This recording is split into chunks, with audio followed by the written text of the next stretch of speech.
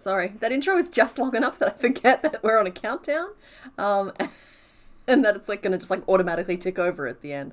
I was just sitting here vibing away. Happy time zone, everybody!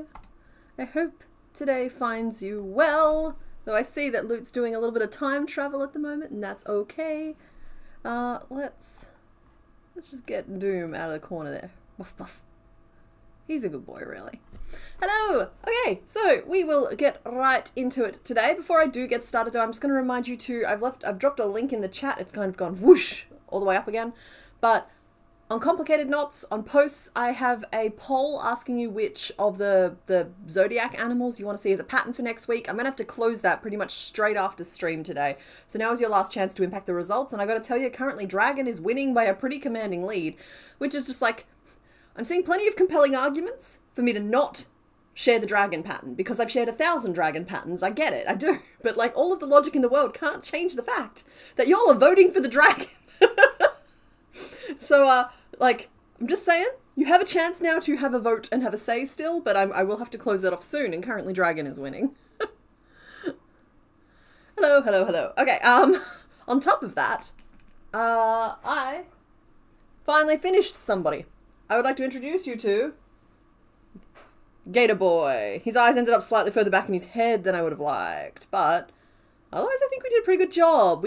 I did end up remembering to split his back spikes into lots of two. He got his fins. I'm really pleased with the row direction I got on the fins. But that's Gator Boy and his nor skateboard and his little buddy with a helmet. So we've got like a whole chunk of family happening there. And one of the others I owed you was Evanroot from the week before last. So got caught up on those. I think I owe the patrons like 20 different patterns at this point between the 12 zodiac animals and there's just like a bunch of Pokemon, but like the Pokemon should be out today, tomorrow. And the zodiac ones won't be until next week after the official pattern video for whichever one gets picked. I already voted, but it seems people think we don't have enough of CK's Dragons patterns. I don't know if it's even just CK's dragon patterns. I think it's just dragons. I think that we are all just very dragony people. And don't get me wrong, the dragon is like a cool shape. I will not be filming the pattern video in red because the cameras can't focus on it properly. It never looks crisp and delicious. But guys, the tiger is coming second, and look how good he is. He's got little beans. He's got the sun rising out of his butt. Like, he's a happy little guy, but people are voting for the dragon, and I'm going to abide by the answer. Honestly, at this point, we'd need like 500 people to come in and vote to make a difference. So, that's gonna basically wrap it up. Yeah, so Yanma and Ariados went together, and Hoppip and Feraligatr, I think. It's like a bouncing, it's like a basketball. Or a parrot. Yeah, so like their patterns will be out as soon as I get them typed up. They're now like kind of top of the queue while I wait for that poll to close. Alrighty. Let's get into today's theme, shall we? So today's theme is it isn't a plane and it isn't Superman. So I'll leave you guys to fill in the blank of what I haven't eliminated there. So there are our 4 options for today. Let's start a poll and you guys can start. Should have done this first. You guys can start picking who you would like to make first. And depending on how this first one goes, we will probably pick another one from this board, but I do have my, which I haven't opened actually. I do have my and just one more board waiting in the wings if we need to just fill in like a little 1 hour gap or something. So, hi Echo Giardini! And hello to Tamra, and happy time zone to Breeze. Caitlin, you voted for Monkey? See, I liked the Monkey, which very much surprised me. But I don't think the Monkey is... There we go. So, I'm happy to share this. So at the moment I can see that we've had about 3,300 votes. Dragon is coming first at 36%, Tiger at 31%, Horse at 23%, and Monkey at 10%. So people wanted the horse before they wanted the monkey, but okay, here's the thing, guys. If you guys want a horse pattern, and I did link it in that particular video, go back and make the Pegasus from my Pegasus pattern, and just don't make the wings for it. It is a far superior shape. The horse that I made during that Zodiac video just didn't really come together. And so I'm kind of relieved that it didn't get the votes, because I would have made it for you guys and shared it with you guys, and you guys would have just seen that it's kind of just like a less refined version on a slightly smaller scale of that already fairly nice horse pattern that we have. I wonder if CK counts buggish Pokemon as birds. Oh, well, I mean, I'm not confirming the whole birds thing, but I gotta tell you, birds is vibes. If they give the vibe of being a bird, I'm probably including them. Hi,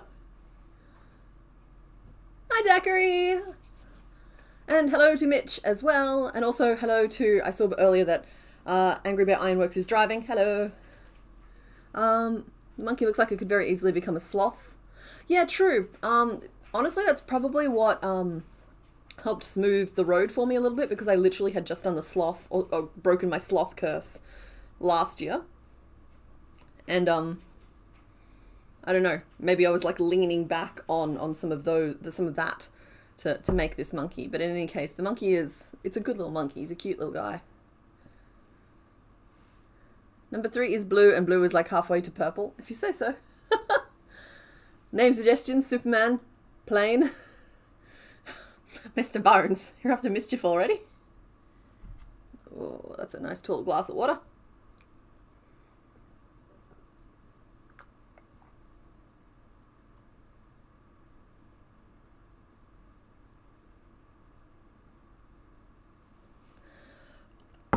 Whew. You tried to freehand a Pikachu, and we don't talk about how that one turned out. He sits on the corner of a shelf where no one can see him. Oh, Haley, those first things are like, they are precious. Those first things that you try to design yourself. I hope you keep him, and I hope that a couple of years from now you look back and you love him for the wonky, crooked little first step that he is. Because they are treasures, they are. I can confirm that Swablu and Altaria are not Gen 2, so I'm guessing they're Gen 3, and I will say that we've already made Swablu. Is Mr. Bones the nice tall glass of water? Well, I mean, he has his moments. Tried to do the Pegasus last year and the head kept coming out very tilted. Oh no! Okay, well, that's good to know as well. It's an older type. I haven't, when I say it's an old pattern, what I mean is that I haven't made one since the moment I filmed it. So all kinds of stuff has been learned between now and a year ago and 2 years ago and 3 years ago, and so I can never really be sure anymore. But I don't want to just like strip the channel of hundreds of patterns. So you guys are still hopefully getting some use out of them. He looks like Chunkachu, but Chunkachu is the ultimate form of Pikachu. But in any case, I don't want to like rub salt in the wound. If you don't like him, that's allowed too. I'm just gently encouraging you not to dispose of him. Doesn't sound like you were going to anyway, because if you had you said he was on a shelf. Anywho, it looks like we have our answer. Let's end this poll. You guys have picked. Oh, congrats, Breeze! Congratulations on your high school diploma. That's very exciting. Okay, so but we have closed off our poll. Thank you to everybody who voted. The winner was number 2 at 45%, then came number 3 at 33%, number 1 at 14%, and number 4 at just 8%. So let us reveal who is behind door number 2. And I hope our boy here is ready to just like ruff, ruff, ruff, ruff, ruff, chase some birds out of our yard. So, up there in the sky, it's Xatu. Who I know it's not really a bird, okay? I know that it's secretly a cat and a robot, but y'all have picked him first today. I think you guys might have thought you were picking Natu, and that's not my fault. Yeah, it's the cat wearing a bird costume, exactly.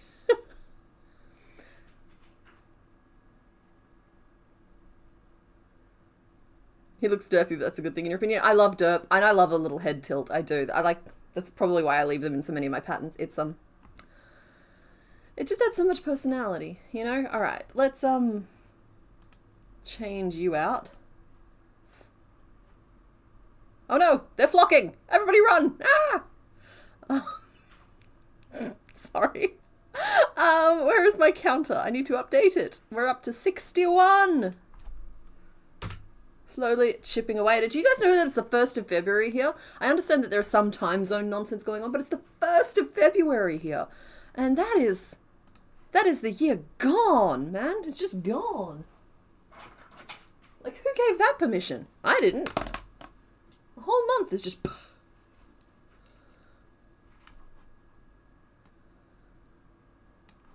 He looks odd in 3D because he's floating with his wings up. Yeah, I've never really liked the 3DS one for him. So we'll be doing him in his If wings up is sports mode, what's the opposite of sports mode?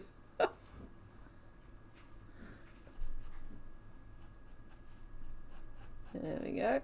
You knew it wasn't Natu. Natu was on the one more board. If you say so, I'm not confirming any of that stuff. That said, I think it was last week I had, at least 1 week I've had a Pokemon be on the just one more board and on the main board as well. So like I have no scruples when it comes to this. I am perfectly happy to break every single rule.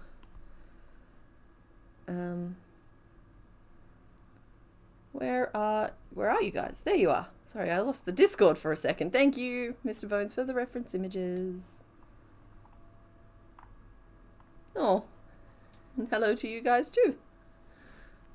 Your kids started school last week? I thought that didn't start until tomorrow. Well, here, sorry, I'm in Australia. Duh. In Australia, I think it starts tomorrow.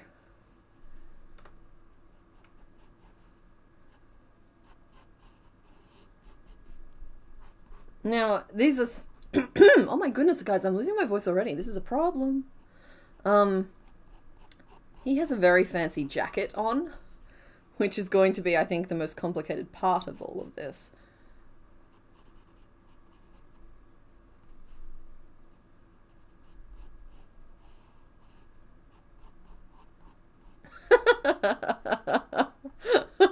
Sorry, I'm laughing at the Discord. If you have the chance to be in the live stream channel on the Discord, you should go there because apparently Xatu is I'm sorry, I don't even know how to describe what I'm seeing. I'm seeing a totem pole of Natu and Xatu's, and I'm seeing 3 cats in a trench coat as a comparison. Yeah, and that all of that's fine. So we've got stripies at the tips of our wings, just to be kind of annoying about it. Yeah.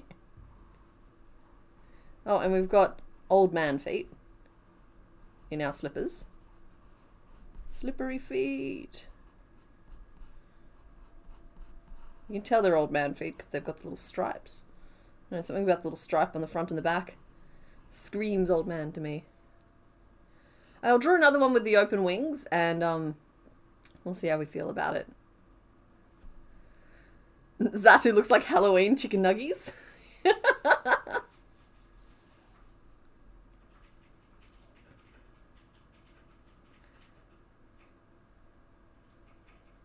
Where'd my thoughts all go? Why'd they vanish mid-sentence? My mouth was open, ready to share them.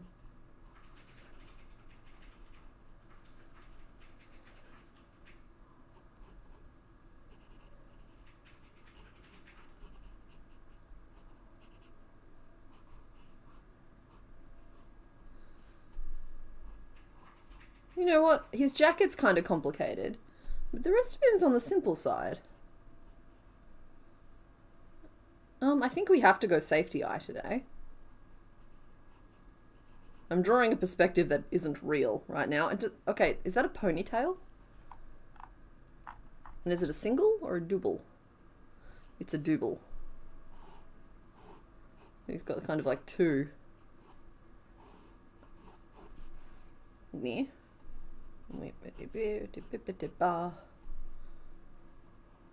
And he's peeking because he's secretly a cat. And then this is black. And this is black.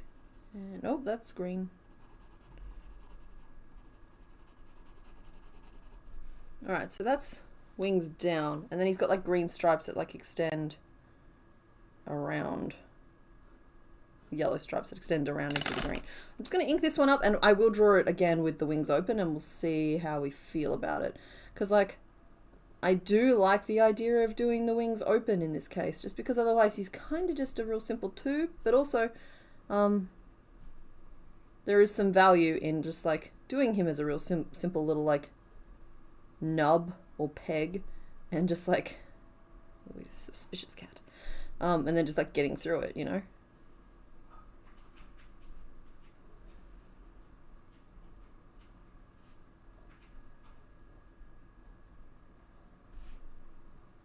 Yeah. Yeah.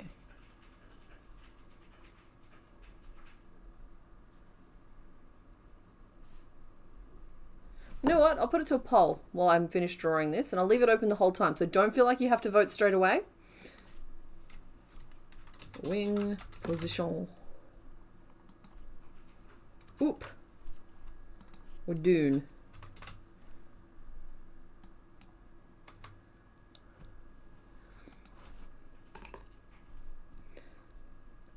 Please note that I reserve the right to ignore whatever position you guys adopt, but I am interested in your opinion.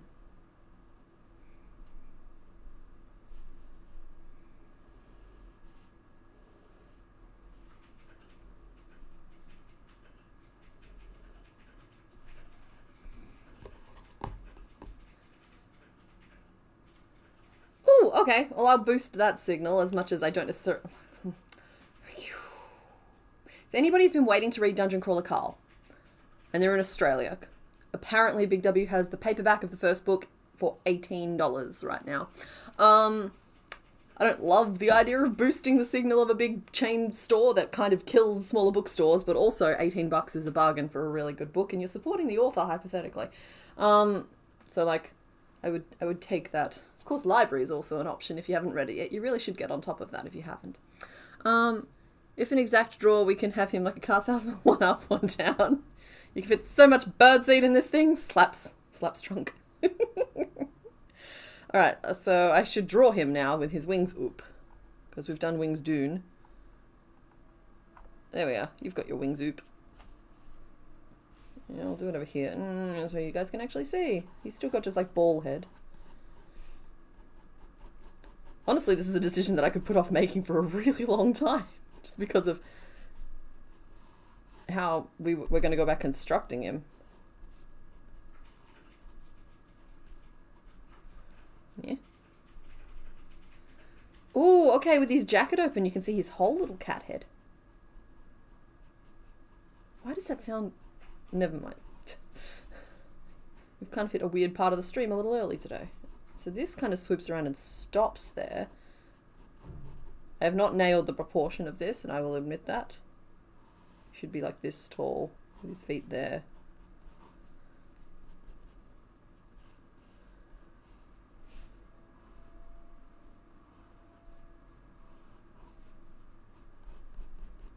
With his stripe ears, which will be stitched on, not stitched in.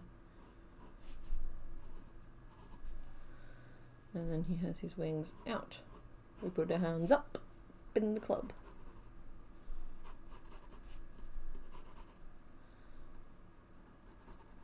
My only problem is that with wings up, what does he look like from behind? I probably have that answer already. Let me have a look. Okay, alright, that's not so bad. I can put it together from what I'm looking at there.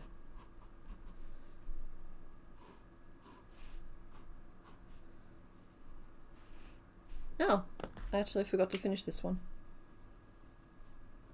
There we go. And that just looks uncanny. Yes, eye off your competition.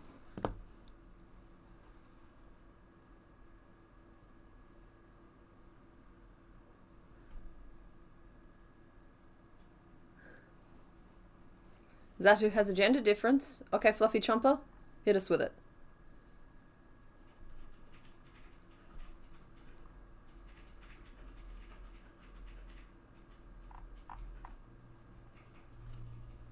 Nothing on the back of his jacket, just more of those collar spikes, like a... Oh, does he have... Oh, I see that now. Thank you. I had missed that. Yeah, I can see that. So, like, if the cat's ears are forming spikies, it actually helps inform the shape of the rest of this as well. It's kind of more like this.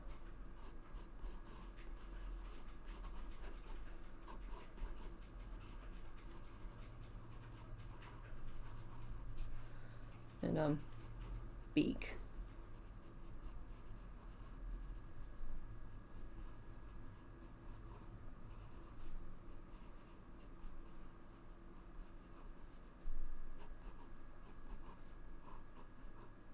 These are longer, they're just coming from the back of the head.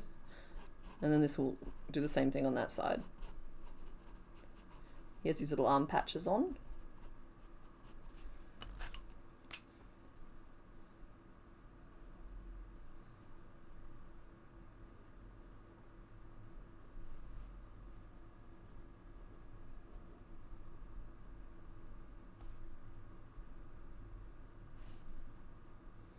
Alright, it's looking like public opinion is with Dune, not Oop.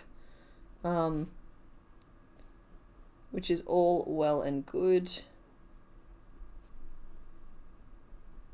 I honestly think with the pieces that we're going to make today, you'd be able to construct it either way.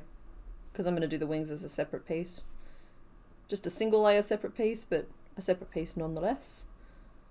So anybody feeling particularly precocious would be able to make it the other way, I think.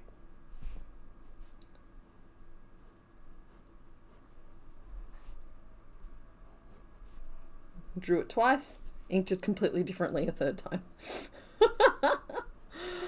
Oh, we do not have line discipline today at all.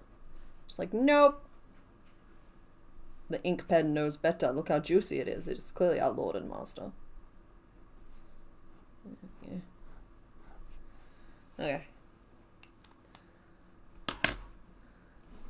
Oh, okay, we've got a current name list. We've got Catborg, Burbcat, and Icarus.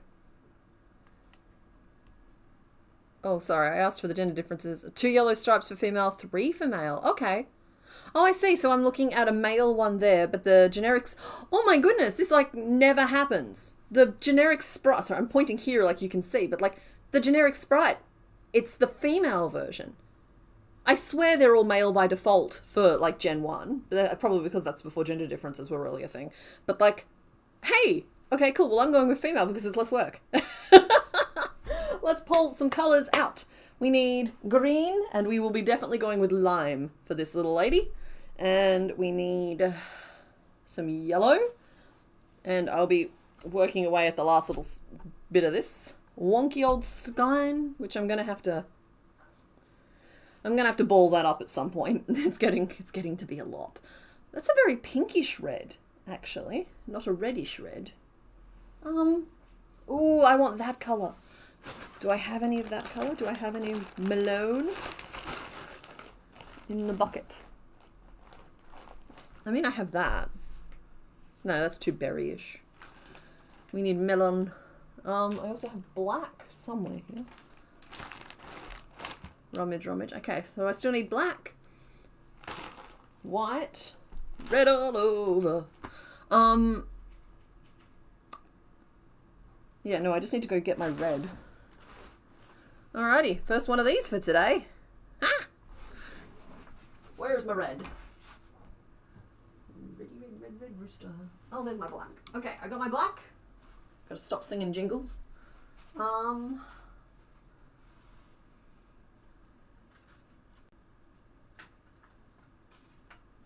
context, this is the color I'm thinking I'm looking for, but now I'm thinking that's too pink as well. So maybe not that color. What color am I using for this?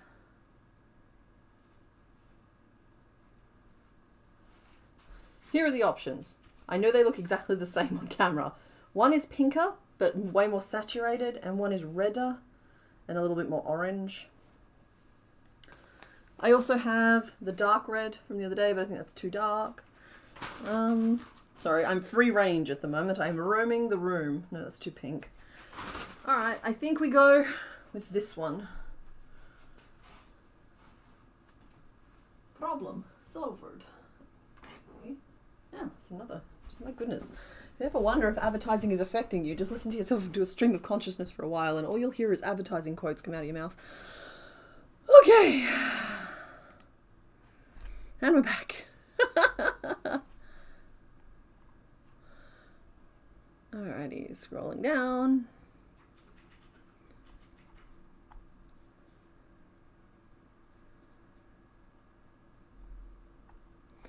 It looks like the wing stripes and the head things are different reds. I think that's just shadowing, and when I look at the 3D models that they've released of them, they've done them the same shade. So don't get me wrong, the colors themselves change a little bit between one and the other, but they are the same color on the 3D model. Thank goodness the blanket wasn't calming you down. Oh dear. Okay, so we have our red, white, black, yellow, green. My goodness, we are a colourful bunch today. I'll pop those to one side, and those can go over there. And forgive me, I need just to draw a couple more reference images. So we have a ball head. And let's see, from the back, we can still see all of that green nonsense. So we'll make the body green as well. So our little bird friend is going to be naked. And I'm going to need nobody to panic because we will dress them. The only thing is that this black collar piece, it's covered at the front, but we do need the spikes at the back. Just trying to think about the easiest way to do it, because I could make it and sew it on, but it's going to end up quite chunky. I actually think that I'll do a little black collar piece, and at the front we'll be able to build the zigzags by layering pieces over the top, and at the back I will see how we go as to whether or not I just leave it as a straight collar and then embroider the details on the top to add the little things. So okay, so we'll do green, black, green. So this needs to be conical. Sorry, if I draw it slightly the wrong shape, I'll end up making it the wrong shape. It's something I have observed. Then we need a little kitty cat applique. Coin or butt token, which we will stitch red eyes on. That's all well and good. These eyepieces, I think we'll put safety eyes into the head. So he'll be naked and horrified, but then we'll add like little white details on either side to give them the shape afterwards. The other option is, if it turns out big enough, I might make separate eyepieces. He has ponytails that are like this. The wings are going to be the hardest bit, I think, and I'll draw the wings as a separate piece after we've made the body so I can draw them to scale. And then the feet. Yeah. We'll start in white and work towards the back. And depending on the scale, we might just nix the ankle altogether and just give him little sausages. That is an option here for us. I think that's everything. We've also got a beak in the mix. That does have to be a separate piece, but that won't be a big deal. Okay, we are now finally 30 minutes in. And we're going to pick up our hook.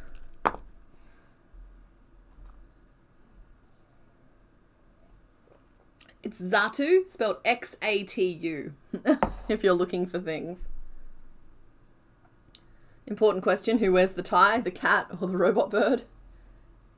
Well, it's a cat trying to blend in with other business birds, so if it's wearing a tie, it's definitely wearing it up here. And it probably cuts like eye holes in the tie so it can still see through.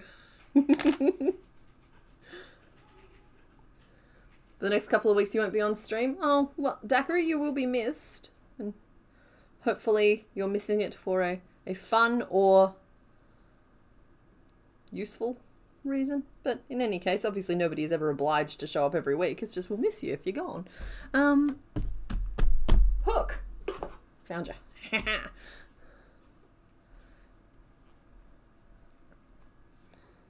With the wings drawn up, it reminds of a lot of Native American bird drawings. I believe that was like an intentional influence on them. You shall be working. Ah, yes, that old chestnut. Oh well, I hope the new job is going well though. 1, 2, 3, 4, 5. Important details: the red/yellow stripe isn't visible on the inside of the wing. The red/yellow stripe. Oh, the little armpit marking isn't on the inside of the wing. Okay, thank you for that. That's fine. We're going to do wings down anyway, so it was just going to be on the top anyway. 1, 2, 3, 4, 5.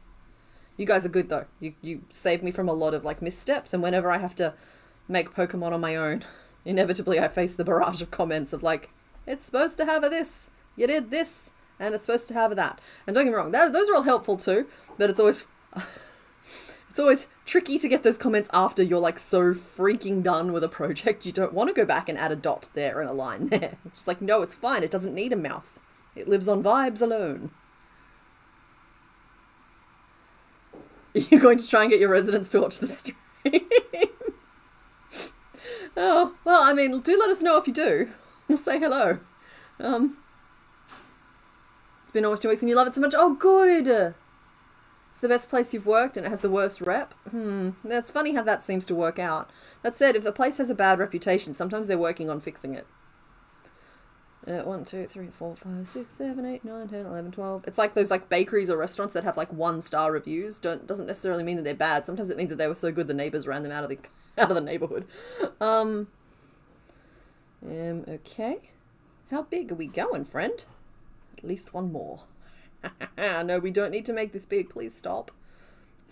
Please don't do this. Don't do this to any of us. Why are we doing this? Oh, cool. We have to leave room for Natu.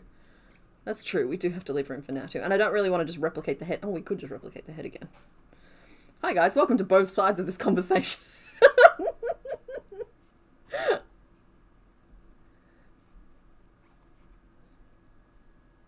Why are we all saying Kamala? I know that there's a koala Pokemon.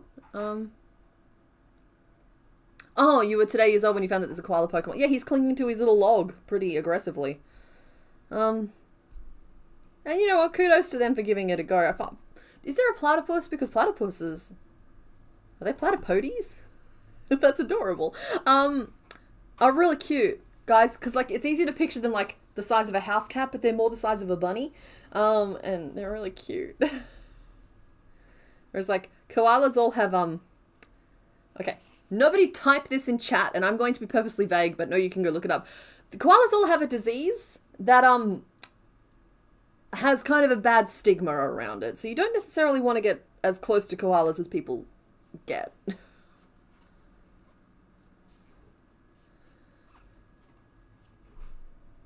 It needs to be big. It's 2 beings. Okay. 1, 2, 3, 4, 5, 6, 7, 8, 9, 10, 11, 12, 13, 14, 15, 16, 17. We're nearly there.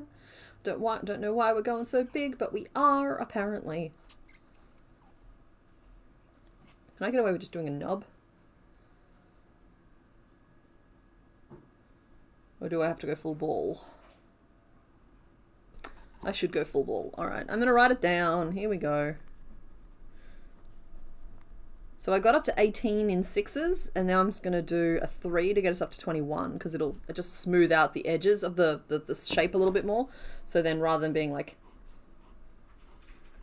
We're going for slightly more rounded. You know what a circle looks like.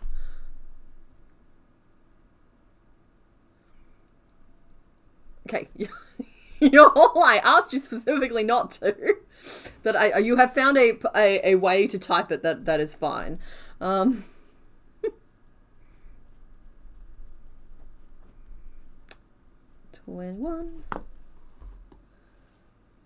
Psyduck is based on a platypus? Well, then they should have called him... Okay, I can do this. This is fine. Platy Psych? Psypus. No.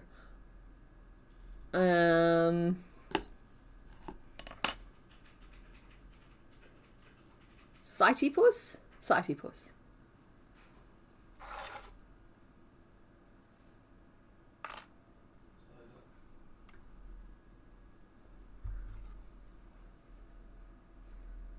Yep, there is not a single koala fact that you can read that isn't kind of horrifying, honestly, or at least like not as cute as you want it to be. They face many challenges. 2, 3, 4, 5, and they're just fluffy enough that we're trying to help them through some of the evolutionary designs that they've gone through, that or decisions that were made at some point, and they're not ideal.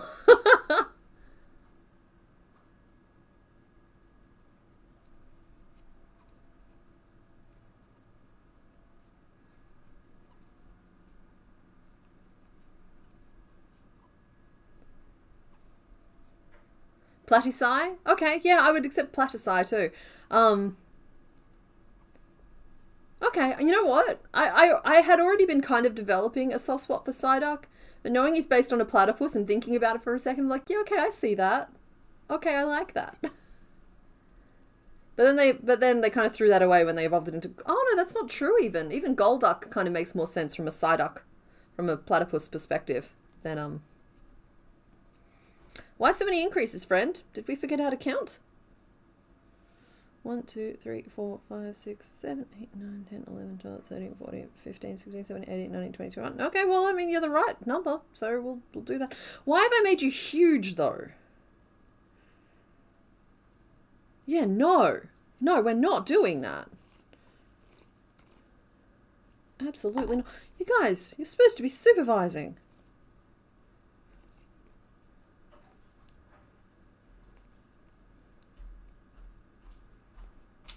One, 2, 3, 4, 5, 6, 7, 8, 9, 10, 11, 12. Okay, I'm back down to 12 and I'll bring us up to 15. I'm not mad, I'm just disappointed. Hi. Speaking of disappointed, Xatu, this big. No. Would have been huge. Full-size traffic cone. Could have been outside redirecting traffic. He was trying to be redirecting traffic for sure. No, you can't park here while he's wearing like a little orange vest to look exactly like him. You shall not pass. Can you get him a little orange suit?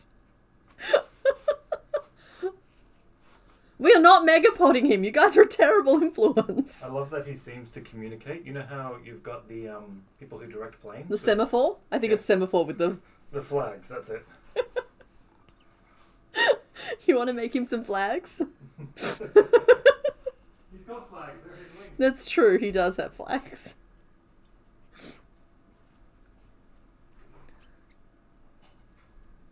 Yeah, there's plenty... Like, I am open to the concept of megapoding them. I feel like I've proven that in the past. But, like, not on Xatu, surely. Like, even if he is somebody's favourite, which all of them are somebody's favourite, I just acknowledge that. It's just like, this isn't... This guy here, he's not exciting enough to, like... Not... By exciting enough, I mean, like, the details on him aren't going to be exponentially improved by making them larger. Whereas, like, things like Gyarados, we could make him way cooler by making him big. Whereas, like, there's no point in making one that's not going to be made cooler by making him big. In fact, I think this one will be cooler by making him small. You'll boop the snoot of a koala, and then you will boop a platypus, and while I am booping things, I will find a hippo to boop to. Do not boop a hippo, okay? No. It's like...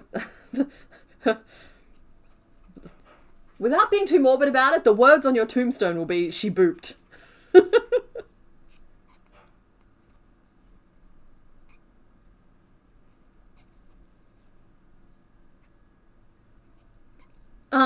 It's a C for C. For everyone trying to work out which one we're all talking about. Rhymes with Lydia. Does that help? The hippo will boop you back. They are way more aggressive and responsible for way more fatalities than people give them credit for. I think they're literally the deadliest animal on Earth. Yeah. Hippos are not friends, and they're certainly not food. That said, hippos are cool, right? And I love that they've gone for that lovely round aesthetic as well. I appreciate that from them.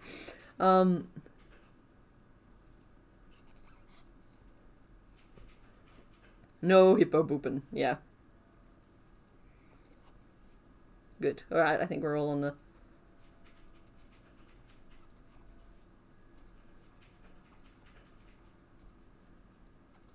You should purposely megapod patterns, like when you made the second fox pattern bigger than the 12 dock.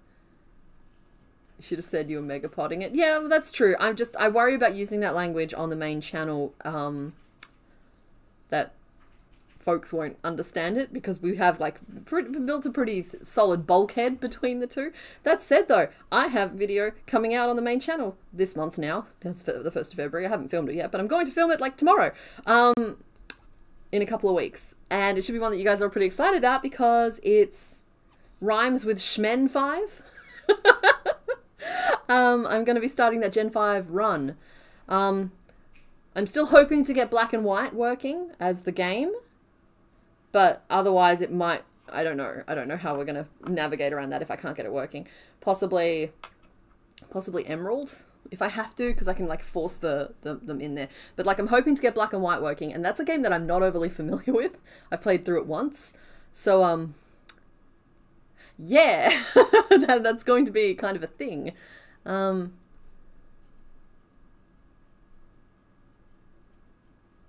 It's a rhymes with kinda day. Yeah. It is indeed. Alright, that was 3 rows of however many stitches we've got. I think it's 15. That's not how we write that out. That's not how we write that out. Come on. There we go. So yeah, I'm hoping that that's going to be the video released in the second week of Feb. First week of Feb is going to be the pattern, which at this point looks like it's going to be a dragon. Don't come for me, alright? I didn't make the choice, y'all did. In hindsight, I probably shouldn't have put the dragon in the poll, but I think he is one of the cooler patterns that came out of the thing, and so I didn't want to like exclude him for that reason. I should have put the dog in instead. It's too late now. Doesn't matter. Yeah, so I'm hoping that'll be my week 2 video, and then my week 4 video, I have something else planned that is either going to be a spectacular success or a spectacular failure, and I don't really mind either way.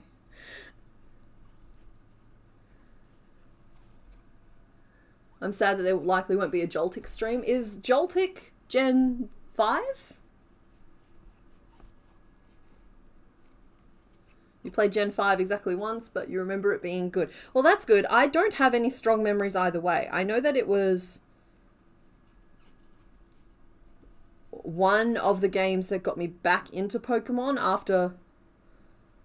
Honestly, like, Soul Silver is the first one I bought with my, like, adult money. And then after that, there was, like, the hiatus. And then I think Black and White was the next one that I, like, went for. And after that, I played a couple of the games back to back. Like I did Alpha and I did X and Y. And so like I played that little cluster of games, and then it's not my fault that Sun and Moon was so bad I couldn't get through them. Will pattern notes be typed up for the Patreon or just the select patterns? I intend to give all 12 to the patrons. First of all, I have a massive backlog of typing that needs to be done, and I'm just trying to be real honest about that. Like I've got half a dozen Pokemon and now another dozen patterns. So I'm going to be doing that today and tomorrow, typing up as many as I can, starting with the Pokemon because they've been waiting longer. And I'm going to keep working while we talk. And I will be trying to time the 12... I'm sorry, I'm pointing at where the Zodiacs are sitting in my room. I've also got the 2 of them behind me here. I'll be trying to time their drop for the Thursday when the pattern video comes out. One of them will be a fancier pattern, like a nicer one, because I'll try and drop it on Etsy as well. But all the notes for the other 11 will be up on Patreon. So I guess that's the short answer is, yeah, they're going to Patreon. But the long answer is, I'm sorry, and they're going to Patreon. Okay, and now we decrease, I think.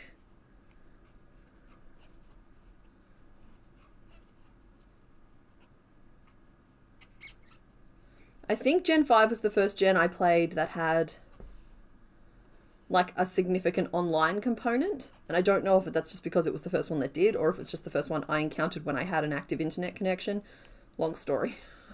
But I remember I think it's Mana and her dream space thing. I can't remember specifics about it, but like I won't be engaging with any of the online features, and that's why I keep saying I hope to get Black and White working. I need to do a little research over the next couple of days, just as to how necessary are the online components for the game function, or if they're necessary at all. I need to know how many like gift Pokemon or like mandatory catches there are through it so I can pace things properly, and just little things like that. So, and then I just need to make sure that it actually works with my randomizer, because half the fun is that they evolve into something random. Yeah, so there's a little bit of prep work to be done before I like lock it in, but I do intend to like film the gameplay on Tuesday, so that's the go right now.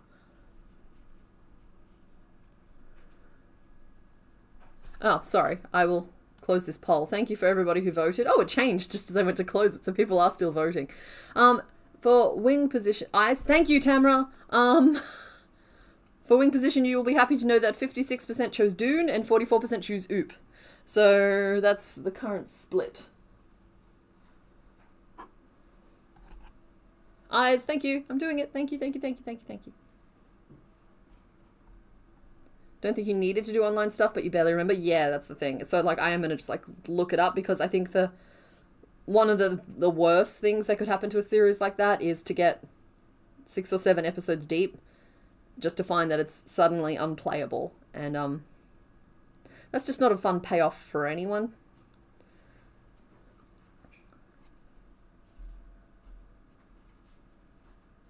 Yeah.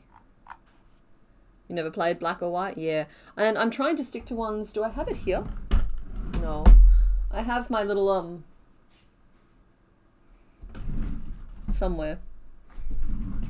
My little Pokeball with all my games in it. Except for Scarby, but that's because I bought digital copies of that for convenience sake.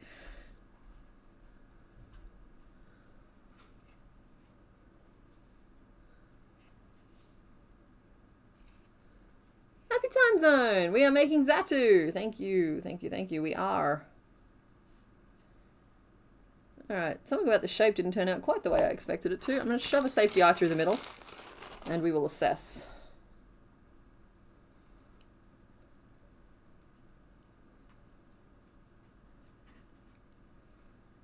Yeah, I think shape-wise it's actually pretty close to being right, but size-wise it might be too big. Save myself a little bit of hassle if I can just pop them in now. Oh yeah, buddy, those are too big. We can't be doing that. So I think we might just be going with plan B. I'll try one more thing.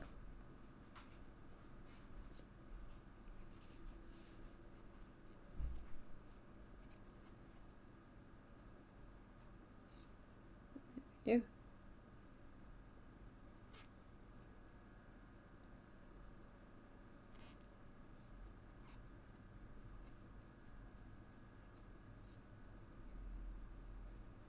These will now be too small, and I'll end up just resorting to snapping safety eyes in, and that's fine. I'm open to it.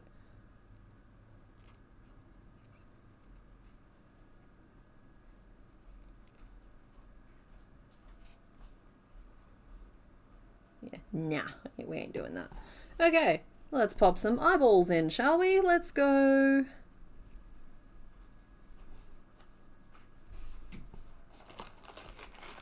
Just a reminder to do eyes. I wish you wouldn't do things like that. Easy there, Coraline. Happy Time Zone, not Martini. See, I've drawn the eyeballs as like middle of the ball. And they do kind of go like very much on just either side of beak. Maybe I stop and make beak. Beak! And I do think they need to be slightly further apart than I'm putting them because of just the white details make them look that way. I think that's pretty good. That's giving me the right vibe. I am still going to stop though and make a beak. Right, like we're doing it out of order. I'm fine with it. Just finish writing down the last instructions we got to for head and bod. E. And then we'll do beak.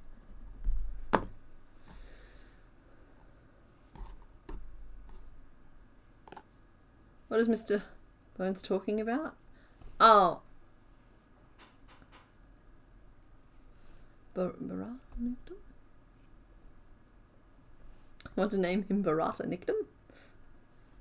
Oh, sorry, Mr. Bones. He's made me promise not to just read stuff out if I don't know what it means. Which is, fair. That's a fair request. Bird vibe successful. Thank you.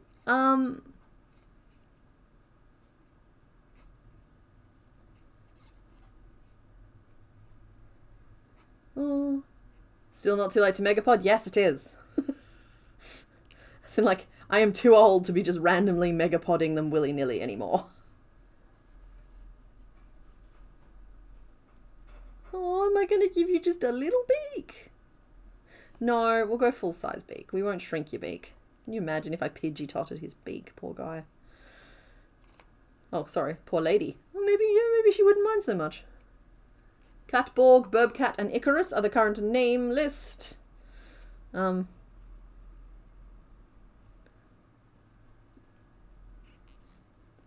Looks like a Tonberry right now. It looks like a little Junimo to me. Weep, weep.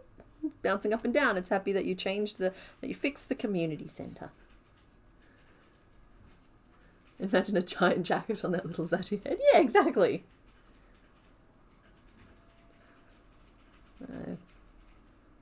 6. 1, 2, 3, 4, 5, 6. There we go. Full size beak for you.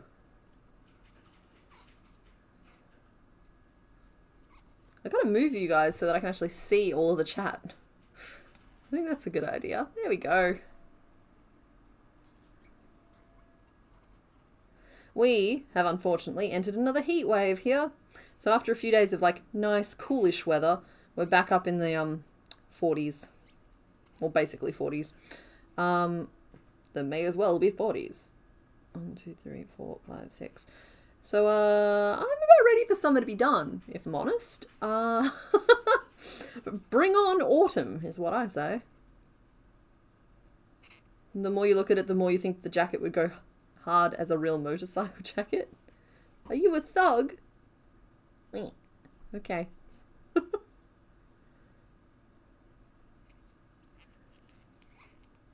We just got 3 feet of snow. Yeah, we didn't. The world smells of sweat. 6 back loop, single crochet, and then we did another 6 crochet, and then I think we'll do another 6 because I think we're just fancy like that.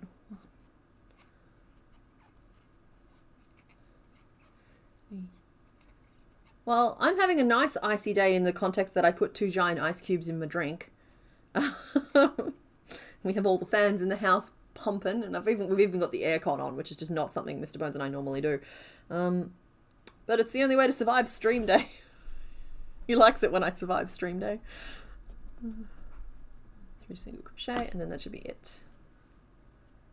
I'm finally getting back to the positive side of temperatures. Awesome! Like, I know that we spend a lot of time talking about the weather, but like last week I feel like we left it all in a very bleak, weathery place of just like everybody was experiencing things that were either too hot or too cold for their own personal comfort. Just like, that's just not what we want.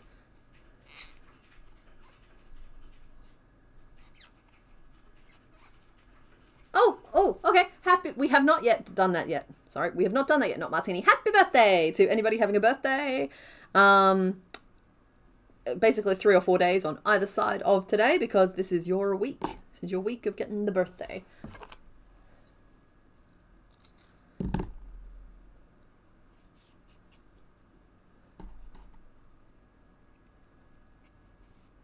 Your kids are out of school all last week and they've already cancelled for Monday. We're supposedly getting more snow on Tuesday. Wow. Yeah, because here in Australia where I mean, technically I think it finishes... I think it's over. I think school holidays are done now. I think they're back at school on Monday, tomorrow. But we've just finished up our like big school break for the year cycle. It crosses over the December-January divide. It starts the week before Christmas and it finishes basically last week of Jan, first week of Feb. So like we're just coming out of our big school break. And heading into a new school year. I believe it is different in other places, but then from here there's like it kind of changes a little bit, but it's basically 4 terms of about 10 weeks. I think one of them's 9 and one of them's 11, but like of 10 weeks with 2 weeks off in between. And there's also like 13 public holidays or something ridiculous in the mix of that as well. You forgot your birthday this year, Susan. Susan, you are worth celebrating.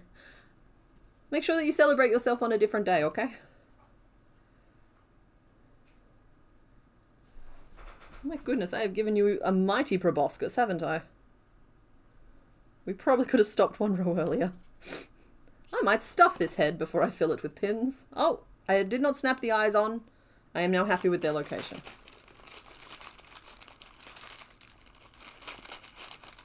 Meow, meow, meow. You also are included in the birthday wishes. I will allow it. He either looks like he wants to kill you or he doesn't know he exists. Yes, that is the perpetual state all birds live in. Can it be food? What is life? Ow. Oh, I gotta stop doing that. Oh, I like Fruity Loop. I think that might have been a typo. I think it's just meant to be Fruit Loop. Keep in mind we do have an actual Toucan Pokemon. So if you're getting like a Toucan Sam vibe from him, there will be a better fit for that name later on. It is a mighty proboscis.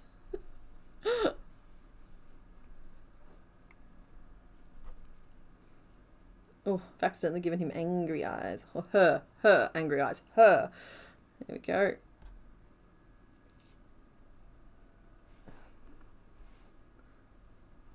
He really is a whopping schnoz, I gotta tell ya.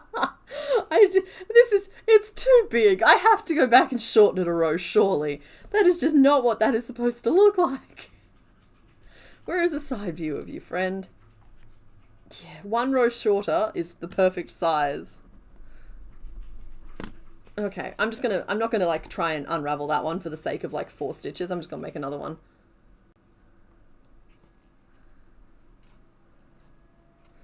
New Zealand birds also like to steal and destroy things. Yeah, apparently there was like an attempted rocket launch in Queensland. I think it was Queensland. Look, okay, all of the specifics of this story might be wrong, but the vague thrust of the story is correct. Basically, someone tried to launch a rocket from Australia recently, and something went wrong with it. Don't know the specifics there. Hopefully no one was hurt. But basically they have footage and photos of this white cockatoo. I think it's a sulfur crested, so with the yellow fan on top. Gnawing on the wires of the rocket and bringing to light exactly why Australia doesn't really have a space program. Because, yeah, they're blaming the cockatoo. They're saying that the cockatoo chewed through a bunch of the wires and that's why it didn't work. I think it was just like a weather rocket or like an upper atmosphere type of thing, not like a space one. But still, Straya.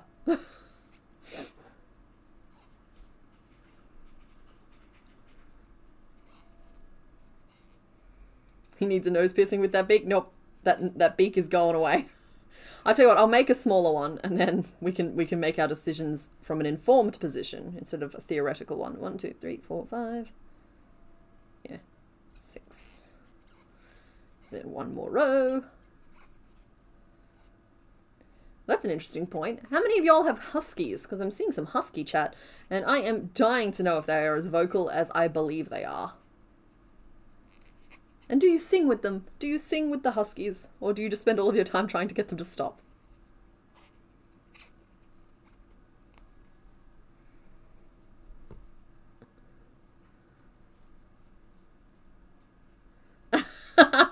Thank you for the reminder, Daiquiri. Fine, I'll say it. Please don't forget to like and subscribe, everybody, especially Team Replay. Hello, by the way, to Team Replay. We appreciate you greatly. Please remember to like and subscribe.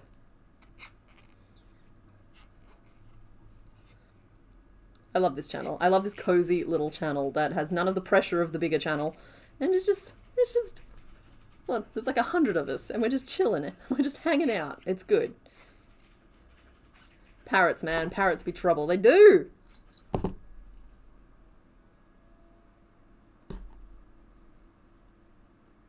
But we love them for that.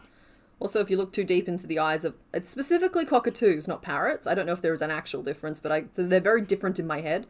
It's like a size thing. Yeah, cockatoos... I don't know, man. They've seen things. You can tell when you look in their little eyes. They feel their dinosaur blood.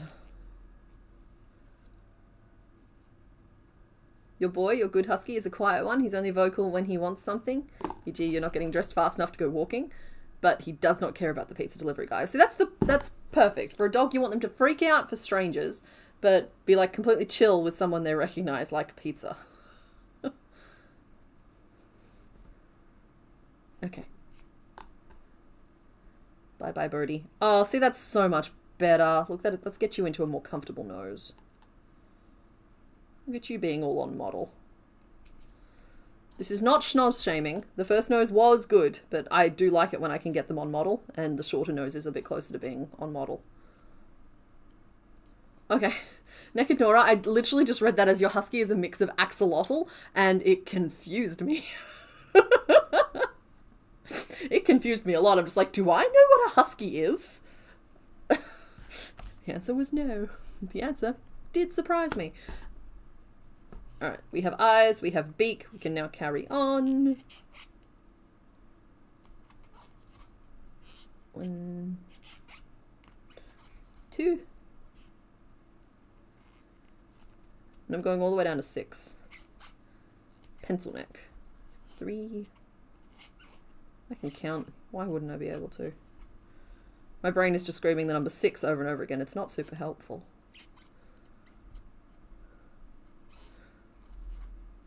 Your dog is defective. She's not a doorbell dog. 1, 2, 3, 4, 5, 6, 7. What is going on here? I must have flubbed the count on a previous row. I will fix it.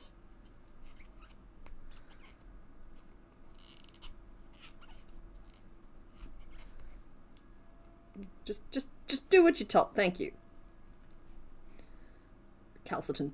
Recalcitrant bird brain. Wow. As we gaze off into the future together. Peck. Peck, peck. Peck. Oh, I'm gonna have fun with this one. Alright, so I need black to build the little collar piece, and it's not going to be a very big little collar piece. It's going to be a little collar piece.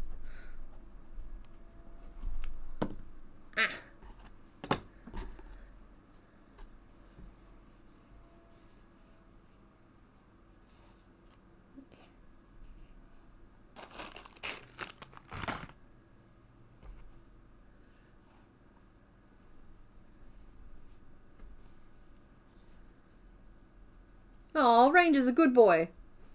Kept your youngest from falling down the stairs the other day. Good dog.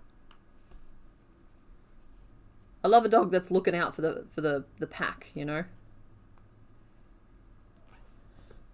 Whereas, like, we had family dogs growing up, and I haven't had a dog in, like, gosh, how old am I now? I'm going to say 17 years, because that's how, I think I've been in Perth 18 years, actually. I moved out of home when I was 18. And, like, that's the point I stopped being able to have pets, because of a whole other thing. I intend to get dogs in the future, but I don't currently have any. But, like, growing up, we had, like, cattle dogs who were dogs with jobs, and we had one particular dog who was a blue heeler, who was a cattle dog, but he was also, I don't know, there was something just different about this dog. He would, like, our guinea pigs got out into like the bush behind our house, forest is a translation for folks. So not just like a singular bush, but like forest behind our house. And he like herded them all back, and like he even carried one back, and he was drooling everywhere. He wanted to eat that guinea pig, but he didn't, because for some reason the guinea pigs were important to the human members of the pack, and he did not understand, but he saved a lot of little girls from heartbreak that day. And he used to like remove snakes from the premises as well. He was a very good boy, and he lived a very, very long time. But on the other hand, we also had a dog named Sam, who was a mop. I'm feeling the need to go and get you a photo of Sam. Please hold 1 second. He's very cute. He was a Shih Tzu Poodle mix. He was my boy. I'm going to keep talking to you from another room while I find this photo. Ah! Don't panic. You caught me by surprise. Sorry. The photo's a little bit dusty, but there's my boy. There's my Sam. He's looking very fluffy there. He lived to be a ripe old 14, but I have to tell you, he was the best little guard dog, right? Don't get me wrong, he would judge us if we weren't in bed on time. Like, he'd wander from room to room, just like, eyes barely open, just like, why aren't you where you should be sleeping? He got a lot hairier than that. He was my baby, and I loved him very much. I got him when I was 14, and he lived to be 14. He used to do, like, you could tell when he could hear something, because he would do that security dog thing where he would just very quietly whisper, poof.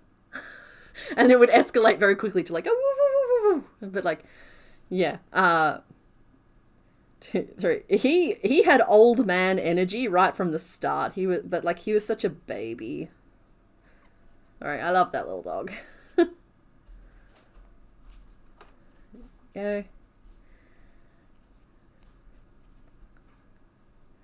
Now, back to bird collars.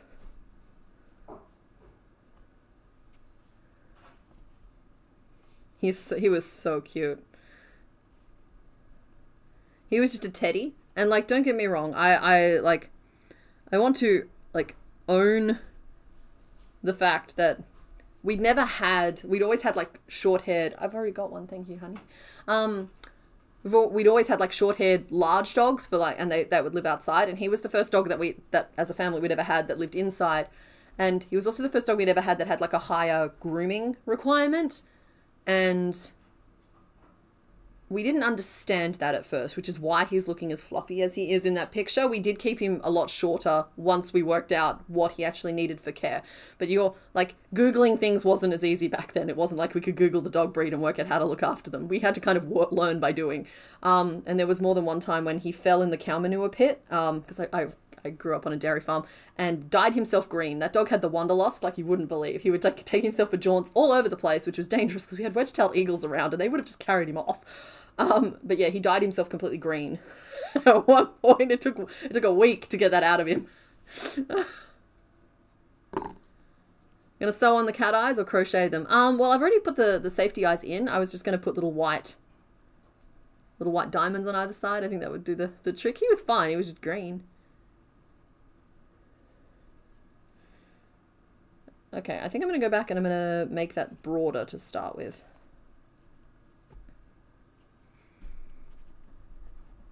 Sorry, I will focus better now. I just wanted to tell you all about my dog. But he was such a smart little dog. You could tell every time you told him to do anything that he would just like think about it first and decide if he felt like it. Being on a farm, I lived in a family cluster. So like there was our house and then there was my nana's house next door and my cousin's house down the hill. And we would, like, he would get out and he would book it over to nana's house, just like us kids all used to, because that's where the best treats were. And you'd catch him and you'd call him back and he would suddenly be like, oh, my legs are so small. My legs are so short and tiny. I am just a tiny baby dog. I can't walk. I can't walk very fast. I'm sorry. I'm so willing. Look, mother, I return to you, but I return as quickly as I can. It's just like, I just saw you running, you little git.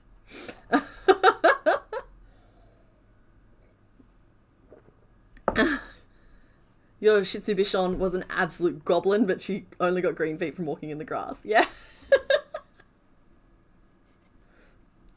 And it's exactly the same vibe. It's like, he was obviously apricot coloured.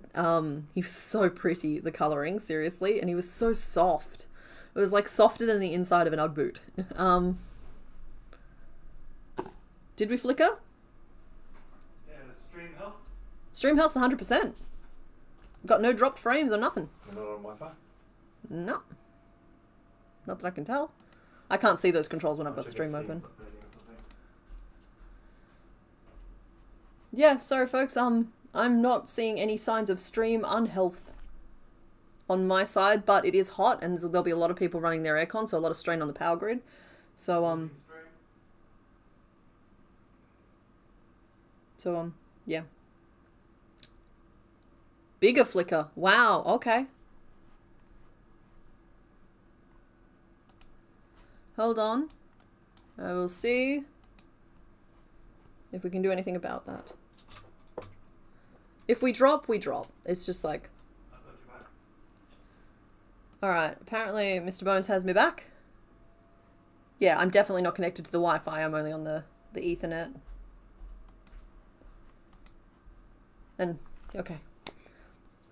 I don't know if they'll be in the replay because I've got no signs of dropped frames, but it might have been on YouTube's end as well. If it was on YouTube's end, then that little drop will be in the replay too.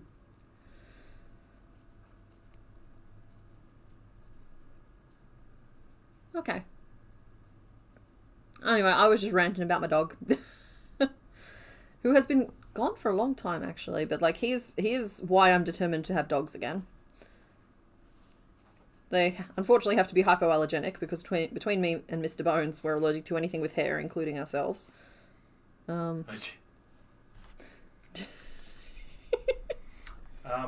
good news. It looks like anything that we drop, it doesn't actually like just delete it from the stream. It just it catches up again later. That's what I was saying. It's like because I can see that every single frame I've streamed has made it up to their servers. In the replay, it should probably be fine. It's just the live itself that's hiccuped. Because like, yeah, I've still got 0 dropped frames, completely healthy stream. So it wasn't on our end is the good news. I know that doesn't help any of you guys, but it's all of the content still exists. Would have knocked everyone back a few seconds in the stream. If you want to reduce your stream delay, you can set playback speed to 1.25. I think that message was for all of y'all, not for me.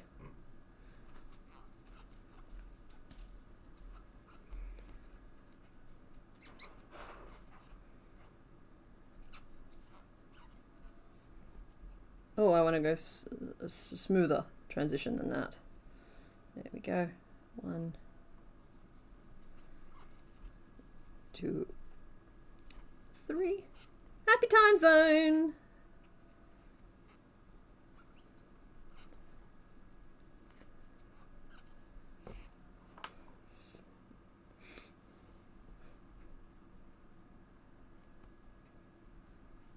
I'm too squeamish around needles to think of that as a course of action. I can manage most of my allergy symptoms with just like antihistamines, and honestly, moving off the farm was one of the best things I ever did for a number of reasons. But the number one being that suddenly the air isn't fire, and everything you encounter isn't trying to yeah. up their high score on you.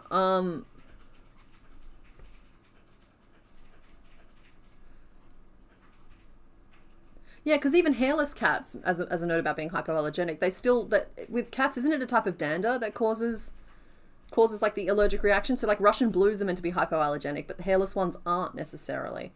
With like, depending on the environment you live in, like a lot of the time it's just like the pollen that gets attached to the hair and not the hair itself. But like, it depends on if you're allergic to the pollen and it's having animals around exacerbates that, or if you're allergic to the animal itself. Those are different schools.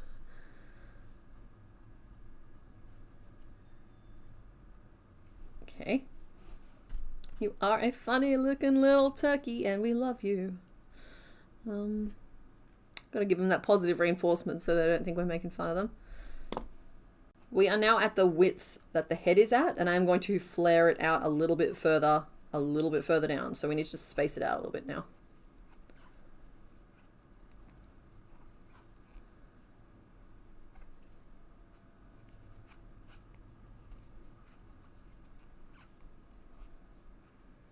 Yeah.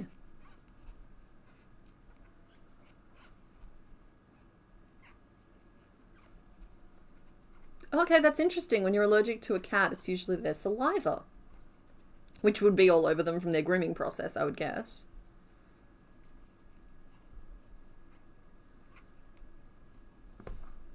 Huh. Interesting. And for the record, I actually think that hairless cats have a certain charm to them.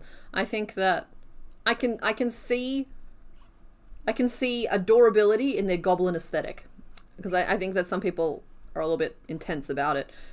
Yeah, but no, they're cute. They're babies just the same as any other. I'm a sucker for little creatures living little lives, and that extends to hairless cats. I gotta tell you though, is it the Pekingese dog? The crested something? The ones that look like...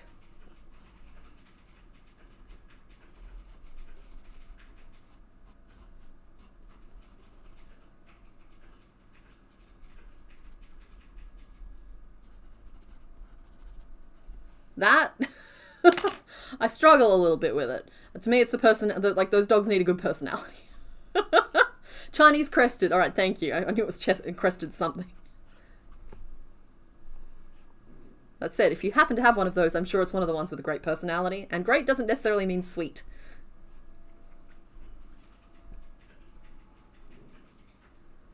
Okay, so we've done 2 rounds. And now we shall flare again.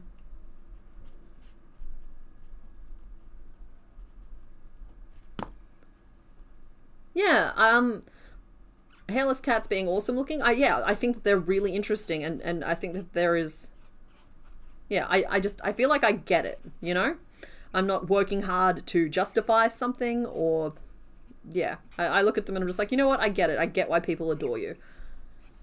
Same thing when looking at Persians.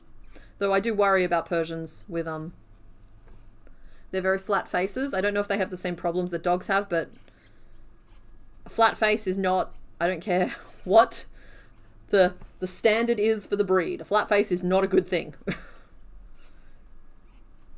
You want your animals to be healthy.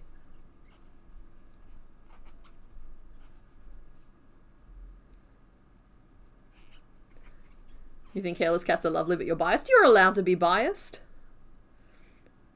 By the way, I'm loving the it's not irony, but I'm loving the coincidence, possibly not even coincidence, that your name is Naked Nora and you have a naked pet. I think that's very fun.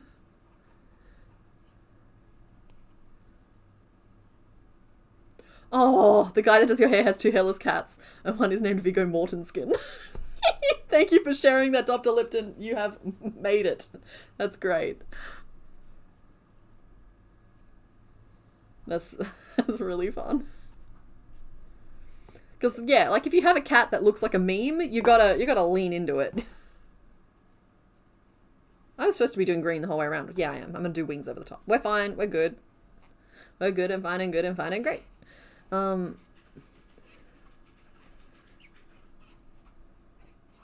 Animals with very flat faces make you 1, worry, 2, go, aw, 3, worry, 4, go, aw, yeah. Yeah.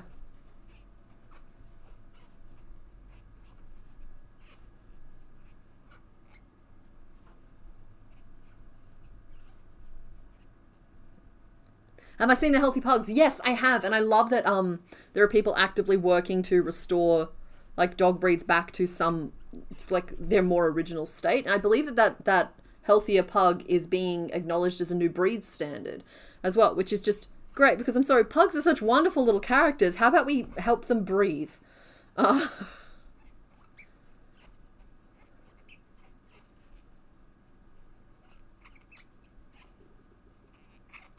You know what? I'm tempted to look up a list of the best names for the hairless cats. That'd be fun.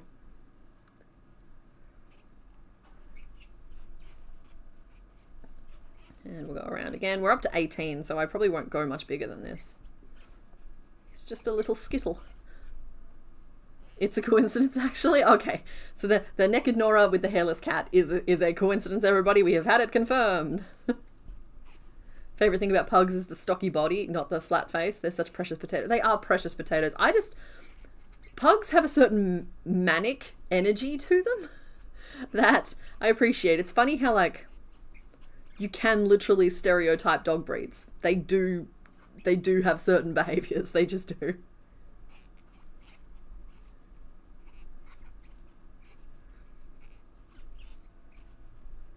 Alright, we're just going around. Oh, I don't need this black anymore. We can trim that off.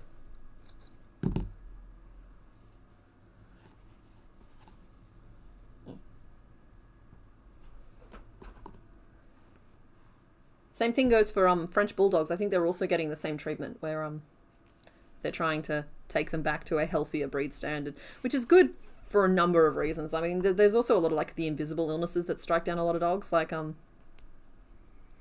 well, I'm just coming from an uninformed position now, but I know that like hip dysplasia is a big problem in some of them, breathing issues are some. I think Cocker Spaniels have heart concerns, or that might be Beagles.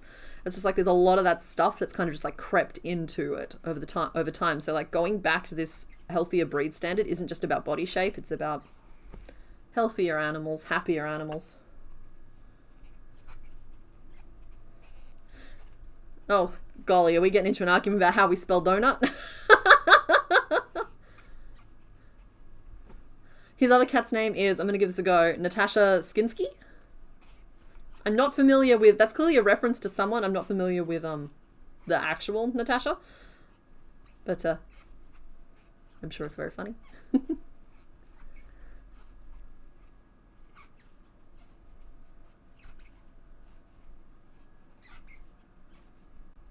And around we go. How tall do you have to be, you reckon? I'm going to have to work out your ratio in a second.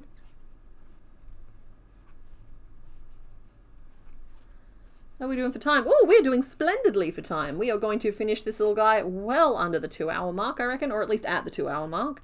and comfortably move on to whomever you pick next.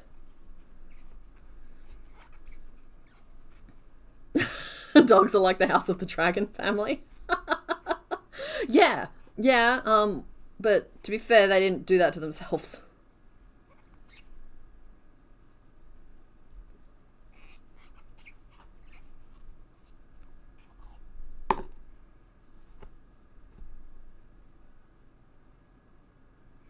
Okay, you know how you breed a pug and a beagle to get the pug body, beagle face, and a dog healthier than both? I didn't know that, but sure, I can embrace the concept. I know that like things like Shih Tzu poodles and like crossing, things like that. I think the designer breeds became a whole other thing that I'm not going to talk about right now, but like crossing that can help eliminate a lot of genetic problems with them because it's like fresh DNA. Back to the comment. I once saw the dark shadow, pug face, beagle body, the worst of all words. Oh no. If you had two hairless cats, you'd name them Pinky and the Brain. Oh my goodness. Do it. Do it. You rescued a puggle. His snout is less squished, but still has breathing issues. Yeah. My Shih Tzu poodle used to have problems where he'd inhale his food. It wasn't like a medical thing. He was just a Dumbo. So he'd have like these little things where you'd have to be like, shh, calm down, you're all right. And he'd start breathing again. You'd be like, there you go, mate. There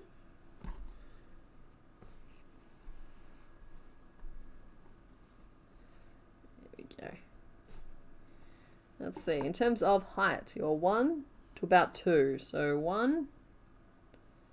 All right, I think you need one more row, and then we're good. Have I been counting? No. Okay, the last increase was the row before that. Yep. So 1, 2, 3, 4 rows so far, and we'll be doing a 5th.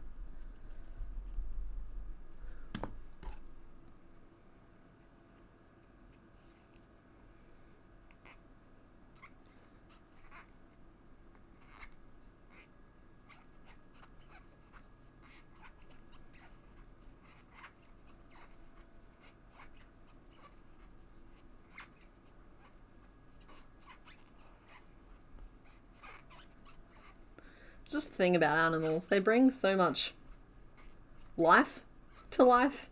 I don't know, maybe it's because their lifespans are so, sadly, so much shorter than ours. And so we are just like these eternal, immortal beings in their lives. But, I don't know, they can turn any house into a home in about 3 seconds flat.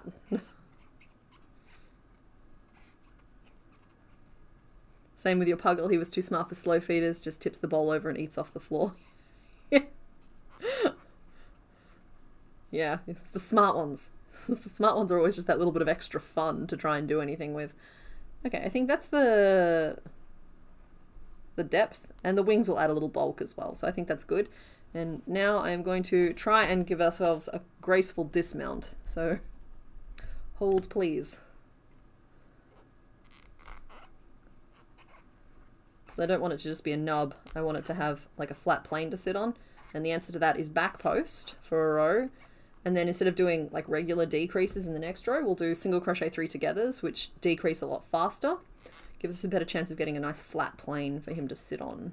So I want to avoid using a weight if I can.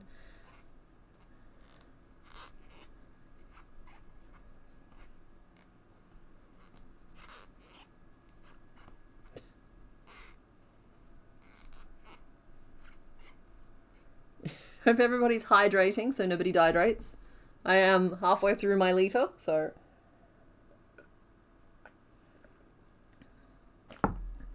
Your ex had a Chihuahua pug mix that was the ugliest creature you've ever seen. It had a long and smushed snout, tiny face, huge eyes, broad shoulders and ribs, and a super scrawny back half, and a snaggletooth. But, like, I'm sorry, at a certain point they cross a threshold where they are just things of beauty, those little dogs. Like, I'm sorry, it's just... You can't deny it. There was something about that animal that was hideously adorable and I mean, surely, right? Am I stitching on the yellow stripes? Yeah, I'm stitching them on, not stitching them in. So I'll just like sew them on later because they are really, really thin compared to the rest. And so making them a row of stitches, first of all, would have given them a zigzag aesthetic or doubled the workload to make them not have that zigzag aesthetic. And they would have been too thick proportionately to the rest of it.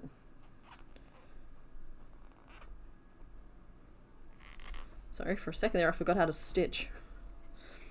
Happens to us all. Oh, night breeze, thanks for hanging out. You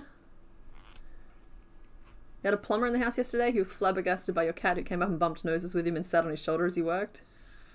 Yeah, well, cats are different little guys, right? Cats are just all different little guys. The fun thing about cats is that you never really know what yours is going to be. I say that as though I've had cats, but I've been around a couple of cats in the short term. They make me sneeze terribly. But I appreciate the idea. Like with a dog, you've got like a friend in the house. With a cat, you've got a housemate. And like, don't get me wrong, there's such thing as like friendly, affectionate housemates, but there's also the housemates that kind of hide in their corner and don't come out. I was that kind of housemate. So it's just like, you've got the full spectrum. Then you've got the housemate that low-key trashes the house and then denies they did anything. And that's also a cat. Don't say that that doesn't describe some cats out there. Will not believe you. Why am I shouting? I'm just going to calm down a little bit. Sorry about that. Here we go. We're going to go from 18 stitches down to 6.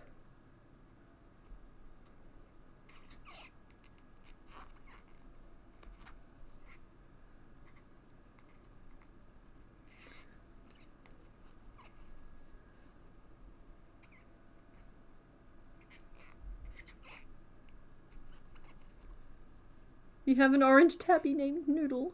Hello, Noodle. I think it's well known that, like, wait, isn't it super weird? And, like, maybe I'm making stuff up, but isn't it... Is it orange cats aren't often female, or is it tabbies that aren't often female? Might be thinking about calicos. Sorry, don't mind me. I know there's like some really like rare combinations of cat out there. None of which are particularly relevant to this conversation.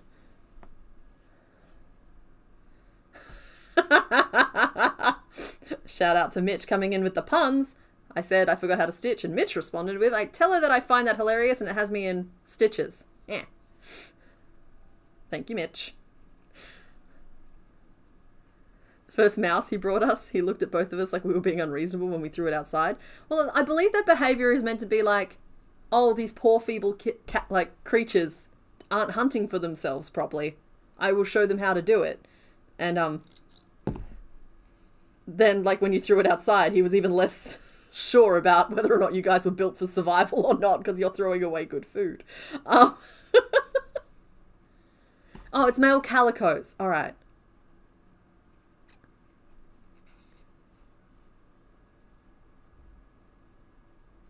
Okay, no, orange female cats are rare. There you go. I knew it was like, I know that brown cats are like, don't exist.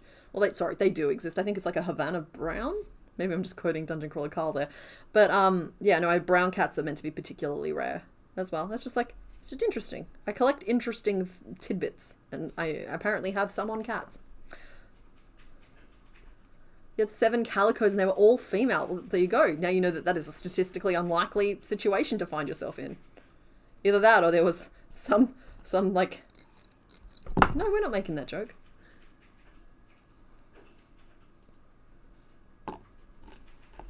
Yellow and /orange cats are most male. Okay. The tawny calico gene has to have an XX chromosome, so male calicos are actually intersex. That's see, interesting.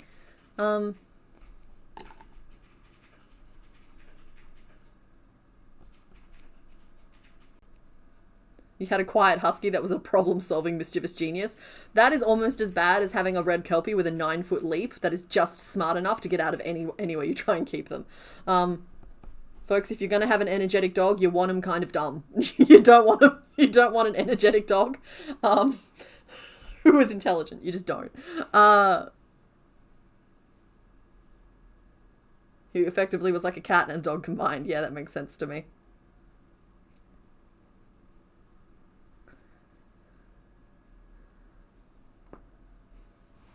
My goodness, sorry, I've just realised how long my hair is. Okay, we have Nubbins here. Nubbins needs some stuff. So, I've woofed the little face a little bit because I haven't done the black down far enough. That's okay, we will do yellow stripes around the bottom. And that'll be good. Let's Let's do a wing. I think we need to do a wing. This is just me drawing it to scale.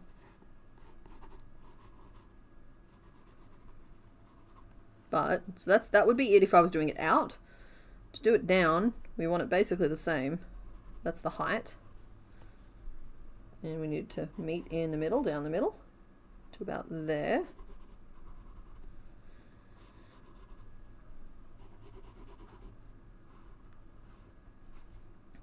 And then up.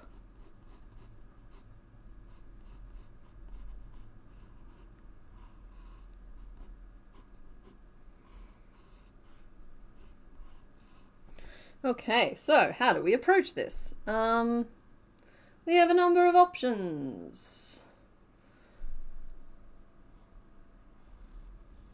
I think what we'll just do is straight lines, decreasing along one edge. Make it a square to start with, and let's say it's, what, black on the bottom, and then a line of red. We can do that. We can start with black.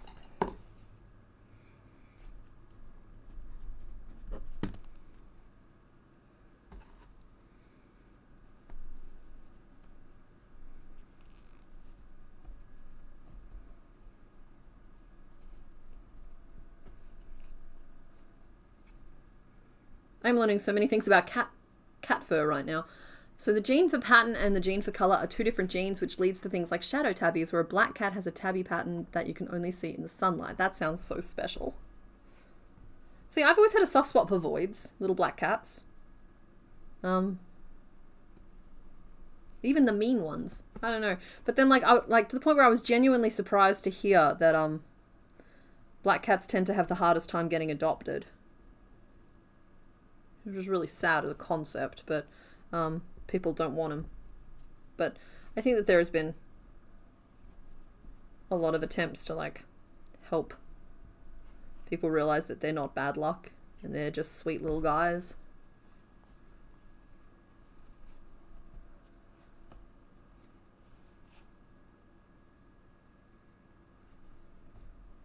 My goodness, I'm sorry. There's so much genetic science getting thrown at me in the chat right now.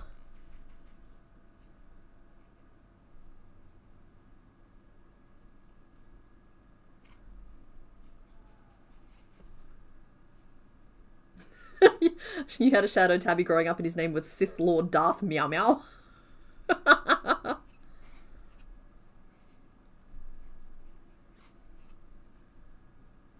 You've had at least one black cat for every second of your life. Does that mean you've had like millions of black cats, or do you mean you've just always had at least one?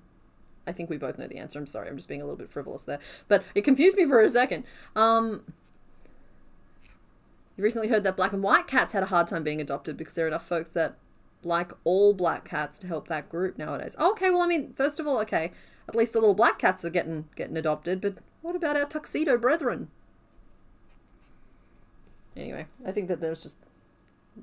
Oh, there we go. Shred that eyeball. Yeah. Lots of cats that need to be adopted. Or there's always the cat distribution system. Chain 5, we started in black, 4 single crochet, and then we turned back. We changed to red, and we did it again. And then we changed to white, and everything was all right. I don't know what's going on right now. I'm sorry, guys. I'm cringing real hard at myself. Oh, there we go.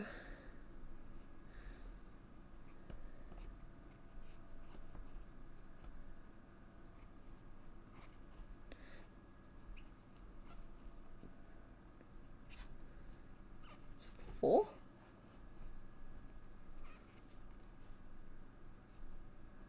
Okay, thank you for correcting that then, Echo Jardini. Apparently black cats not getting adopted due to bad luck was a myth. And it's more that there are more black cats. And they tend not to have great photos on websites because they are voids. That's true. Okay. I have fallen for some misinformation.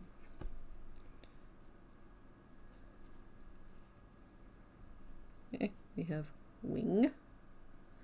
And now I need to start increasing on this side and decreasing on that side to curve it up.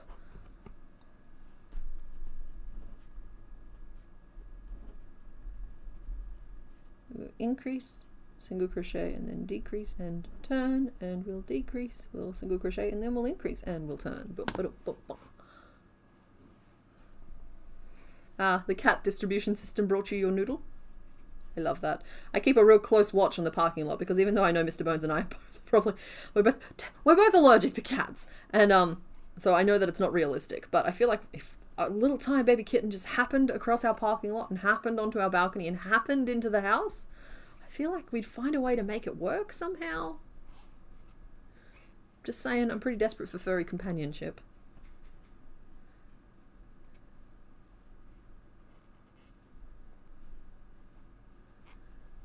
You got a tuxedo kitten in the cat distribution system and your coworker got a black kitten that she gave you. Yeah, see?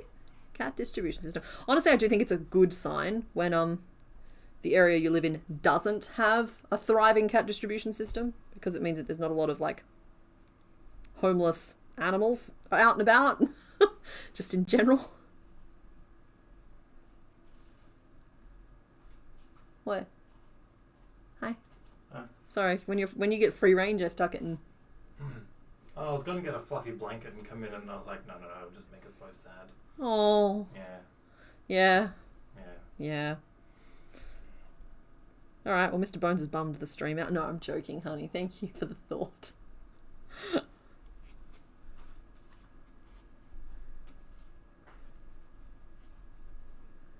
You may need to stick to the crochet cat distribution system. That's true.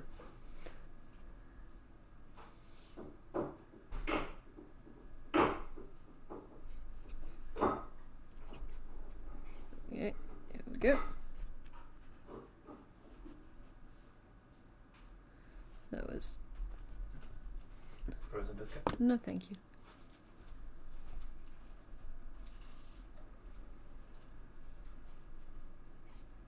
The next neighborhood over has a ton of either feral or outdoor cats. It was surprising the first time you saw them when you walked over there. Yeah. You have a basement cat and a ceiling cat. Ceiling cat, whitish cat, basement cat, blackish cat. Okay. Do you call them, like, Celia and Cement?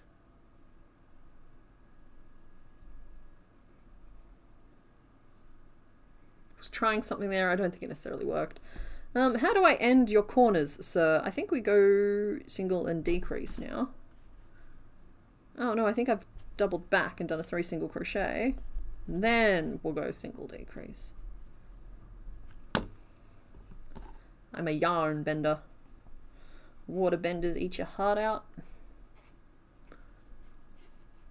Is Mr. Bones making a heckin' snack mischief? Nah, he was just grabbing a biscuit. We're still eating through all the biscuits I made the other week. But we are down to 1 container now. And yesterday I tried my hand at some gluten-free muffins. And you know what? They didn't turn out bad. They were kind of crumpety. Because like that's just how oat flour be doing. But yeah, the first time I made them as like cheese flavored, and the yogurt I'd used had a hint of vanilla, and I thought it would be fine, and it was not fine.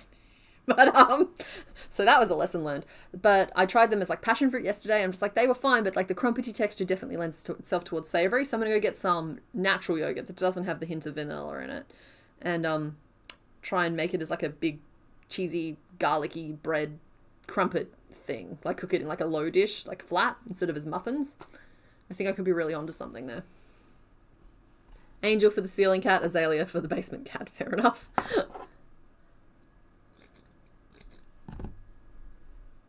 Did I? I autopiloted. There we go. So that is 1 wing. And you know what? They are relatively double-sided. They need a little cleanup. You'll need to pay attention as you go, but I reckon they can pass as double-sided. As I sew on, the bits will end up tucked where they need to be tucked. Now, there we go. That's where I threaded you to. Then we have a wing. And if we wanted to do the wings up, I would make 2 pieces and sew them on top of one another. Because Dune was overwhelmingly chosen. Well, not overwhelmingly, but like thoroughly chosen. Do biscuits in Australia mean the thing you eat with butter and jam, or do they mean harder cookies? Okay, so biscuits are what you guys would call cookies, and what you're referring to as biscuits we would call scones.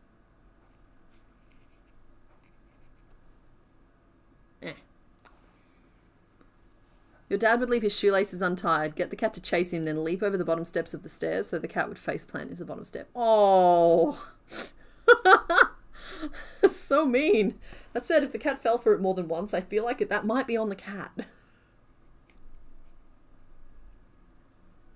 Okay. All right.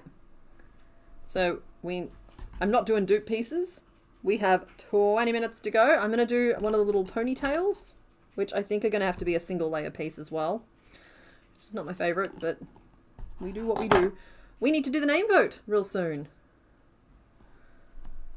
What about what you would call scones? What would you call scones? Pretty sure that in Australia biscuits go with butter and jam. No, biscuits, like, it's a chocolate chip biscuit. Or like what you call gingerbread is a type of biscuit. Or like you put butter in them, they can, yeah. Whereas like a biscuit, I think I'm thinking of like, it's like this, and you make them with like, you cut it in half and you're like, and you load it up with like jam and cream, and they're yummy. I drew all of that directly behind the bird's head. I'm sorry, it was performative. So the picture itself won't make any sense. Let me see if I can find where this dang bird is. Get out of the way, birdie. Oh, I sat it on your head. There we are. It's a bird with a scone on its head. Scones have a totally different texture than biscuits. I didn't know that. They look exactly the same.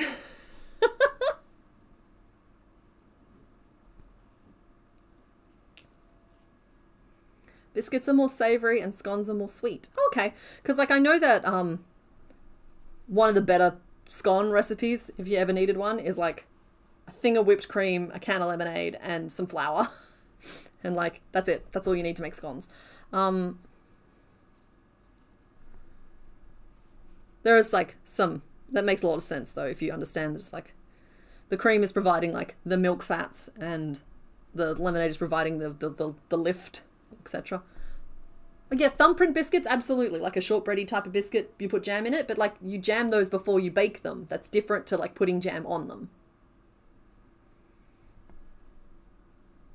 In the US, they are big, fluffy, round things. People eat them with breakfast.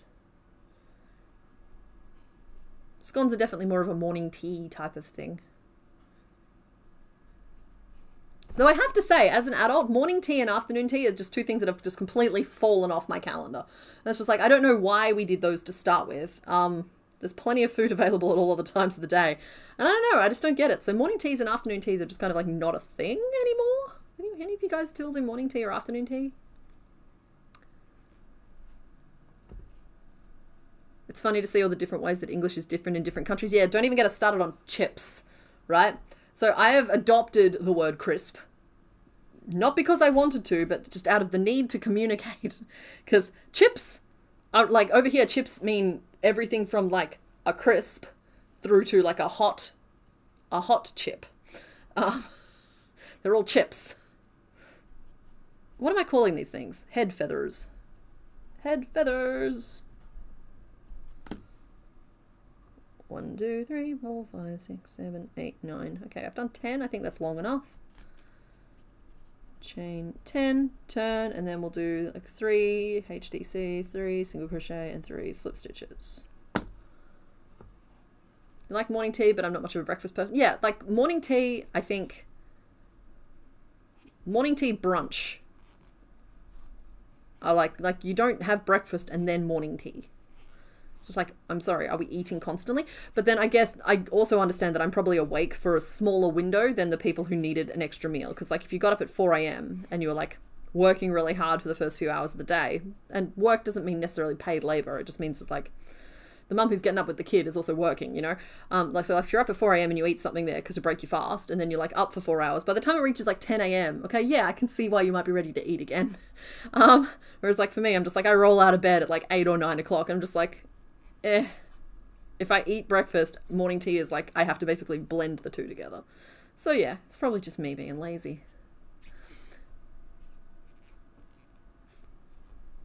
Yeah, fries are chips, crisps are chips. Exactly. And I do also think that there's a difference between hot chips and fries. Okay? I'll fight you. There is a difference between hot chips and fries. The shape matters. Any Italian person talking about pasta will tell you that the shape matters.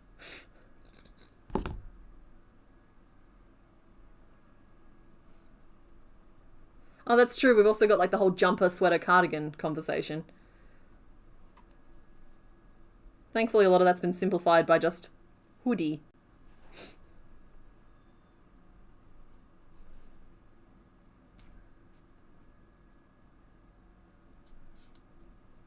Okay, Naked Nora, over here, they're not rubber boots. We call them gum boots. G-U-M boots, gum boots. Exactly, fries are thinner, chips are chunkier. Exactly, I'm not here starting wars. I'm saying things that make good sense. But even in Australia, we can't agree what we call potato scallops. Because I'm a potato scallop person, but everywhere else calls them potato cakes, and so I've had to just adopt potato cake vernacular. Or phraseology. I might be misusing words again. Alright, we have a ponytail, and I have to start this name vote, so hopefully you guys have come up with some good names. We got distracted. Mr. Bones, I will wait. Oh, yeah, exactly. Like the UK and the US don't agree what a double crochet is, and one of them names it based on how many times you pull through, and one of them names it on how many times you yarn over, which, like, are both perfectly logical ways to name it, but I really need you guys to just agree on one. But I think most people use well, at least in my realms, use the US terminology, or at least know how to translate between the two relatively easy. Okay, we have Catborg. I'm yelling again. Sorry. We're going to take it down a notch. We have Catborg, we have Burbcat. 2 names. Same picture. And we have Icarus. So that's only 3 names. We need another one. Let me see. Let me peruse. Katerina. I don't mind that. Call her Key Lime. Hoodie needs a hood or it's just a jumper. Agreed. But like there's hoodies and there's crew necks. Honestly, I just call them all jumpers.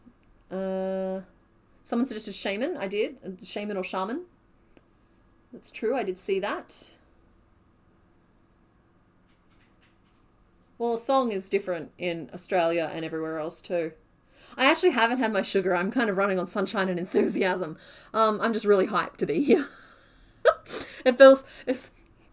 I'm riding a little bit of sleep deprivation from that Zodiac video, and so like coming down off that, we had like a massive autocorrect yesterday, and so today I'm still kind of just like riding the tail end of that, and it's just really nice to be at the end of a massive project without being behind on anything yet.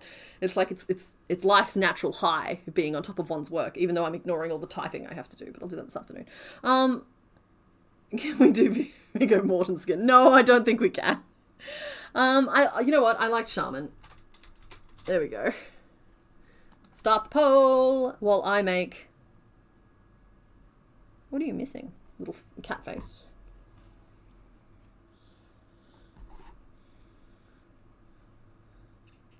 I'm going to cheat and hopefully it works okay. So the eyes will just be stitched on red dots, but I need it to have distinctive pointy green ears, and the easiest way I can think to do that is with some color change nonsense. In a magic ring. Yeah, I know. Could have just done it with a spike stitch afterwards instead of color change. Here we are. You could just call it Blanket Fort. I actually like that name.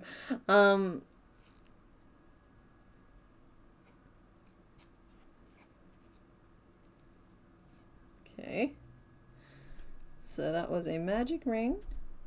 And we did 3 green, 1 in black, and then 3 more in green. So it is a magic ring of 7, but I wanted to keep it even in terms of the greens. And then, all right, we'll go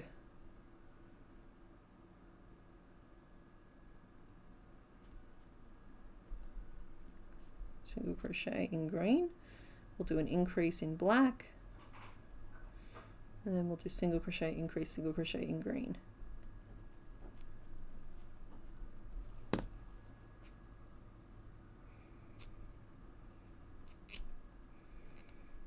My hand is so sweaty I can't turn the hook.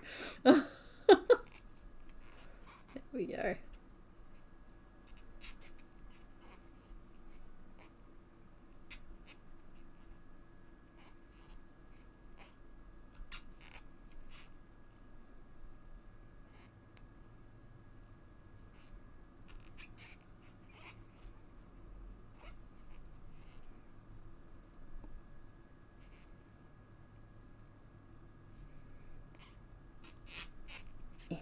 Yeah, man.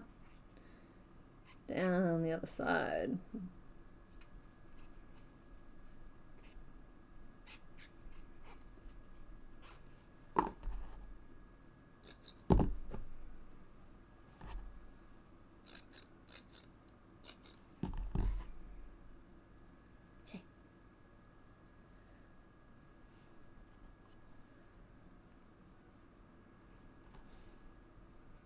So, with those colour changes, I have given a false sense of kitty ears.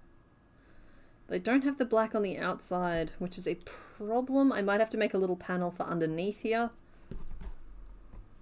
Sorry. This means that this is going to be a bad pattern, because, like, these are all little things that I would have normally fixed. Like, you do a first draft, and then you go back and you fix it. But, like, this is how I'm getting to my result. I'm just making adjustments as we go. 4, 5. I should have just done a little bit more black when I was doing the black. 1, 2, 3, 4, 5, 6. Black front panel, chain 6, 5 single crochet and turn, and we'll do it might be getting a little chunky on front.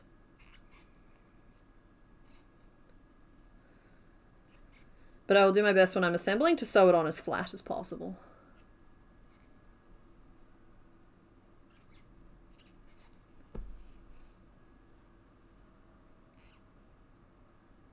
The snipper sounds are satisfying. I agree.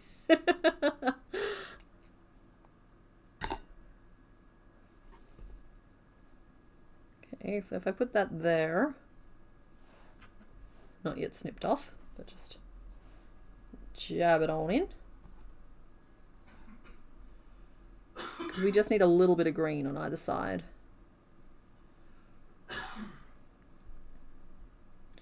Nope, I need to go down one more row. It has to meet the wings.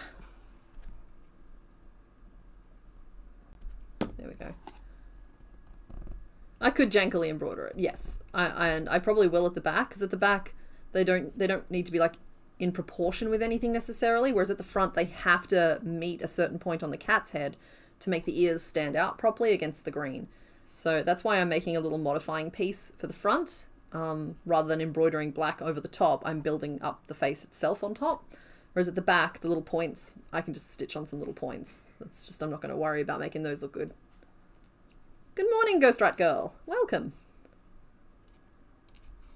Hark, I hear a cough from Mr. Bones. Yes, yes. That's the thing about skeletons, they always be coughing.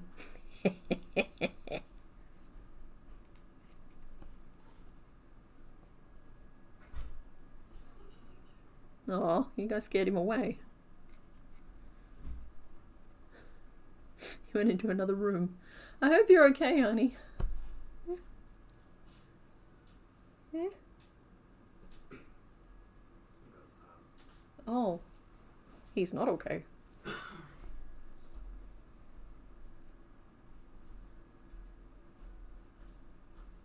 Okay, that's the right size now. And I'll try and dig up. Do I have red pins that I can use? Because that would be aesthetic. Oh, there's one. And do I have another little red pin? Like, I swear I had the same amount of all of the different colours at one point. And now I can never find the specific colours I want when I want them. I can only find like one. We'll use pink for the other one. There we go. Alrighty. When all sewn on, some of the edges will be smoothed out a little bit. But that is where we're going to leave him. I know that he has feet. We're not going to do feet right now. I was very proud of that. Thank you for noticing. Here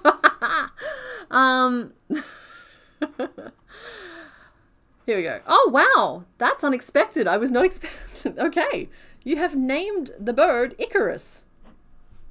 Okay. Thank you for voting. Icarus won with 38% of the vote. Then came Burbcat at 26%, Catborg at 19%, and Shaman at 17%. And part of me thinks that possibly Burbcat and Catborg split the vote on like the costume vote, but that's okay. We will still leave it. I agree. We do love you, Mr. Bones. Please don't die. I will go check on him in a minute. I'm going to start the next poll and take a little break and just go check on him. let's pull up our little page here. So today's theme, as is pinned in the chat, is it isn't a plane and it's not Superman. So you can pick one of the others that match this theme. 3 and 4. Start poll.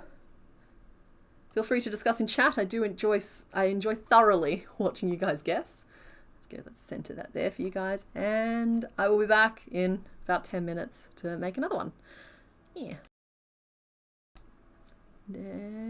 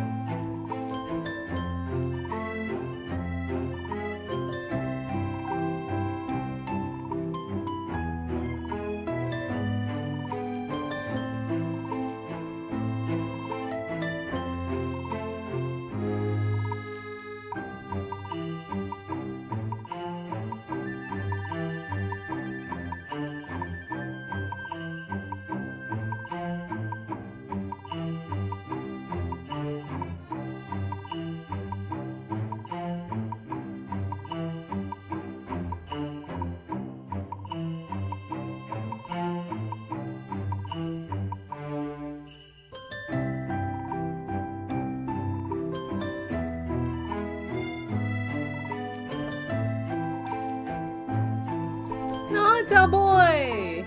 Good boy.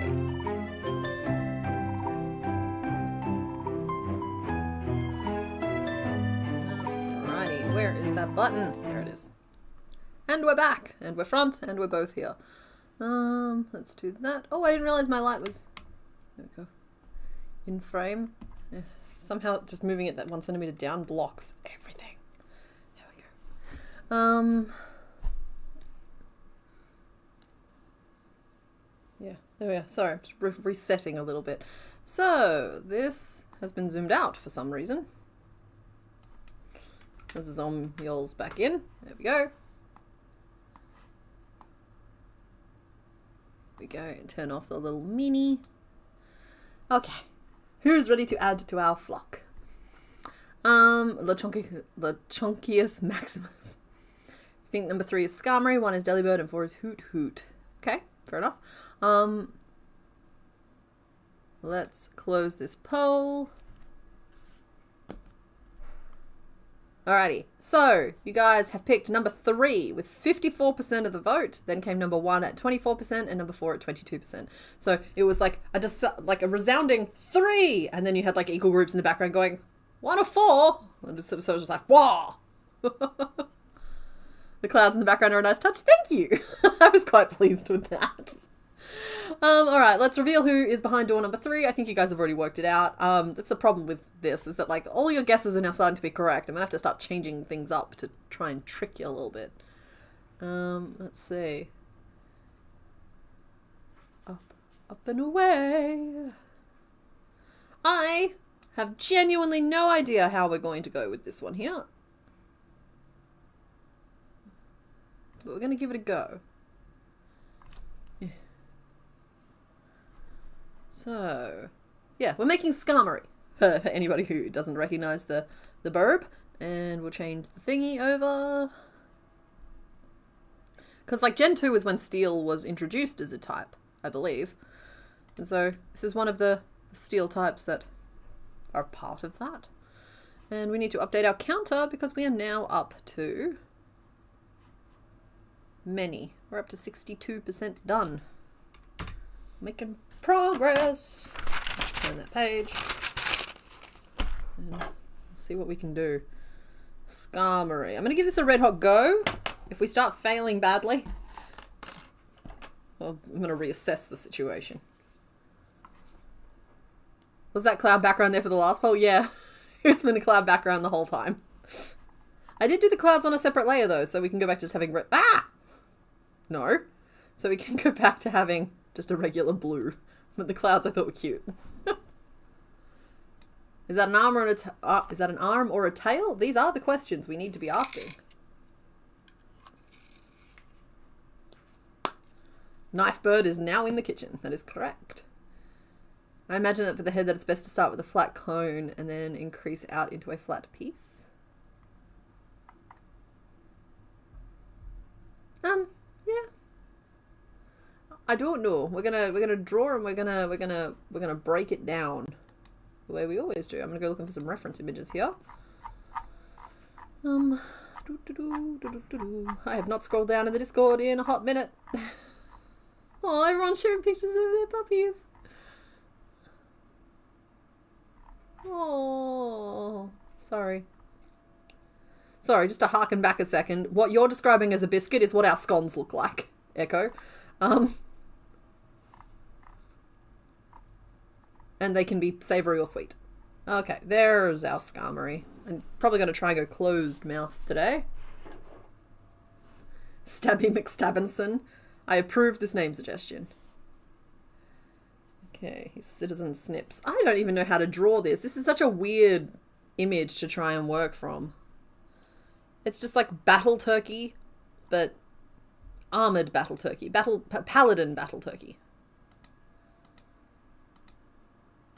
Like, who are you? Okay, there we go. That's an image I can work from. Because he's got like one dip for the beak and one dip for the head. He has an overlay piece and a fin so he can go faster.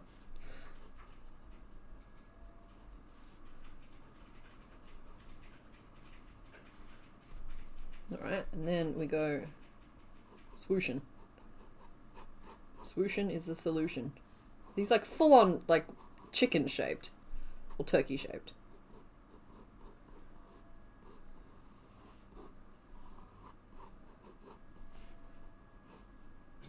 Skarmory, kind of paladin. Scaladin?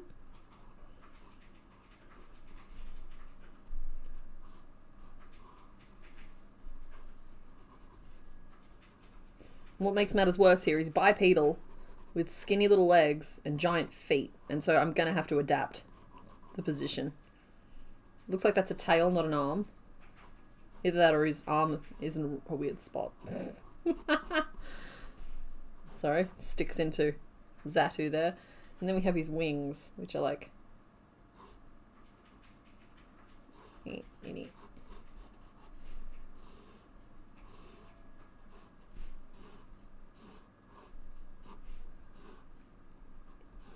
Let's see, there are 4 blades. And I know that these 3 are red. And at least on one side. And then there's silver on the back. And this one here is just all silver. Okay, this is darker. Sorry, this is less of a sketch and more of a me working out what we're looking at. I might have to draw this one in an adapted pose. So that's like a very brief side view of what we're looking at. Current name list: Scree, Stabbing McFly, Skittle, and Citizen Snips.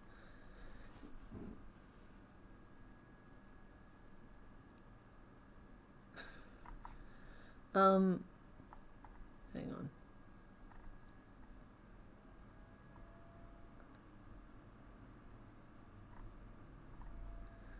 There's a Chinese sword called Yin Ling Dao. The name translates to Goose Quill Sword. Hey, that is a good name. Armored Pigeon. Yeah. Alright, I need to... Oh my goodness. See, like, this leg configuration is no good. So we're going to have to move him into a seated position, or at least a roosting position.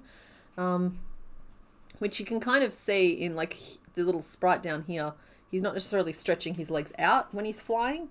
So I feel like I can kind of get away with, if I redraw this body shape.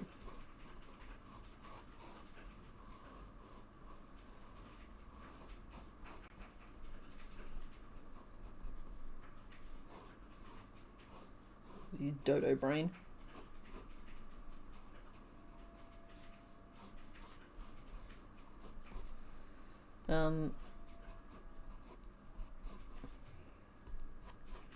The wings don't bother me so much. Like, point, point, point, point. Neep, neep, neep, neep. We're gonna have to do double layered. It's annoying, but it's fine.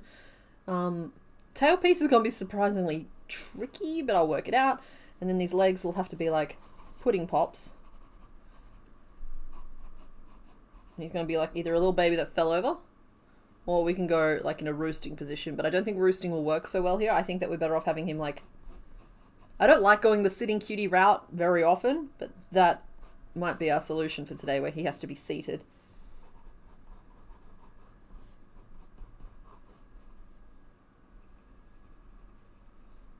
Safety eye? Maybe. Need this head from a few more angles before I'm happy to proceed. Sorry. I know I'm taking a second here. Hopefully it'll be worth it. Oi, close your beak. Okay, so from the front it's literally just like no surprises.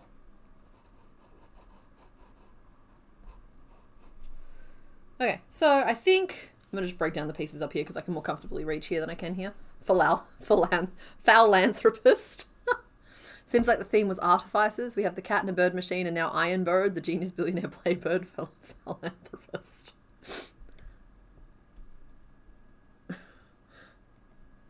Ooh, Steel Scream.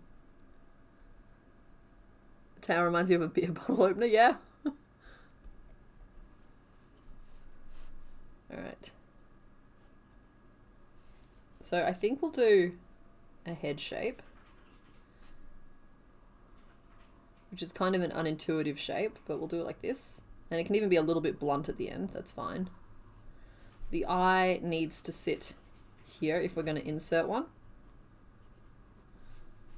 We can break that little hat piece down into 2 pieces or just do it as one, where it's like just a triangle with a fin sticking out. So again, 2 pieces, or I can just fold it up and make it one, not a big deal. And then I think I might do the body as a separate piece rather than trying to curve it, because then I can really focus on getting like a nice neck, changing colors to do these 3 little expando zones. I think I'm giving them more importance than they actually have in the overall design. Then he needs a bulb of a body, which I've drawn twice here, which will work. And the feathers are okay. Feathers will need 1 silver piece each and then 1 red piece each, and we'll sew them together. That'll give them some structure. It'll be good for them in the long run. Legs are going to be dependent on how the rest of the size turns out, but this is currently the plan. Drumstick, potentially we'll be able to rotate them. We'll see how we go. And that tail has been designed specifically to annoy people. Like, what purpose is this serving? Alright, I have some thoughts on how I'll get that done too. The wings are 2-sided. Yep. Noted.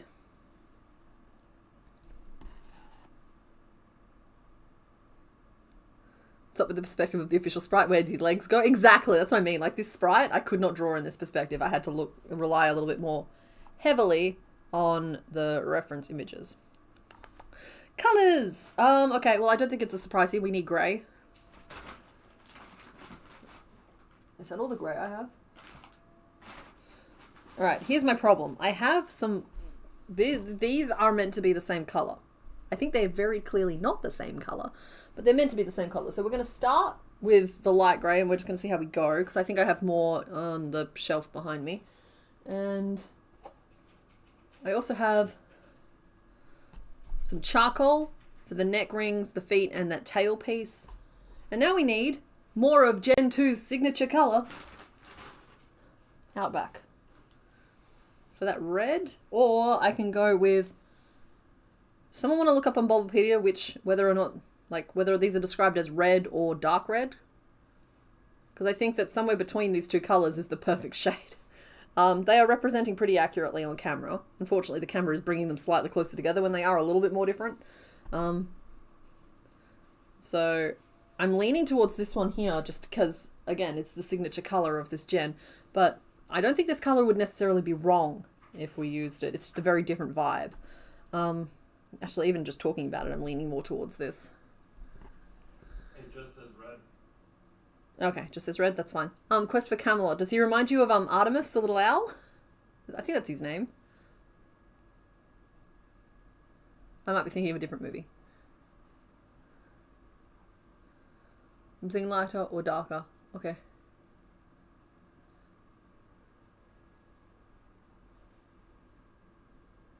I think Quest for Camelot was a bit of a moment for me in that I remembered it abruptly. It came slamming home, and I kept getting a song stuck in my head, and I finally worked out it was from there. It's that I Stand Alone song that the blind hero sings as he's traversing all the dangers.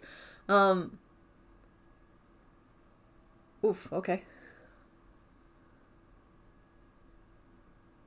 You're not outvoted, we're going to go with Outback. I'm going to get started any second now. Alright, we're going to start with the head. Start with the head, see how we go. Everything's going to be okay. It's all going to be safe. We're all going to have a good time. Is that one Outback Pokemon every stream for this gen? Yeah, basically. We'd have to go back and double check to see if it was every stream. Like, I don't... Yeah, no, we used Outback on Evanroot, and we used Outback on... It's been a lot, okay? It's basically Iceberg and Outback were very much the 2 colours that we've had to, like... Why can't I make magic rings anymore? Come on. I'm just going to pay attention for a second.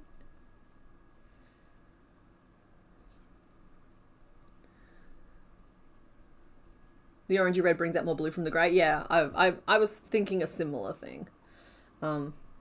It's about making the colours look nice together as well.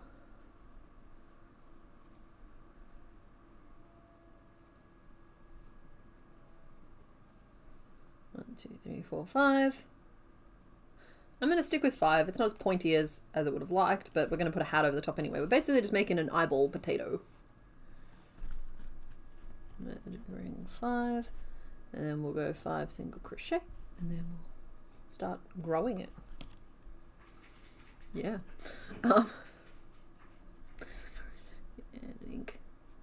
2 single crochet, bringing us to 6, and from there we'll be able to grow it a little bit more normally.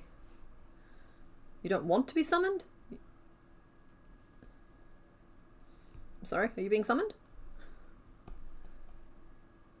That time of day when the fine motor skills cease existing. Yeah, except I need that to not be 1 o'clock in the afternoon. Like that's a lot. That's perfectly reasonable to have happen at like 9 o'clock at night. And it's not necessarily that the fine motor. I don't even know if that comment was about me, but like I don't even know if it's the fine motor skills that are the problem here. I think it's more that my brain and my hands aren't properly communicating. So the hands are willing and like, but without receiving any instructions from the one in charge, they're struggling a little bit.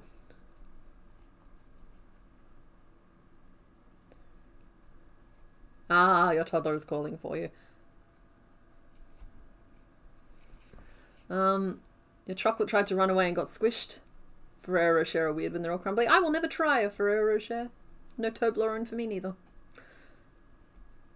Before anybody goes start feeling too bad for me, I also can't have peanut butter. And it's just like, it's one of those things where like, if you've never been able to have it without like horrific, horrible pain, you'll find you don't really miss it much.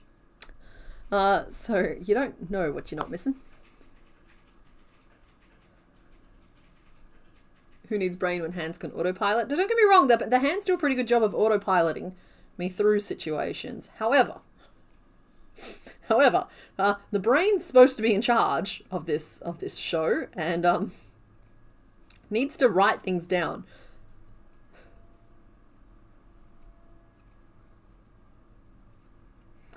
Merlin is good, but another one of those shows where you like to pretend the last season doesn't exist. Yeah, there seems to be a few of those out there and about. We talked about them extensively last week.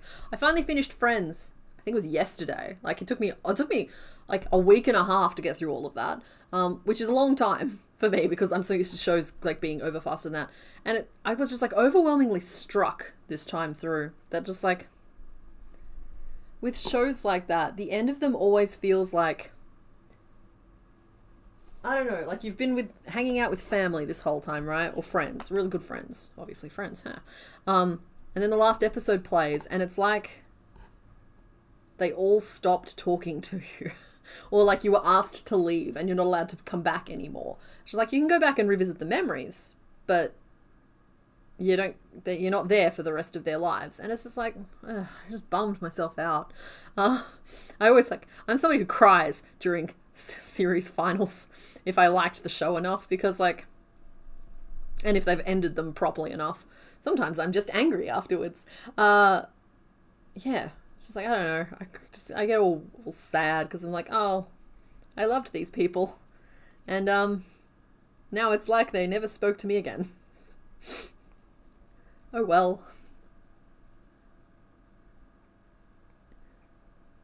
Come on, you know how to single crochet, I know you do. People always tell you that you're missing out because you can't have Nutella.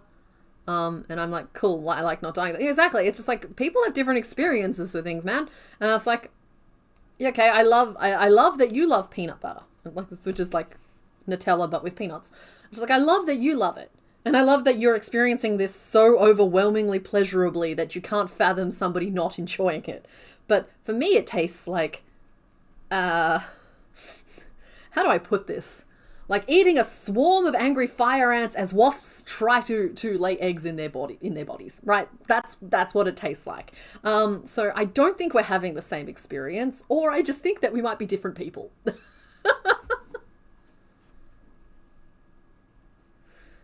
Oh, fiber therapist, that moment after you finish like a really good book and you're not ready to be back in reality yet. And so you just sort of like have to sit there in the fugue state that descends after the last word on the last page so you can just linger in that moment for a little bit longer. That's that good stuff.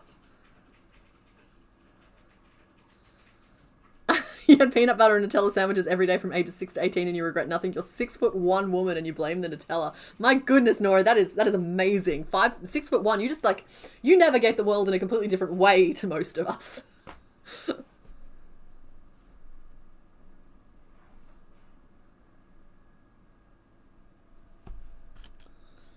I have not been supervising my hands at all. I need to just do a check and make sure I've got stitches at all. 1, 2, 3, 4, 5, 6, 7, 8, 9, 12. Well, I'm up to 12, so I've been doing something. I'm going to be trying to keep him on the shrimpy side, because, yeah, I don't know what else to do. 1, 2, 3, 4, 5, 6. And we need to like flare out his wattle. 1, 2.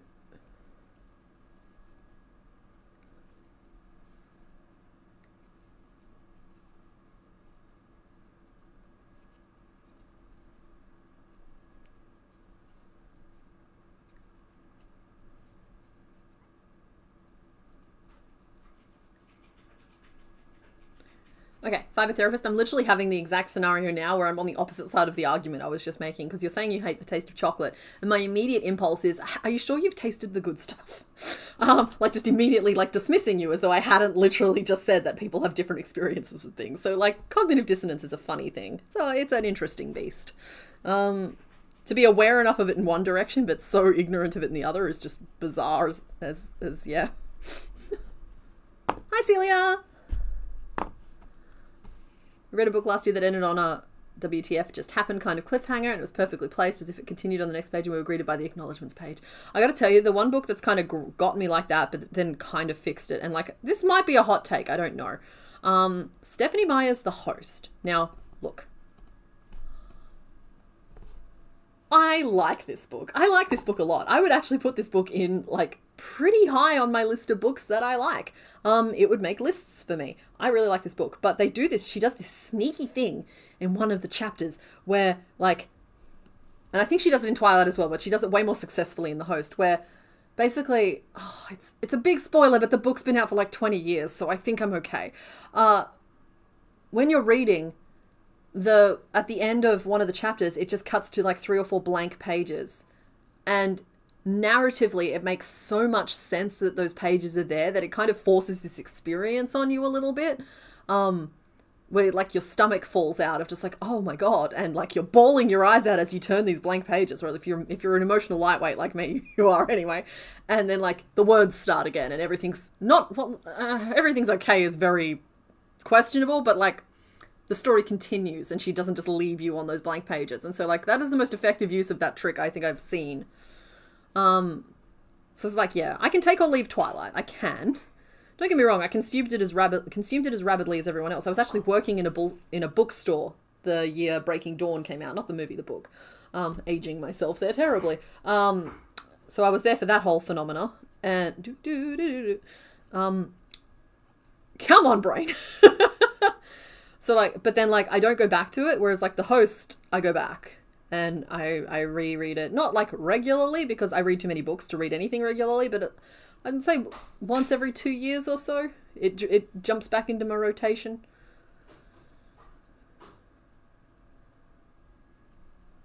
People think allergic to dairy is a pretentious way to say lactose intolerant. Yeah, no, those are different things, friend.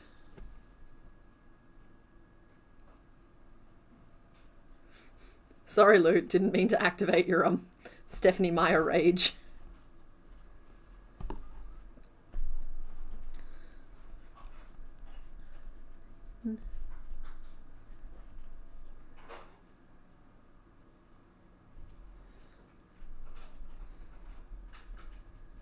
There we go.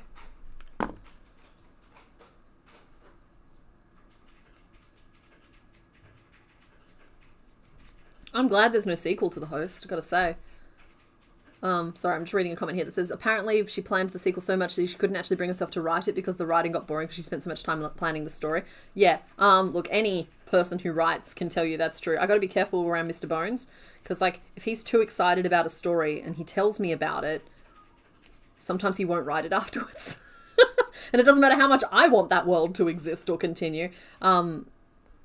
It's just you've taken away all of the urgency to tell the story because the story has been told. And so, like, I get that. I'm also just really glad it's standalone. I think that I think it's fine. I think it doesn't need more.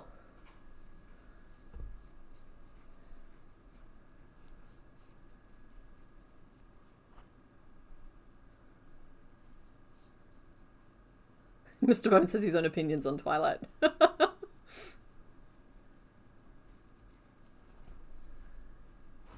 I think the host is I would consider it almost a different genre entirely, because like I think Twilight is very teen vampire romance, and I don't say that with a sneer. It's a hugely popular series of books. They're written in a very consumable manner. It's not the best I've ever read, but I also don't think it deserves the negativity that it gets as well from people who want to distance themselves from it. I think it's fine. Whereas like the host has that same kind of almost narcotic writing to it, but it's a little bit more in the sci-fi realm, and it's a little bit more of an interesting universe to me. But I don't think they're necessarily for the same audience, and I think that was a mistake that the publisher made initially, and that they were trying to pitch them to the same audience, which is why the host was never as much of a success as the Twilight books, in my opinion anyway. Too many people you dislike love Twilight for you to enjoy anything about it. Yeah, and that's fine. Angry Bear Ironworks, that's what I was saying. It's just like, I don't think it deserves the hate it gets, but I don't think it deserves the hero worship it gets either. But then, like, who am I to say what should and shouldn't be like celebrated like that? If people love it, then they should celebrate it. 3, 4, 5, 6, 7, 8, 9. Okay. Has it? Are we hiccuping again? I can't stop talking even though people can't hear me because in the replay I'll still be here. Apparently that we're having a little bit of stream difficulty though, folks. Not on our end. My end, everything's looking technically perfect. But people are getting the hiccups again. It needs to stay standalone. I concur. I think that hopefully that book gets left alone. It's been left alone so far, and honestly, even if a sequel came out, I wouldn't read it. I don't care if it's a book I really like.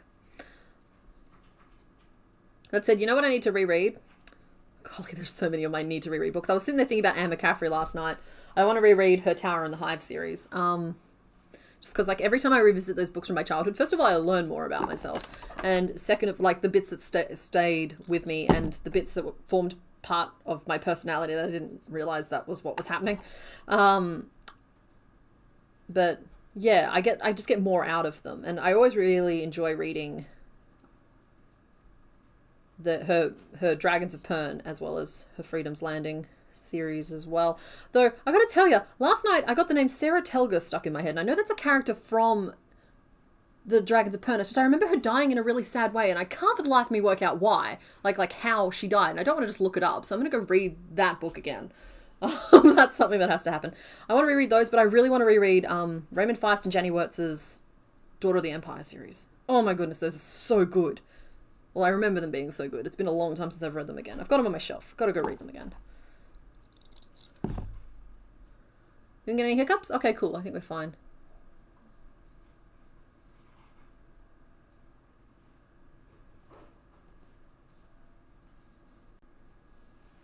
Your hatred of Twilight is entirely because you worked in a bookstore during the whole craze and you were just sick of it. That's fair. Honestly, I liked it when I worked in a bookstore because it made life so easy. When everybody's all looking for the same book, you don't have to guess what the cover, the book that has that cat in it, which has got blue on the cover, but it might have been pink, and it's at least 100 pages long, and they were talking about it last night on that show, you know?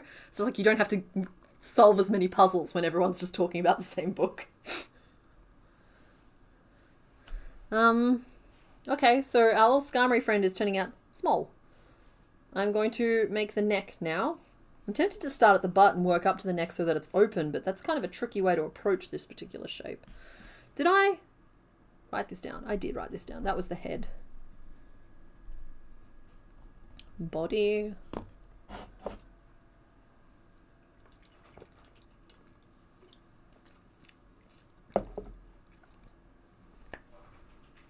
Every new year, teen girls would return stacks of it because their relatives just knew teen girls like this, and they'd receive 8 copies of the book they already owned. Okay, yeah, no, I can see how that would be annoying, because then you're just like, you end up overstocked in it, and you got to do all kinds of like sendbacks and ugh.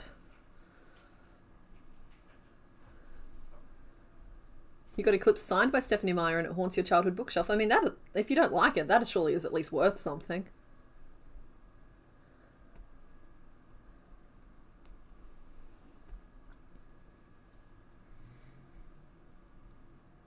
Alright, well, I mean, we started. I don't know what we're doing, but we've definitely started it.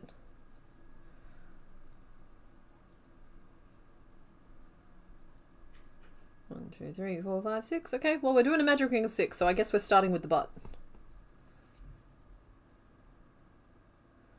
And we'll give him a little turkey nub for the tail, because I think that's cute. And then it should flare out pretty quickly.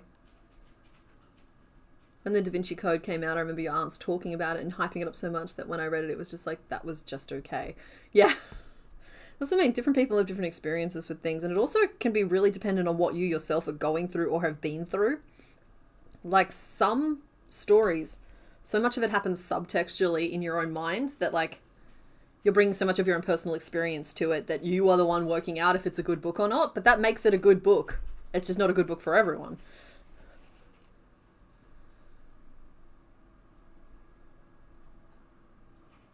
You found the writing of Twilight to be too choppy? I honestly haven't read it again since I was a teenager, but okay, that's interesting feedback.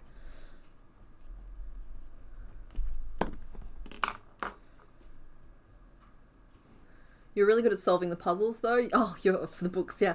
You once found the exact manga an old lady was looking for because she saw a page her grandson was reading and described a haircut.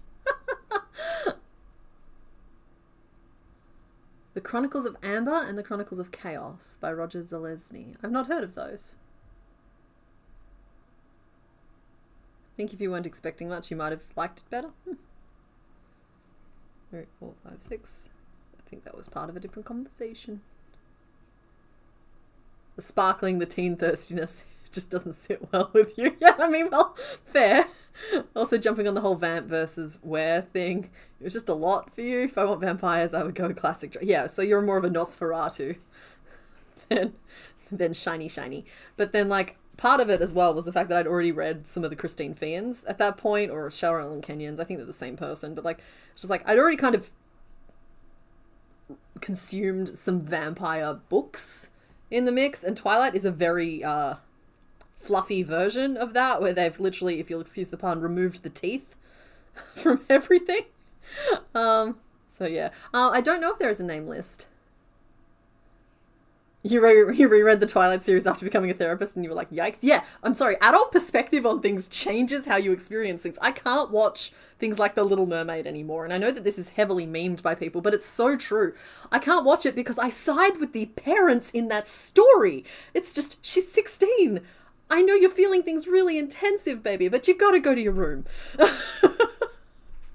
No, I'm sorry, you don't, okay. All right, sure. You love him, but okay, let's talk about this, though. Current name list: Scree, Stabby McFly, Skittle, Citizen Snip. So yeah, the older you get, the more you side with the parents. It's a phenomena. It'll happen to you. It's unavoidable.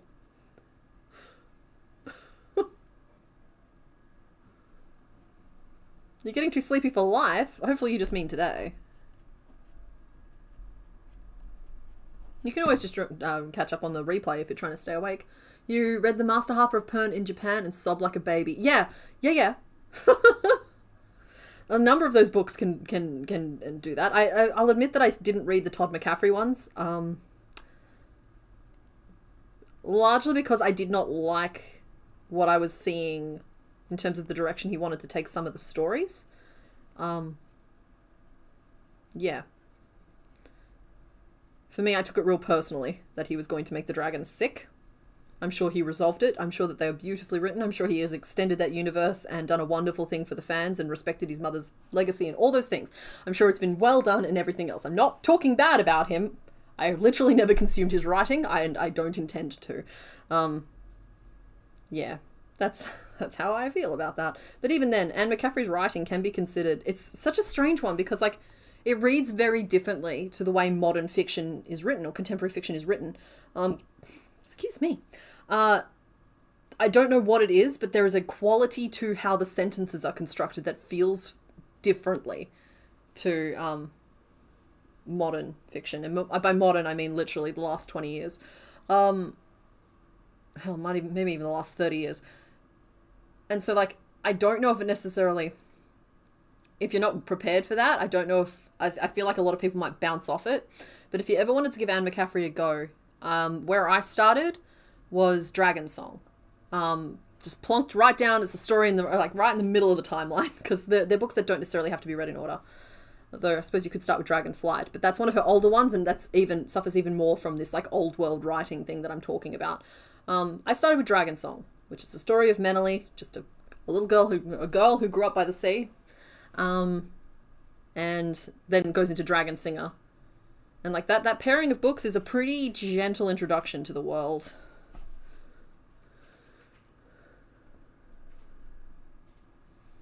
One, 2, 3, 4, 5, 6, 7, 8, 9, 10, 11, 12, 13, 14, 15. Cool. And again. You think you're too old for this discussion? I don't think so. Jump in. I can only speak about the books that sort of were around in my experience, and a lot of them were the ones from my mother's bookshelf.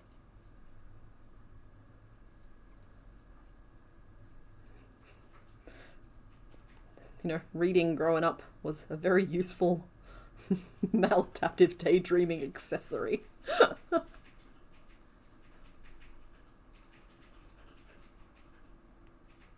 You started with Dragon Song too? Awesome.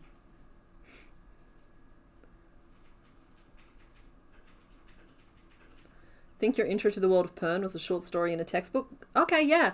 Well, I mean, McCaffrey also has a number of like short story compendiums that she put out, just because I think that she was just always thinking in worlds beyond worlds, and not all of them became series, but oh my goodness, like she's got so many different like IPs out there.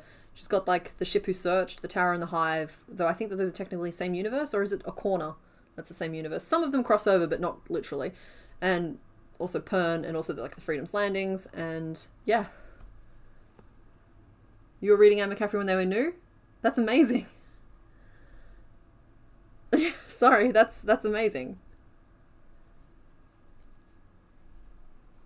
I only started reading the Dragon Riders of Pern series when you were about 3 or 4 years ago, when you were close to 40, and you really loved it. Yeah, see, well, I also really like them. Dragon Song was the book that got you into dragons. Yeah, well, I mean, you started on the White Dragon. Okay, that's kind of a bumpy one. That's not one that I would have suggested people start with necessarily, but I do consider it one of the better ones. In a list of ones that I all consider above average, just to be clear here. The fact that you were reading them when they were new, I want you to know that I was also reading them at the tail end of the new ones coming out, because like they came out across like a number of years. So I want you to know that I also could make the claim that I was reading Anne McCaffrey's books when they were new. So like, let's not go throwing around like pejoratives around age here, okay? Dragonflight, I think, is the original place you're supposed to start. Dragonflight, then Dragon Quest. It's the one that used to have a red cover with Canth flying away into the Red Star. 3, 4, 5, 6, 7, 8, 9, 10, 11, 12, 13, 14, 15, 16, 17, 18. Honestly, anybody who turned into a dragon adult, I'm going to assume that you crossed paths with Dragons of Pern. So I do feel like there's probably a lot of us around here. I always really liked the story of Marita, or Marita, depending on how you pronounced it.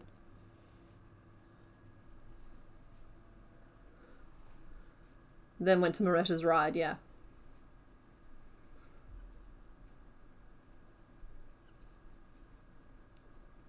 I suppose the White Dragon was also really good just because of that whole Jackson storyline.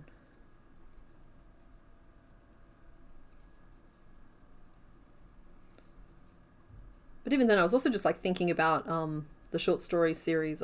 Like, it was like an anthology. It was called Get Off the Unicorn, and there was a story in that just like it's flittering across like the tips of my memory, and I can't quite remember it. But I remember really liking it. It never got its own series, but it was just like this little like moment in time for this character, and that's literally all I can remember. It's like, I know that it was a female character. I know that it didn't end up getting its own series. I'm going to have to try and track down the anthology, because I think that that's one of the books that I don't have. But what I do want to read again is The Rowan and Damia, because I remember really liking those, and I'm curious to see if I still like them as an adult.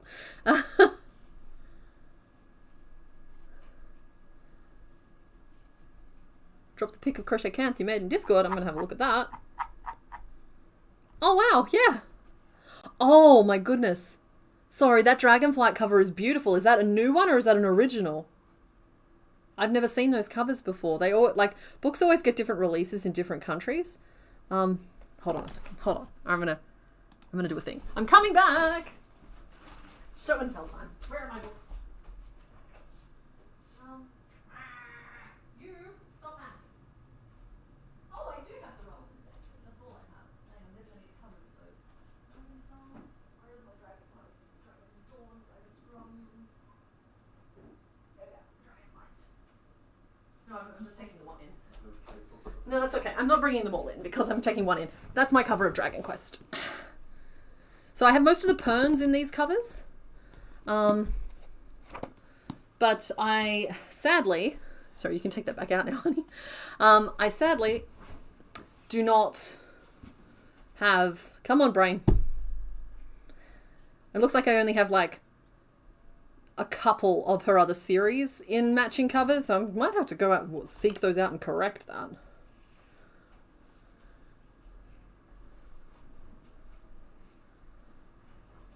What was I doing? I think I was doing Rose of 18. Okay, your niece is obsessed with dragons. You were wondering when you should give her a Pern book. I do think that, so I read my first Pern book, I think I was year 4 or 5. So that translates to like 10 or 11 for Meneley. So that's how I remember Dragon's Song and Dragon Singer. And those are the only two I read at that age group. Because I do think that some of the, like, the other ones can, like, depending on the age group, you might want to wait a few more years. I've read the Temeraire series. I have only the first 4, though. And actually the audiobook for Temeraire is not bad. Like, I have a thing against audiobooks, but the audiobook is not bad. Yeah. It's the 1982 cover. It came out in 1968, but it's one of the older covers. Yeah, I was going to say, it's got that, like, beautiful, like, old school quality to it. Like, that old school, like, values to it. I think it's to do with the typography that's on the cover. It's just, it feels like it's either trying to buy into nostalgia or it's actually nostalgic.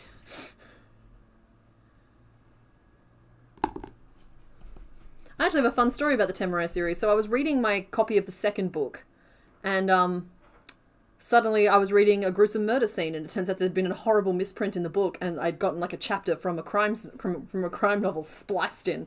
I just took it back to the bookstore, and which I worked in at the time, and got a replacement. But like, yeah, that was a thing. It happens sometimes. Still not as funny as my Dungeon Crawler Carl misprint where the whole book is upside down. They let me keep that one though.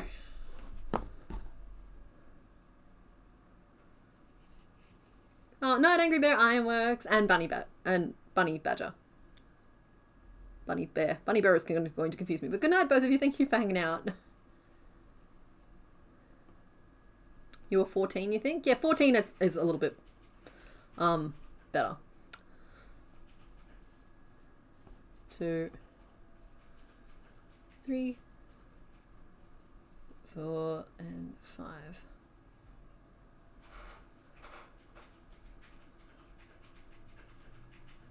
It is a really delightful free misprint, particularly in the book that it happened in. I think it's the one with the iron tangle, which just makes it awesome. I'm just really excited that I got to keep it. It's on my shelf with my special books. What's really funny is that if they hadn't... So the hardcover Dungeon Crawler Carl books have like an imprint on the cover with just like an inset thing. Just like some text or whatever. If they hadn't done that, this book you wouldn't have been able to tell it was upside down. You could have just like rotated it and carried on. But because it has that, it's really clearly upside down, which just makes it really funny. Yeah, 1, 2, 3, 4. 5.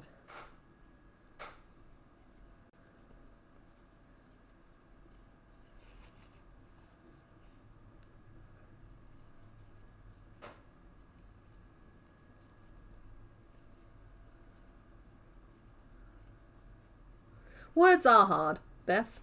So, you're not alone with that. Feel free to keep attempting them even if they're hard, or feel free to just, like, settle back and let the words wash over you. Like, either is perfectly acceptable. We're all just swimming in a river here. Current name list is Scree, Stabby McFly, Skittle, Edward, Scissorwigs. I hadn't seen that last one yet.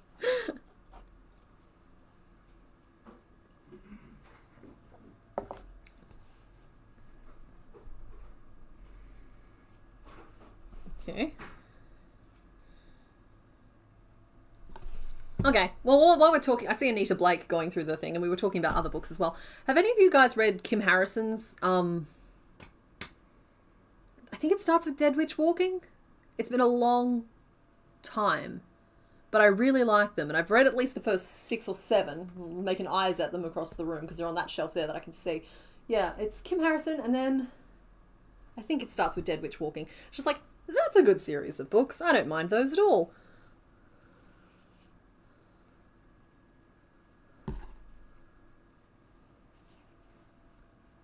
And I just feel like that particular author doesn't come up in these conversations. And I don't mean mine with you. I mean like paranormal conversations. Paranormal fiction conversations? Supernatural conversations. I feel like the name should be better known than it is. You didn't like the Kim Harrison ones when you read them? Never clicked. That's fair. I'll admit that it took me a couple of goes as well. But at one point I read them and they just went click. And I read them. And they were good. 3, 5... An increase. Yep. Mutter about the numbers. 3. Recently had a special edition of a book delivered in awful condition for any book, but the hardcover was bent, the art on the edge was damaged, and the half page was ripped out. Ugh. I hope you pursued that. Shipping has only gotten worse over the years. Like I recently had to get something shipped to... Thankfully, it was to my brother, outside of the city. And Australia's a big place. I own that. Australia's a big place. And so I paid for shipping, and shipping was nearly $200. And I was like, okay, that's fine. It's worth it to get this thing delivered. But do you think they could deliver it? No. Basically what they did is after spending 2 weeks shipping it, they got it to the approximate state it was needed to be in. The approximate town that was nearby. Then they were like, oh, you're outside of our service area, come pick it up at our depot. I'm just like, if that was an option, I wouldn't have paid for shipping. I would have gotten one that needed to be picked up at the store. Yeah. So, yeah, less than thrilled with the nature of shipping here in Australia right now. I feel like if you're buying from any of those, like, and I say this as somebody who, I buy my clothes online. I do. It's like, I feel like if you're getting clothing or like things like that, then anything can just be shoved in a bag and shoved in a crate and shoved in a box and shoved in a truck. That like it's fine over here. But like if you have anything you actually care about, don't do it. It's not worth it.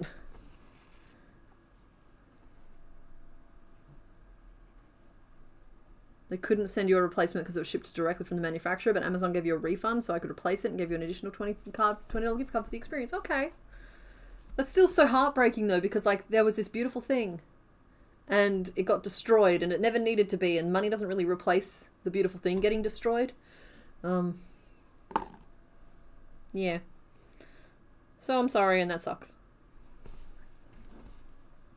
Did I just go a size bigger? 1, 2, 3, 4, 5, 6, 7, 8, 9, 10, 12, 13, 14, 15, 16, 17, 18, 19, 20, 21, 22, 23, 24. Okay, this turkey wants to feed everybody at Thanksgiving all by themselves. And it's not interested in sharing the roll?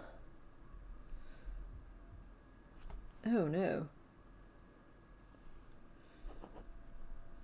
It says nope. I can take the whole family. I gotta start decreasing, I think. 1, 2, 3, 4.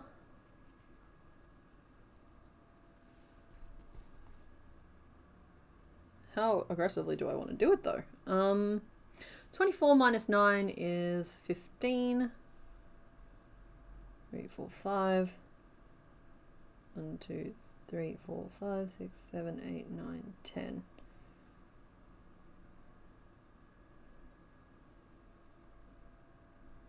11 and 4, I think is more accurate.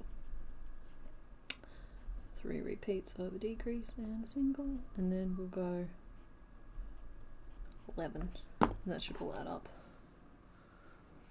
Gonna go find an artsy thing to do because it's already ruined, so why not make something beautiful? Okay, yeah, no, right, that's fair.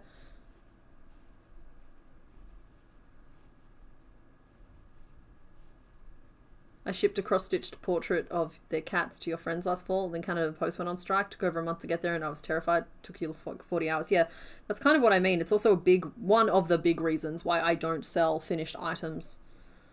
Even though I clearly have enough items that I could just, like, even if they're only one-offs, I could sell them. Yeah, okay, that's not true. I actually consider most of the things that I make not good enough to sell, but that's a whole other conversation. Yeah, I don't trust the postal system, and I don't want to be on the hook for for having to remake something and lose out like that. And also, yeah, it's just too hard, and shipping is just too expensive. And I much prefer my system of, first of all, like, letting anybody who makes my patterns sell their stuff. I just think it's way more straightforward, and I don't have to deal with any of, like, the ugliness of, like, feeling like I'm missing out on sales or anything like that. It's just like, nah, I'd much rather be like, feel like I'm part of the process in helping other people make some extra cash. So that's great. And yeah, so I get to avoid all of the ugliness and all the mess and all the confusion, and I don't spend a single moment worrying that something's not going to arrive at its intended destination.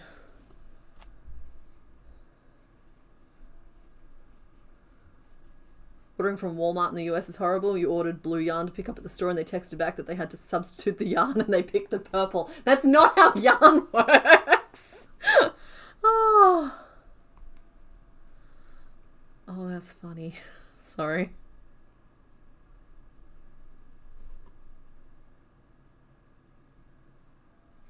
Alright, I am losing yarn chicken on our battle turkey here, so I'm going to have to go rummage for some grey, so hold please.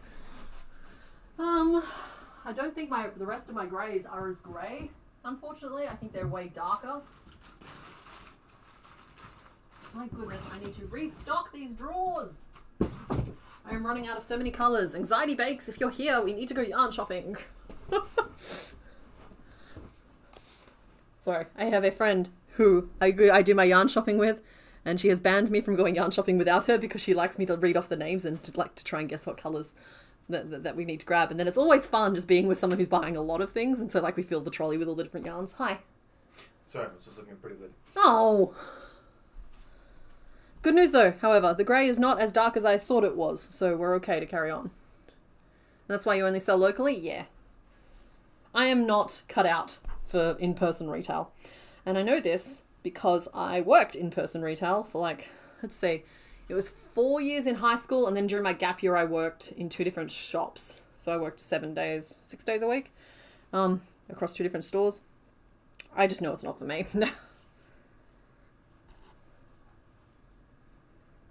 That said, it wasn't for me as an adult, as like a teenager. As an adult, I think I could probably do it without too much stress. I'm allowing room for myself to be a different type of person after 10 years, you know? Wait, just doing the math on that. Okay, slightly more than 10 years. Shh. You can do one better. You ordered a 3.5mm hook from Walmart and they substituted it with 2 1.75mm hooks. Of course that's how that works. That's actually so funny. Just hold the hooks together. Why are you being lazy?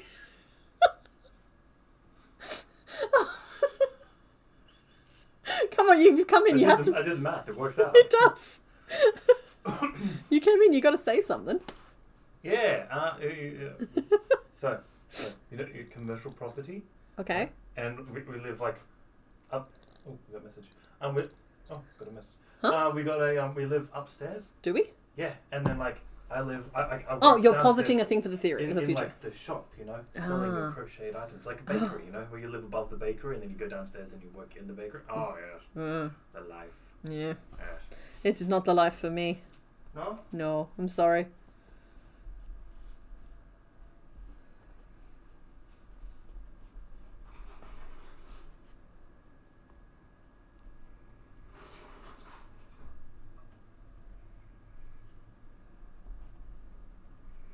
One, 2, 3, 4, 5, 6.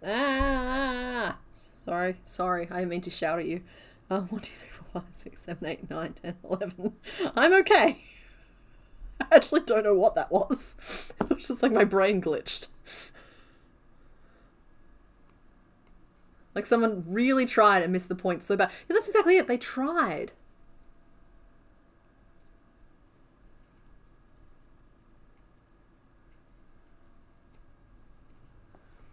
This is why you just tell everywhere to cancel. If they can't find the item you ordered, do not sub, just cancel. Yeah. Whereas, like, don't get me wrong, I think that in some, like, it's... They take it to a ridiculous level sometimes because, like, a lot of the time if... I don't know, everything is so subjective these days, but let's go with, like, a tin of peaches. I was like, if you can't get tin of peaches A, often tin of peaches B is a perfectly fine substitute, and that's fine. Unfortunately, these days, instead of, if they can't find tins of peaches, they'll substitute it in with, like, a whole melon. And those are very different things. And at least those are both still fruit. I'm sorry, I didn't mean to turn into a screaming goat. I was just like, my brain got, like, caught in a buffer or something, and it was like while I was making a sound. I don't even have a reason for it. It was just like, yeah, it was, nah.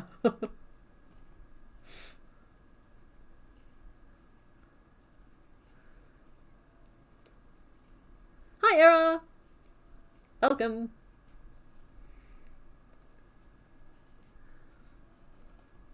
I think we all have a little screaming goat in us, though. It's definitely more fun that way. Look at me, I've even built in the right angle to make the neck piece at the right angle. Oh, we finally hit the knot where I'm swapping to the new yarn. I could have just done this as a colour change. Chose to do it as a little knot instead. Which can be annoying because it like limits your ability to like tighten your stitches properly. If you do it as a colour change, then it always falls on the inside of the work and you can always like lock it in properly. Nope, I've gone one stitch over. There we go.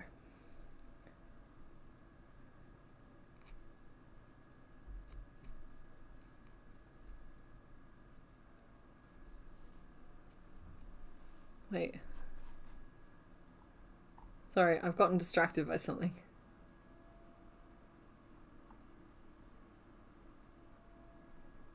Oh, okay. It's the Twilight chronology. You get the whole melon style swaps all the time. Like, I mean, at least they're still fruit, right? It's like you order a frying pan and they're like, oh, well, we don't have one of those. So here's 4 drinking glasses. By whose logic? Ma'am, if I'm paying for a lucky dip or a mystery box, you're supposed to get a discount. Okay, so that's that. We've done this. We're down to 18 stitches again. 2, 3, 4, 5, 6 is probably about right, honestly. You are chunkiest Maximus, you are. 6 decreases and then 6 single crochet, bringing us to 12, and then we'll probably be attaching the charcoal. He doesn't look it, but we are actually surprisingly close to being done with this piece. It's just one of those ones where it just kind of is a shape, and that's it.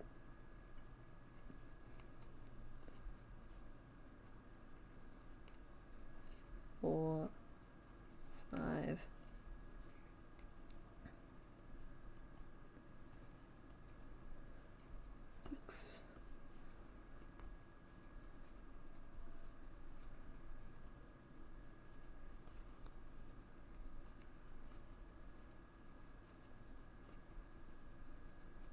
Oh, I've made you so little. Oof.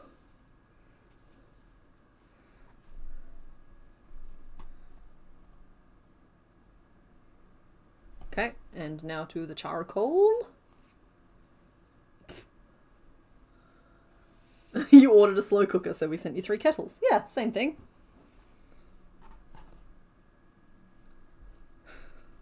What do you mean you don't want the hummus we delivered? For some reason, the substitution of hummus for anything strikes me as very funny. You ordered a slow cooker, so we sent you a turtle wearing a chef hat. No, I'm sorry, Bottega Channel. If I got that substitution, I would just be so impressed with the direct translation that I would just be, I would make it my business to order everything from there in future just to see what arrived. I mean, honestly, you could turn that into a side hustle. Just like film it every time and just see what gets there. People would subscribe for that.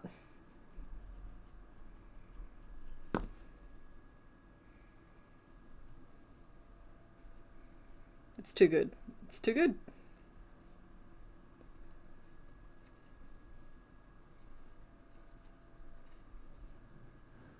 How did Zatu turn out? Let me grab the little nugget. Here he is. Very polite. He needs some assembly. There's a lot of rough edges at the moment, but he'll get there. I still have the dogs from last week to finish too. I was just really pleased to get Feraligator done. And I'll be typing that up, and you'll be getting Feraligator, Hoppip, Ariados, and Yanmar before this week's video. So there's those. And then I'll just see how filming, etc. goes. Speaking of which, let's do an update on that YouTube poll. So anybody who hasn't, I'll post the link again. Please remember to go vote. I'm pretty sure most of you, if you found your way here, have probably already voted. But we have a poll going over on Complicated Knots at the moment for the pattern that we're making this week. And I've given you guys a choice, and you guys have abused the privilege and picked the dragon. We have gotten 200 more votes since I last told you the results, but the percentage split is still exactly the same. And it doesn't matter how many beautifully well-logicked arguments I'm seeing about why I shouldn't make the dragon pattern and I should do one of the others instead. I agree with them. But, like, that doesn't matter. I'm letting you guys pick, and you guys have picked the dragon. So this isn't on me at this point. Hi, N Lenny? N Lenny. Hi. Her name ended up being Icarus. I don't actually know why we picked that name, but I'm guessing it's to do with the fact that the wings look very fabricated and the whole like story of Icarus building the wings, because I don't know what she's doing that she's flying too close to the sun about. I kind of just like missed the point. Maybe the cat is, because it's like a cat in a robot suit, maybe the cat is being Icarus. It's built itself a flying machine. You voted Tiger? Well, Tiger is coming in second, but second isn't going to get made. You guys get one, because then I'm doing Chameleon the week after, with like, or the month after. It's like, I'm doing one pattern a month, because, well, in all honesty, they're kind of painful to make, if you make them too many back to back to back, but one a month, you can still have fun with it. So we're doing a Chameleon. This is still just the first draft I've been showing off for weeks. We're doing a full-size Chameleon the week after. Month after.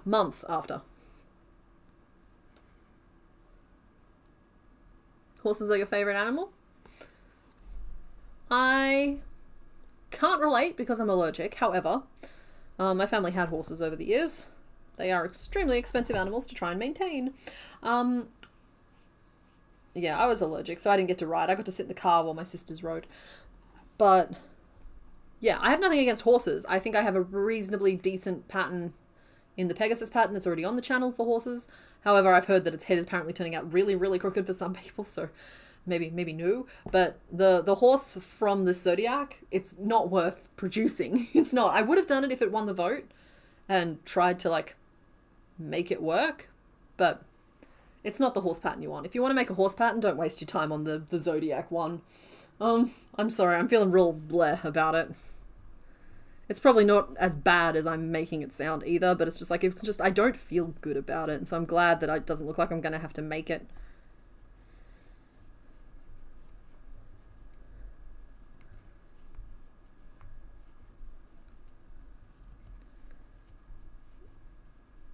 Four, 5,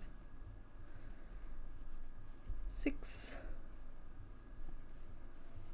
7, 8, 9, 10, 11, and 12. Voted horse because it's Year of the Horse and you're also a horse. Yeah, see, I just want to be very clear that I'm not saying that being Year of the Horse is bad. I'm not saying that liking horses is bad. It's specifically this pattern. I think I've done a terrible job. So, I won't be doing a horse for Year of the Horse, assuming that another 1,000 votes doesn't drop in on top of the horse. So yeah, so you guys voted. It is what it is. In following years, I might release the Zodiac for it, but I don't know. I'm not locking myself in on that. Your friend said that horses are haunted by the ghosts of Victorian children. Sorry. Oh, that's very funny.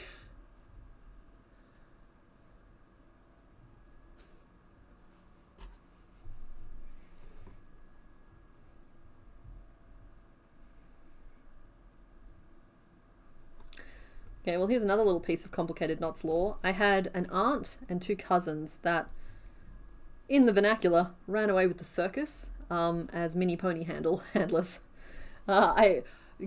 Because of the age I was when this was happening, I could not tell you how long it was. It must have been at least a year.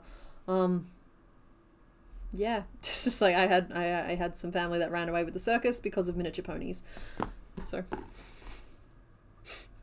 it's a bit of lore that I forget about.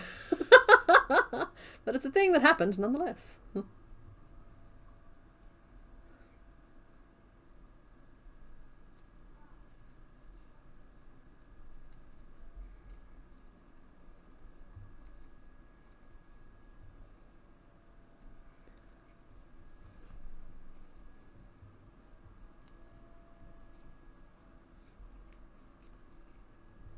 Okay.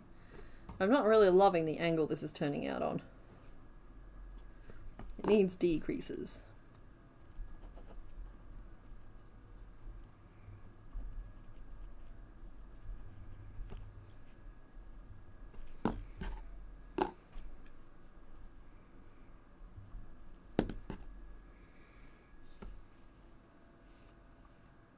Would have loved the pattern for the monkey, the tiger, or the puppy. Yeah. Well, 2, 3, 4, 5, 6, 7, 8, 9, 10, 11, 12. Sorry about that. Didn't mean to start shouting numbers at you in the middle of my response. Look, I'm not someone who ever says never. All of the notes will be up on Patreon, which I get is not accessible for everyone. I do. But I won't say that deeper into the year I won't release the dog or the tiger. We already have a tiger on the channel, but like, I do feel the distinct shortage of dogs. I know I haven't designed very many over the years, so there's a pretty good chance that I'll dust the dog off at some point and release it. Yeah, it's just like, I just don't, I'm not doing them back to back. I'm moving on from that as a subject. Not for here, I mean, I'm moving on from that as a subject for the next video. You love cows? Okay, I was raised around a lot of cows. And you know what? I still love cows. I think that they have such personality. I ended up hand-rearing what has to have been hundreds of calves over the years. Don't get me wrong, I didn't necessarily do it all the time. Sometimes I was there one day a week. Sometimes I was there like for 2 weeks solid and then not for the rest of the year. So like it was on and off. I don't want to make it seem like I was the only one doing it. But like, yeah, they are... We also hand-reared some calves in the house when they weren't necessarily thriving because we had some real minis come through at one point. Yeah, they're just great little creatures. They're also a lot bigger and heavier than people give them credit for, and you should never, ever, ever, ever, ever, ever, ever enter a paddock that has cows in it. If you don't know the farmer doesn't know you're there, and you aren't specifically acquainted with the specific cows you're approaching, okay? Just don't do it. It's so dumb. And I try not to speak that aggressively, but it is so dumb to enter a paddock with somebody else's cows when you don't know the animals. It's so dumb. Don't do it. Sorry, I had to rant. I've been carrying that one on me for a while. I just found a very funny one. And it was YouTube autofilter picking up on hand-reared. Seriously? It's like, oh no, that's a bad statement. That's like mistaking... That's so cute. I know, but that's like mistaking butt dial for booty call. Those are very different things. Yeah. Exactly. Yeah.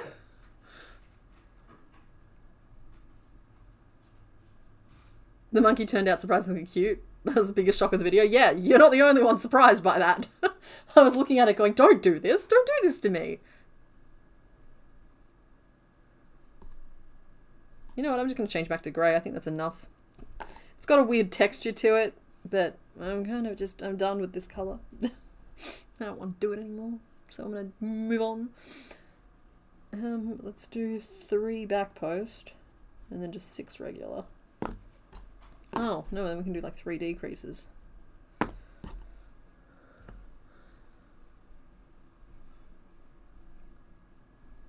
Cows are stupid, but cows can also be mean. And they weigh a ton, so even if they think they're just being silly and fun, you can get injured very, very easily.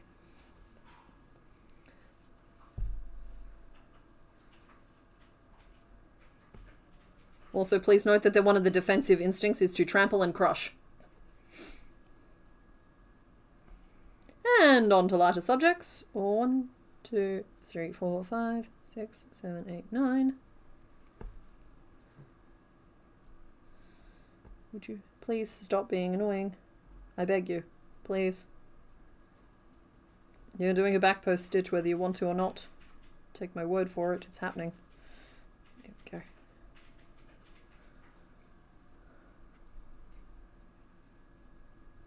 Wait, what happened? Have you seen the cow recorded using a tool? Oh, right, yeah, I have heard all about the cow with a stick. And, like, my response to you guys is the same as my response to Mr. Bones when I heard about the cow using a tool. First of all, really freaking cool. Second, uh-oh. Third, until you've seen a cow stand on the opposite side of a gate and manage to unlock the locking mechanism that's on the outside while they're on the inside with nothing but their tongue, completely unable to see what's going on, and manage to open the gate that way, you don't properly respect the animal. Like, once you see them do that, nothing will surprise you. Happy time zone, Mark. Here we go. 1, 2, 3, 4, 5, 6. I'm getting the feeling that I'm a little oversugared. And I think that's having an impact on my performance right now.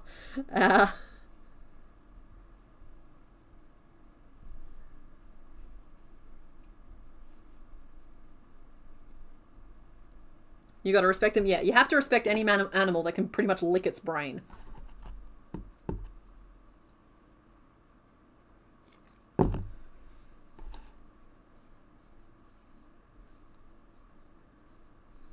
Get in there, get in there. Thank you.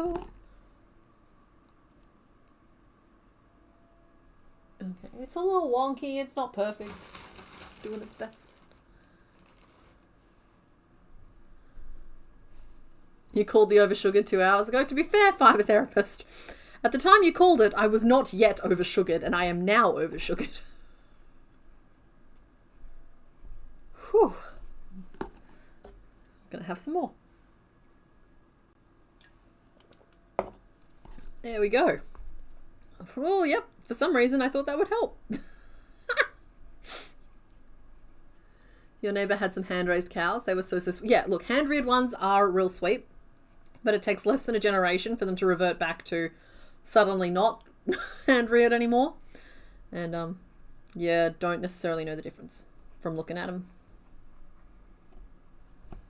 So, yeah. My words were more about a general warning to just not do stupid things. Not about telling you that you're not allowed to like cows. Because I also have a very soft spot for them. 6. And let me just be possibly mildly offensive to people by saying I still consider them to be delicious. Like, I'm still gonna eat them. I am. I'm still gonna eat them. You've arrived at the perfect time then, if you say so. Maybe you're psychic. That's true. Maybe you were predicting the near future.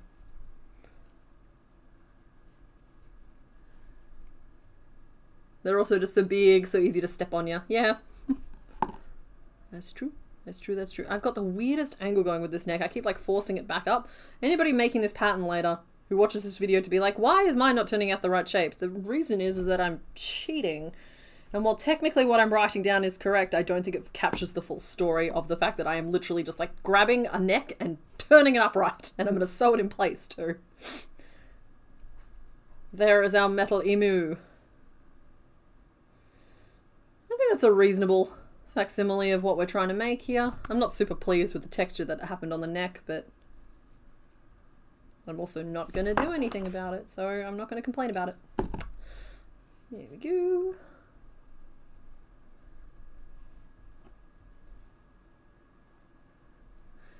Your dad grew up on a farm and hated chickens, so you get it. Yeah. A lot of chickens just kind of hate you as well. It's just one of those things.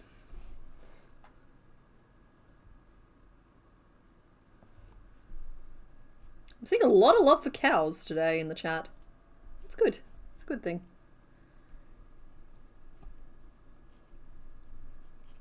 I'll say that at the risk of starting something, while I'm perfectly happy to eat cows, you wouldn't catch me touching veal. Ugh, that whole industry skeeves me out real bad. It's not okay, and I am not okay with it. Maybe not too long from now we can enjoy cows and not eat them. At least not that way. I'm fine. I'm gonna tell you I'm fine with eating them as long as they've gotten a chance to be a cow first. Yeah.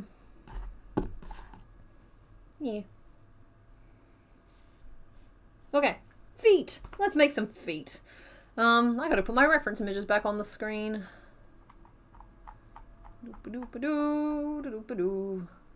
Well, I mean... Sorry, I just ran into a picture of Blade Beak and was like, that's a different thing. Where are your feet at, friend? Okay, you're gonna try and pretend you've got fancy toenails, and I tell you now, I'm not giving you any. In the sprite on my screen, the toenails are the same colour, so I'm going with the same colour. You want a Highland cow so bad? What? Oh, if Tornado Kate is around anywhere. One of the first streams that we did. Oh my goodness, my voice! I'm so sorry. One of the first streams that we did, we named a new baby Highland cow. I think it was Marshmallow.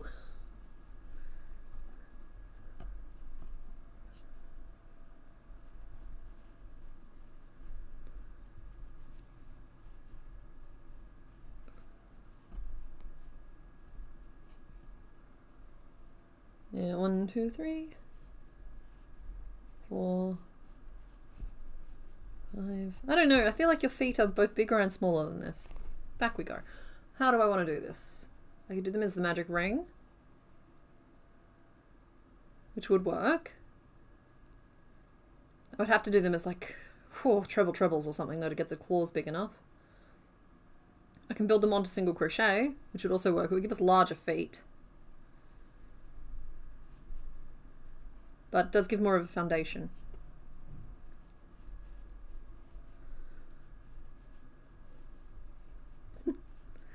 Actually, Sailor Rosalind, in my experience, a single sheep is a very intelligent creature. They only get real dumb when they're in a group.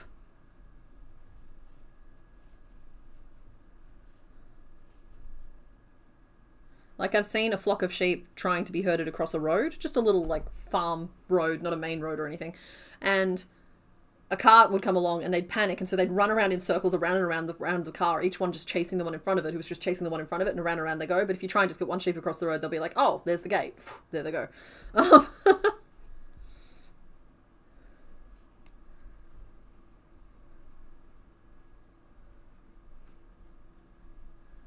that's treble. It's double treble. That's treble treble. Going in.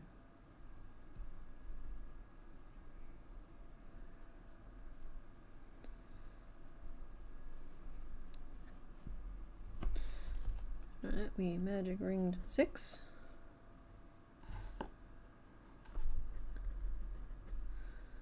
And we did a treble treble.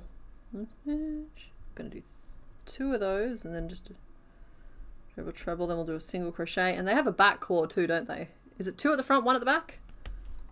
Or 3 at the front, 1 at the back? Show me your feet. 2 at the front, 1 at the back. Okay. Oh, well then we don't even need to do it like that. We can just go treble treble, single crochet, treble treble, single crochet, and then we'll go down to like a, maybe even just a regular treble. We'll see.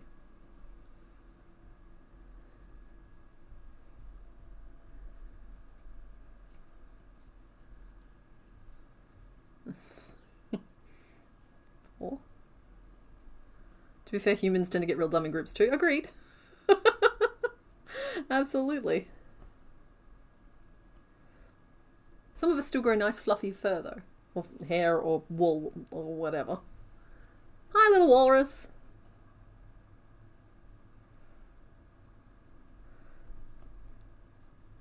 Now we'll treble treble in the back too. Nice. Big toesies.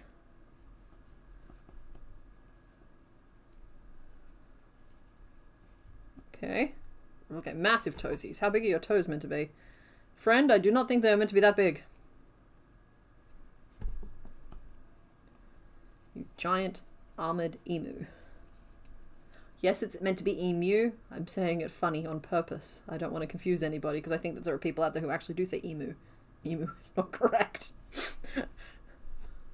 1, 2, trebles. Do I go trebles? I feel like trebles are too small. We'll go down to double trebles. No, those are too big. We'll go to trebles. We're doing trebles. Sorry, folks. I will sort out the length of these toes.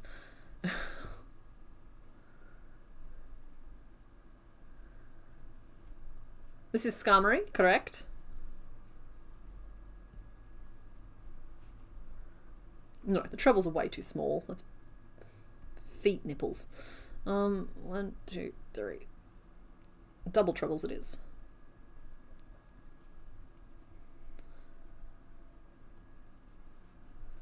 Oh, much better. It's amazing how much difference that one little extra loop over makes.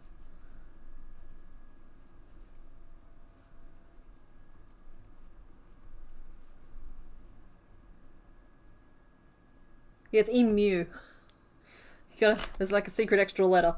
Like it's spelled emu, but it's actually emu.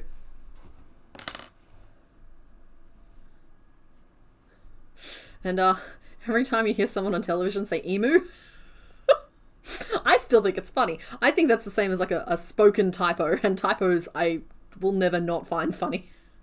Yeah.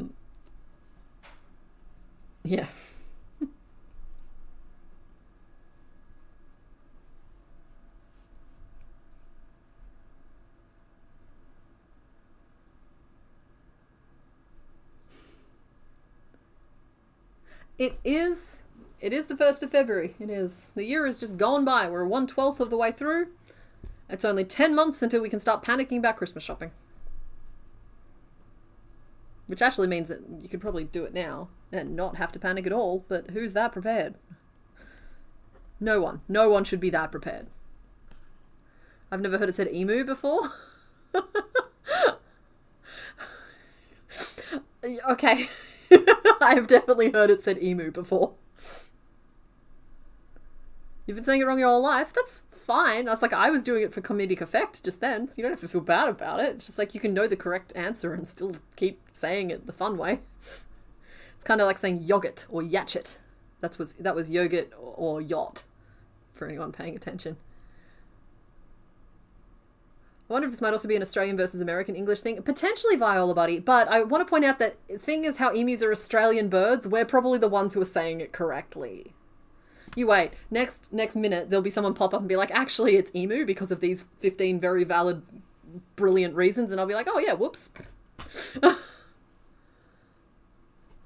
I do that to you. I was just forgetting about the 2025 Christmas. Because I'm trying to save you. We're crafters, alright? You have 11 months lead time right now. Save your hands and your sanity and either adopt the no gifted crochet thing that I've adopted and works well for me, or get started now. Just a little bit. One gift every month and you won't have to stress. But also, I'm not talking about Christmas right now. We're in February. Speaking of which, Valentine's Day is coming up. And I don't think I'm going to do any sort of special video for Valentine's Day. I don't know. I don't think I did last year either. Someone remind me if I did. I remember I did like a little sloth pattern one year. And I think I did a love bug another year. But I don't know. I don't think I'm going to. I think I'm rather start the Pokemon series because that's the option. Either we get the start of the new Gen 5 Pokemon series, which I think I told you guys about earlier in the stream. Yeah, I definitely did. I was remember ranting about Black and White. Or we do a Valentine's Day type video. I don't feel like it. I don't feel like doing a Valentine's Day video. I can tell the Aussies in the chat because I'm seeing yeah nah. You've heard words like news and Tuesday as both news and Tuesday and news and Tuesday. Yeah, I honestly think I use both in that context. My 3-year-old nephew corrects my pronunciation thanks to his mum. His mum says plant, and so she's taught her sorry, I'm not naturally reaching for the language I would normally use because I'm trying to be respectful of identities and that sort of thing. I don't want to share too much because I think it's wrong to share children online. But yeah, so I was there over Christmas and I was like, oh, let's go look at the plants. I was like, I'm Australian, so I hit those A's real hard. And he was like, plant. And I'm like, excuse me? So I have to correct that before I go visit again. I have homework. You vote Pokemon? Yeah, me too.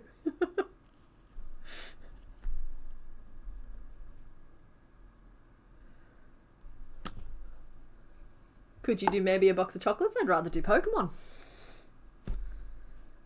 This is one of those things. I'm like, yeah, I could. I probably could. But then, like, if anyone's opening a box of chocolates, who wants to find little crochet eclairs inside? Nobody. People want the actual chocolate. I want the actual chocolate.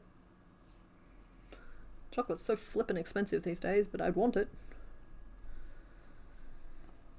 Sorry. I feel like I was maybe too flippant, and I feel like that could have come across wrong. I was just like, I want you to know that I actually think the box of chocolates thing is a good idea. Like a little like mimic box of chocolates, or like little tiny little creature block. Everything comes down to creatures for me. I can't help it. But yeah, no, I can definitely see the value and the appeal in that as an idea. But I think I'd still rather do the Pokemon video.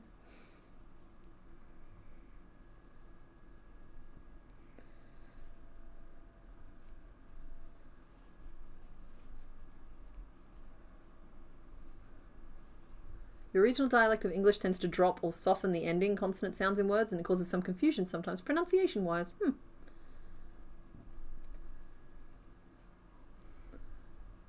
You hate chocolate, you would prefer Pokemon. Well, that's the thing. Either way, I wouldn't be putting out a pattern video for it. Because you're already getting a Zodiac creature. It's about what you'd rather watch. And I do think that Pokemon is probably the winner there. At least with this. I don't know if stream falls on Valentine's Day. Let me have a little check. Do I have a calendar that pops up here? I do! Nope.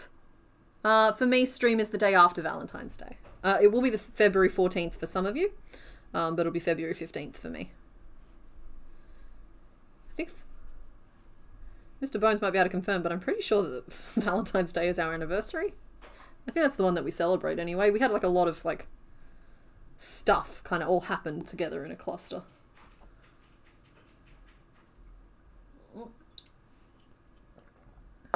Valentine's Day is the official day. Yeah, I think we just decided it was the anniversary we celebrate. We didn't decide. That's when I asked if you wanted to be my girlfriend. No. I just like to hear him say it. But that's fine. We'll eventually get out of the honeymoon phase. We've only been together, what, 8 years?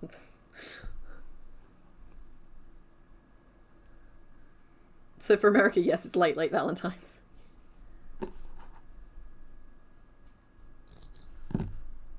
Gonna be in London for a few weeks in Feb. Ooh, fancy. Actually, you know what, sorry, that sounds really fancy to me because for me to go to London is like a heckin' endeavour, but London might just be down the road for you, so maybe not as fancy. But still, it feels fancy.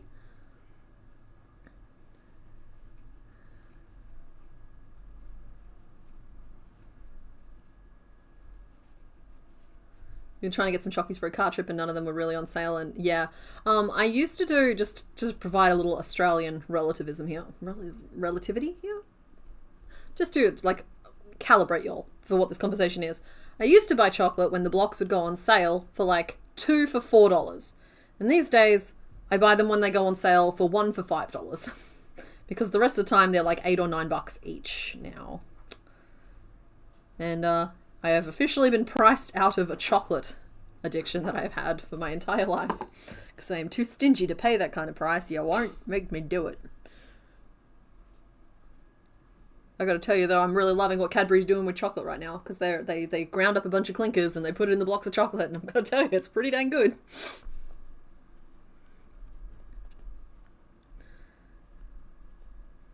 Is that enough a little drumstick for you? A little kicker? I'm very tempted to like stick them out the sides, but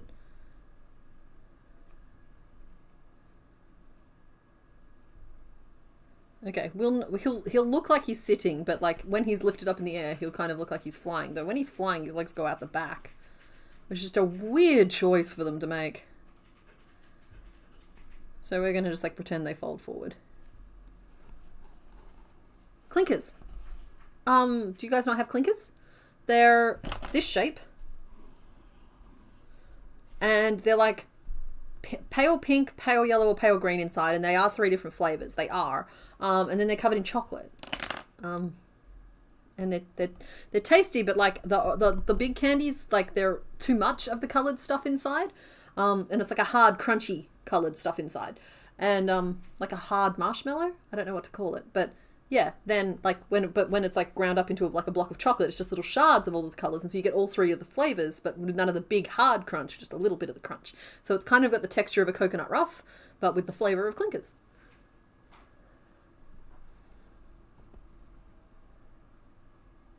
Stream starts at 3 a.m. in the UK this time of year. I am so sorry. Oh. Angels, I am so sorry to hear that you're going through that. I'm glad that I mean, thank you for including me in, I don't know. Sorry, I got a little awkward. I just want you to know that I'm really sorry that you're going through that, and I hope that things get better, and I hope that, I don't know how to phrase this. I'm glad that I can help in whatever way I'm helping. 4 a.m. for you? Nope. Absolutely not. I am going to stick with my... Stream starts at 11 a.m. for me. And even then, sometimes I am dusty. I am rolling out of bed into the shower and then into the stream chair. Like, happy time zone? I'll wake up in an hour. And on we all go. It's something about the Sunday of it gets me. Because the rest of the week I'm up earlier than this. But on stream day, I just can't get my stuff together. I know what it is though. It's because I've often just finished working on a big video, and then like I take a day off and stay up too late, and then I'm dusty the next day. Because Sunday's kind of the start of my working week, in a sense.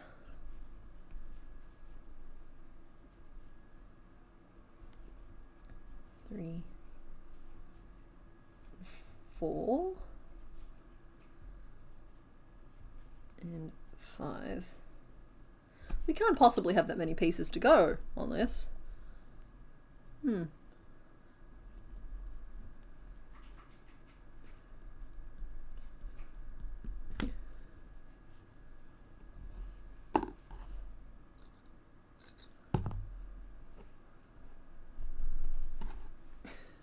3 a.m. is fine. You were here when the stream started. Seriously, I admire some of the dedication. Some of you are more dedicated to this stream than I am, and I love this stream, and I will turn up whenever it's feasibly possible for me to turn up to this stream. But if that meant 4 a.m. starts every Sunday, I've got to tell you, that stream would be moving. I would be part of the replay gang. In Australia, I've just grown used to being part of the replay gang if I'm ever watching streams. I don't have any streamers I'm watching at the moment, actually. But like over the years, I've had streamers that I've watched, and I've always just been replay gang because they stream at untenable hours of the day. I have not done the tail yet. I have done a single leg, a body, and a head. Where's my tortoise? What are you even doing over there?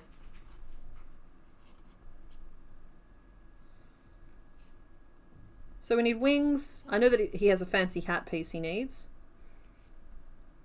I might do fancy hat piece next, and then we'll do wings and tail. So with the hat, I'm tempted to just like triangle, right? But then like load a bunch of increases down the middle here so that I end up with like a weird triangle and then just like origami it into position. I'll see if I can make it work. Speaking of which, hello to everyone in the replay gang. Exactly.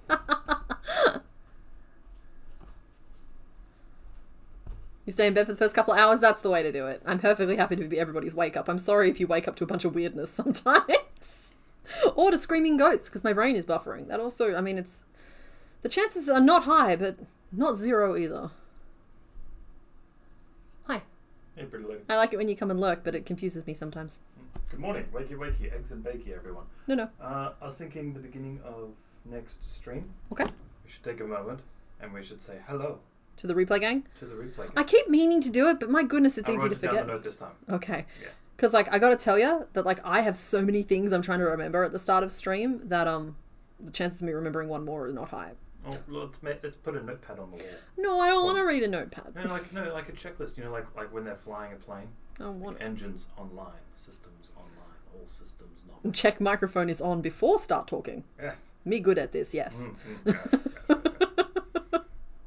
I do such good job. Best job. Best ever. All of the knots. Yeah. The most complicated of them. Honestly, my knots are getting simpler over time. Yeah? Yeah. I have to change your name. I'm just not as complicated anymore. Just simple. Yeah. Simple knots. Yep. Simply knots. Simply knots. Well, I kind of thought simple knot masterpieces might be the name for something. Nah, too many syllables. Not for a channel. Oh. Anyway, we'll talk later. For a shop name. No? No. Fine. I'll just start chiseling it off. Oh. We don't have a name for the canned bird. We... Instead of a toucan, he's a one can? No, he's a one can.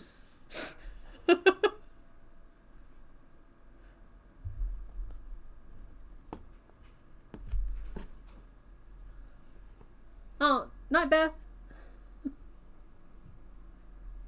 Thanks for hanging out.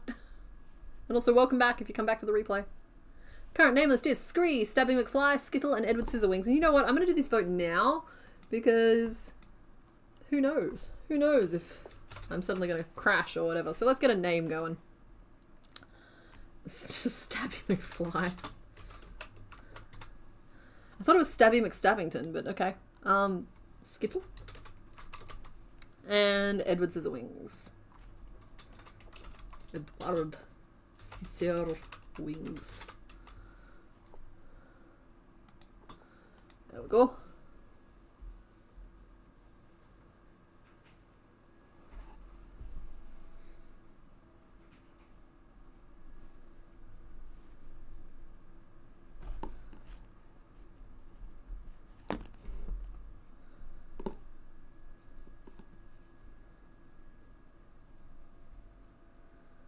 I didn't remember to put eyes in, but I will have to live with that decision.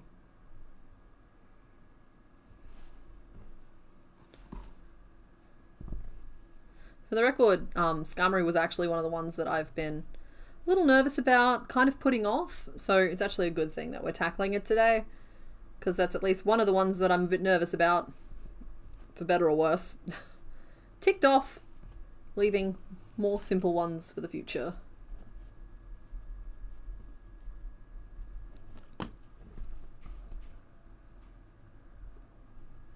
That's a no-brainer for you. Oh, that's good.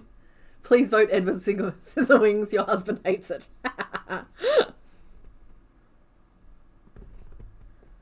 Okay, now we go 1, and we go 2, and now we're going to try and build the little top fin in.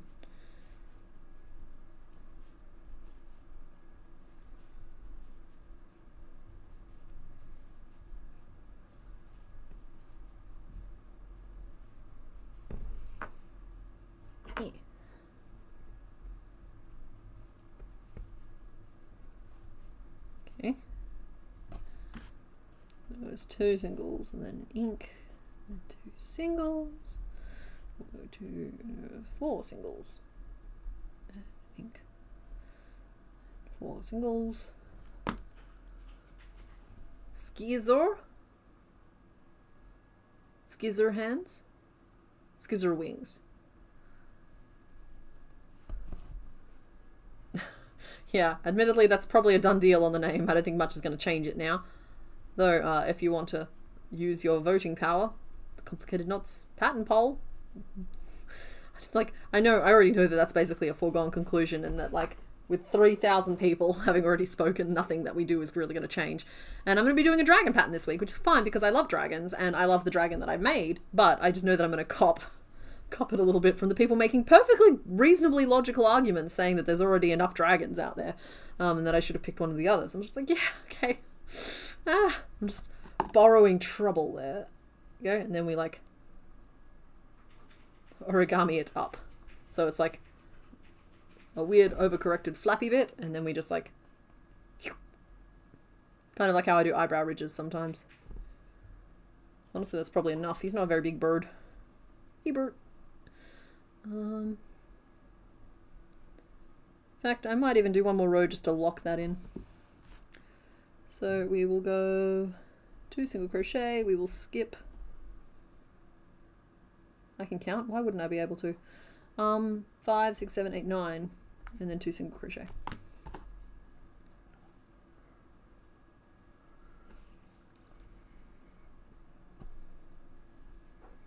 I'm going to leave the name poll open until we decide we're done. 1, 2, 3, 4,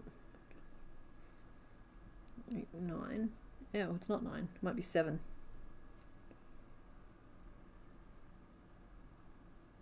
It should have been 9. Something went wrong here.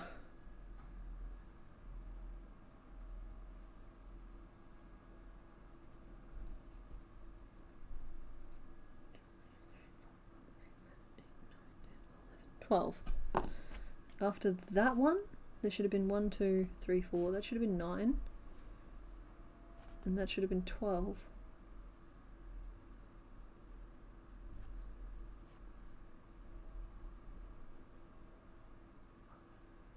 So it should have been 2, skip 8 and then 2. Which is weird. That's very weird.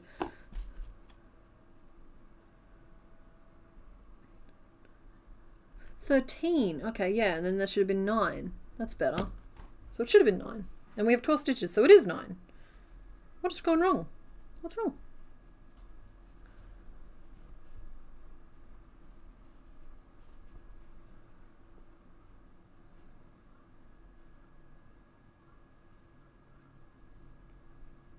Yeah, whatever. Whatever. Dragons are always okay. Working on your own pattern, but just can't get the front legs to your liking. Kind of frustrating to the point I'm considering going wyvern. Yeah, there is a power in walking away from something and trying it again later. The only reason I wasn't doing that in the video was because me getting frustrated or struggling with things is part of the content. Yeah. So, like, that does not mean that I advocate for that style normally. And when I'm designing, normally if I get frustrated with something, I'll just put it down, go away, do something else for a bit, come back and be like, oh yeah, of course, we'll just do it this way. It's part of the reason some of these Pokemon take several weeks to get properly finalized, because I like go away and then I come back and they're like, oh yeah, of course, we'll do it this way. Yeah. Or I'm just building some little peepers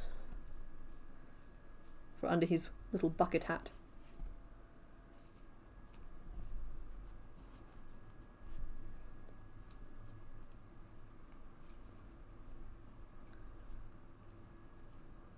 Okay. You guys can pick. Do you want wings or do you want me to attempt the tail? It helps you to see that somebody you look up to also gets frustrated with these things. That's what I mean. It's like part of the accessibility of the content. There is like... I also just think that I'm funnier when I'm a little bit frazzled. It's like I relax back into it a little bit more. It's authenticity. Part of it is the content. Now, neener, Mark. You appreciate seeing the productive struggle? Yeah. And like, to put myself into that state, I gotta stress it out a little bit more. So stuff like not being allowed to move on, I have to impose those limitations and those restrictions, because otherwise I just can't get into a proper struggle state. I'm a little too cruisy. Do I have any future ideas I can share for the Crochet All of X things? You want to know? Alrighty. Let me just see if I can pull up a list from this computer. Now, none of these are finalized. This is just a broad brainstorm. You're gonna make me log in? Ugh. I don't have my phone with me. Please let that still be my password. Sorry, it's being a slight little pain about it. But it's stuff like all of the Minecraft animals, all of the Zodiac was in there, but so is the traditional Zodiac. Sorry, 1 second. That was a code that I should not have said out loud, but it was not a password. Okay, so there's that board. I use Trello, by the way. This is not sponsored. I just use Trello, and so that's what I'm pulling up at the moment. My Trello board.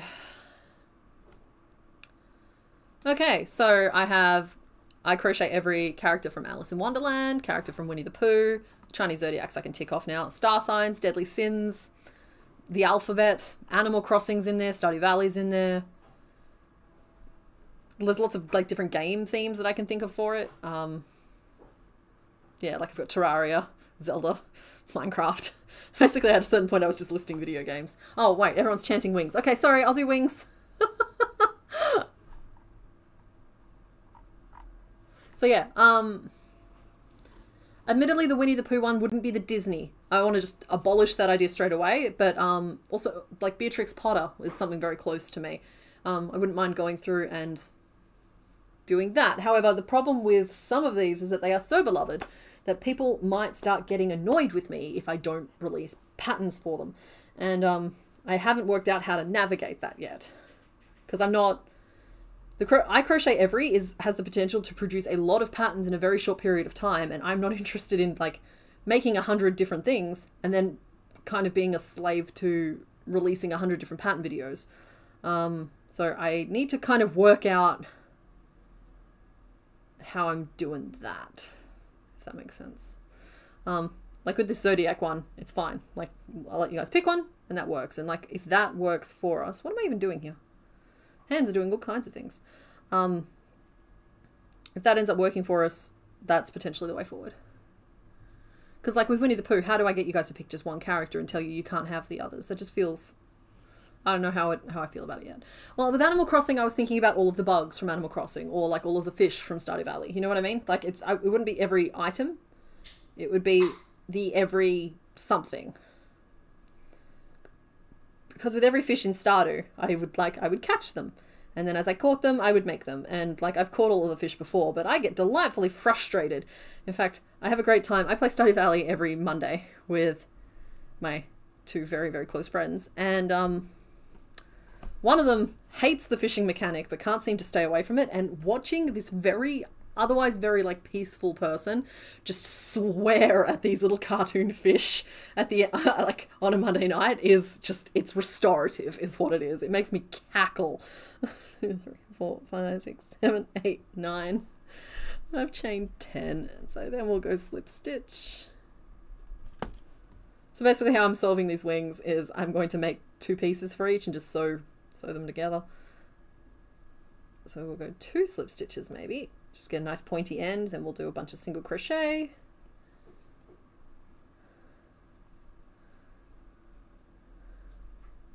All the Dragon Riders of Pern dragon types scaled to each other. Yeah.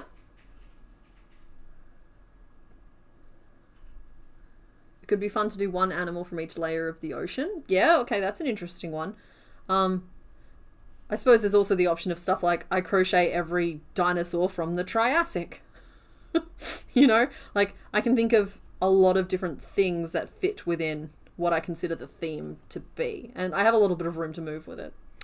So it's an idea born of being sick of having to pick just one.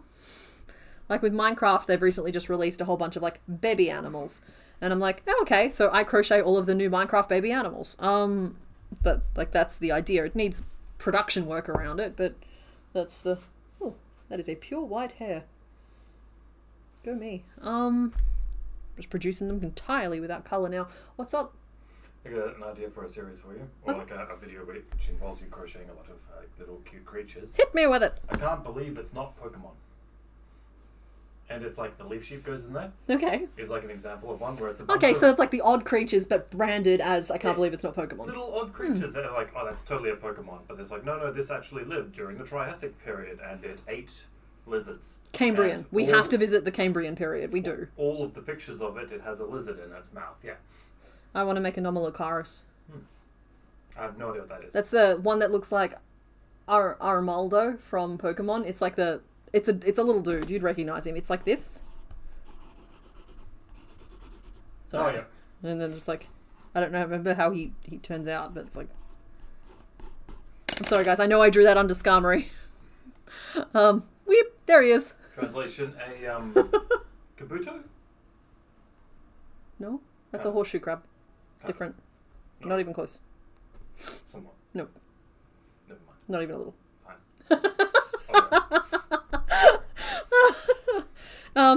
But I also have some more bigger things that I want to make this year as well. Like I really want to make a Beazle Bufo and I really want to make a giant pigeon. So like there's going to be, I like to think that Patreon will get fewer posts, but they're going to be very well fed in the terms of what those posts are. And by fewer, I mean they'll get like 2 to 3 per month instead of the 3 to 4 to 5.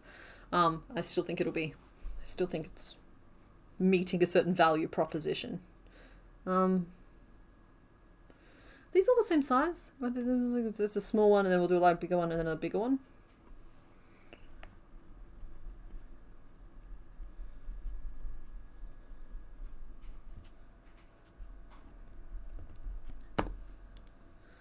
You would lose your mind if I did a Cambrian period set of critters. That's what I mean. Some of them are so goofy looking. I could have just the best time and be forced to learn some new shapes. Like, that's fun. Crochet all the marsupials. I don't know, there's a lot of little grey, beige, brown critters in that mix. And I don't know what it is about me right now, but I am just so anti-mammal right now. And it'll come around. It's like a giant owlbear has been on my to-do list ever since I made my first owlbear, and my second owlbear, and my third owlbear. 2, 3, 4, 5, 6, 7, 8. Wait, have I done a third owlbear? I think I've only done 2. But anyway, like I've always wanted to do like a big one, but like right now I just can't quite feel it. Yeah, you've done great. What's the third one? Because I remember the little budgie ones, like the brightly coloured ones, and I remember the big one, the big doofer from the Baldur's Gate 3 inspiration. The first one you did was the little ones. Yep. With the fancy eyebrows. Yep, I remember those. I can see one right here. Yep. And then I think of those as the budgie ones because they look like budgie owlbears. Then you've got Baldur's Gate. Yep. And then you did another one after that. I don't think I did. I've been talking about it for so long I wouldn't be surprised if you're remembering that I've done it, but I remember you doing it. I could be wrong though. I have been wrong once or twice in the past. It happens so rarely though. Yeah, no, because I'm just usually so... I can see why it would be an unfamiliar feeling. Yeah. Oh, there it is. This is Baby Owl. Huh? Near, Oh, yeah, no, that's an owl. Yep. Like, goodness, have I made a lot of owls. I did a video about how to correct the drift. That is correct. But, like, that's the same pattern, so it doesn't count. It's the same thing. Yeah.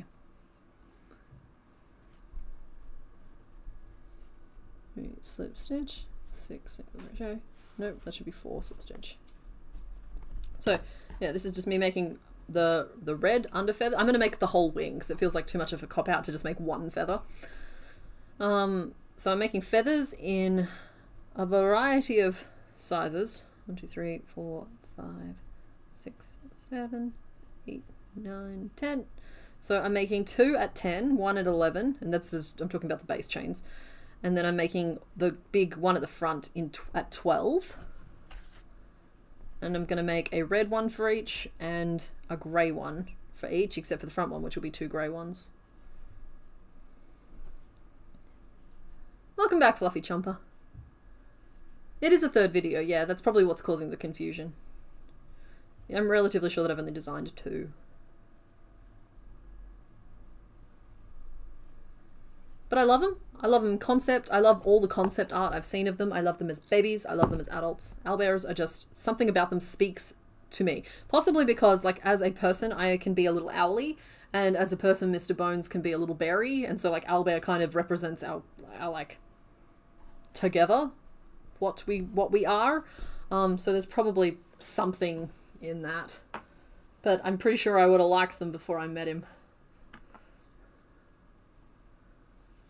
What if I crochet all the different parts of armor for Mr. Bones to wear as a costume for Halloween this year? That, I won't rule it out. I won't. I think that potentially, I've been watching this person on Facebook, and I really should make a note of the name, but I don't know if they're even working from a pattern or if they're doing it as an original design. They're doing this giant articulated crochet T-Rex skeleton, and it's the coolest thing I've seen in a very long time.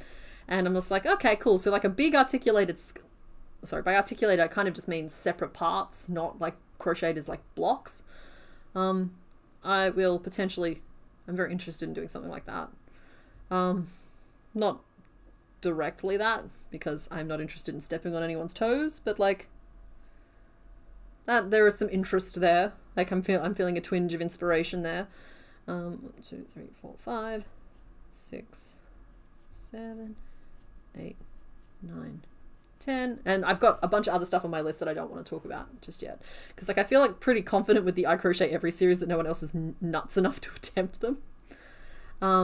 But other things that another one that I've been thinking about for the I Crochet Every, potentially will be repackaged a little bit differently, but basically I Crochet Every audience request is the vibe for it. I talked a couple of weeks ago about a form that I will be passing out at some point to get you guys to submit requests.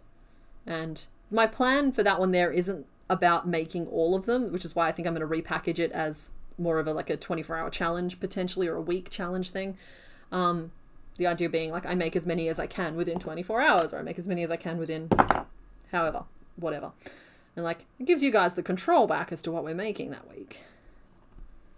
But I'm not quite done thinking that one over.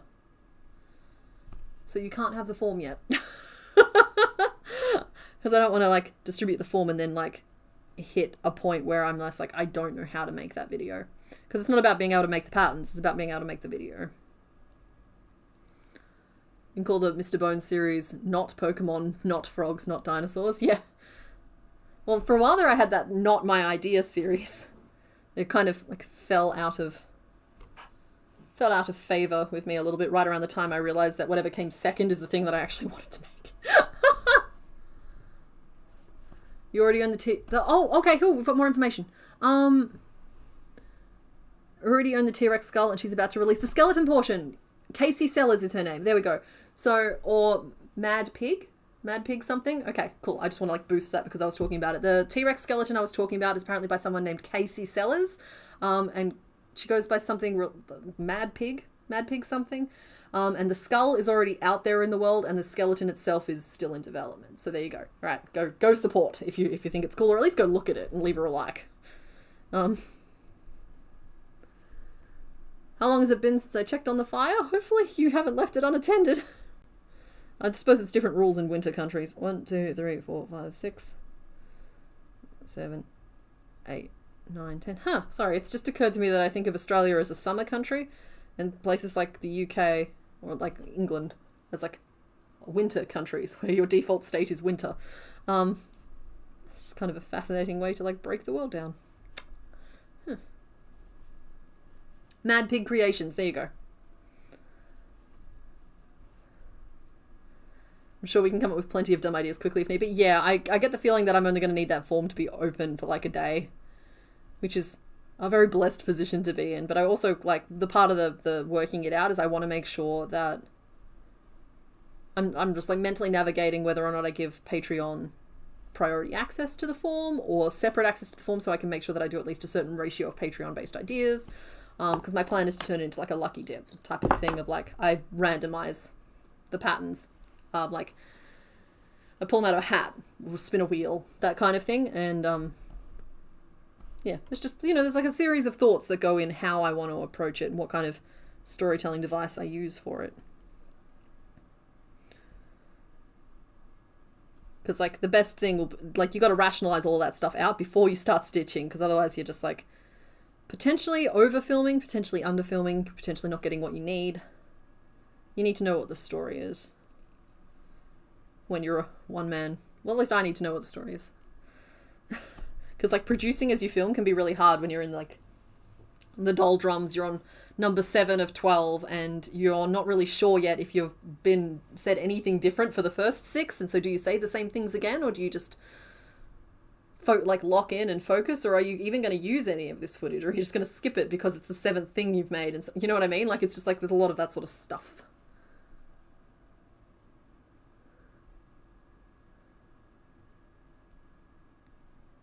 You have a wood stove for heat. Yeah.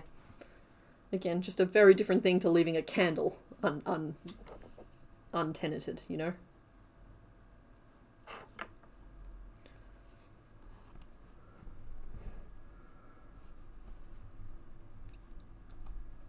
Okay, I will tell you, Edward Scissorwings has lost steam. It's gone down by almost 8% since I started prattling on. I will say that the person coming second, the name coming second, I mean, is a fair distance behind still, so I think that we do have our answer. Excuse me. So hopefully this answers your questions as to what these wings will look like. And I have to add a little disclaimer to everything I just said about those ideas. 1, 2, 3, 4, 5, 6, 7, 8, 9, 10, 11. Why do I keep doing that? Starting a sentence and then having to count. In that, like, those ones there aren't on the schedule. I already know what I'm filming for February, for this month. And I'm pretty excited about one of them, and I'm specifically not mentioning it because I don't want to do the thing where I lose enthusiasm for it through its discussion. I'm already pretty set on how I'm going to approach it, what I'm going to do with it. I think you guys will really like it. And it's just an idea that I'm not talking about yet. It helps build the motivation to do it, and because I think it's going to be one that takes me the full 2 weeks. And those ones there can be a little bit of a slog, I'm learning. Like, don't get me wrong, it's a privileged slog, but it's a slog nonetheless. Yeah. Just going to shrink that down again. Excellent. Your default state is damp. This is the person who has crochet patterns for a whole bunch of human internal organs. Yeah, like there is a very high skill level at play here. There's none of this like close enough is good enough stuff.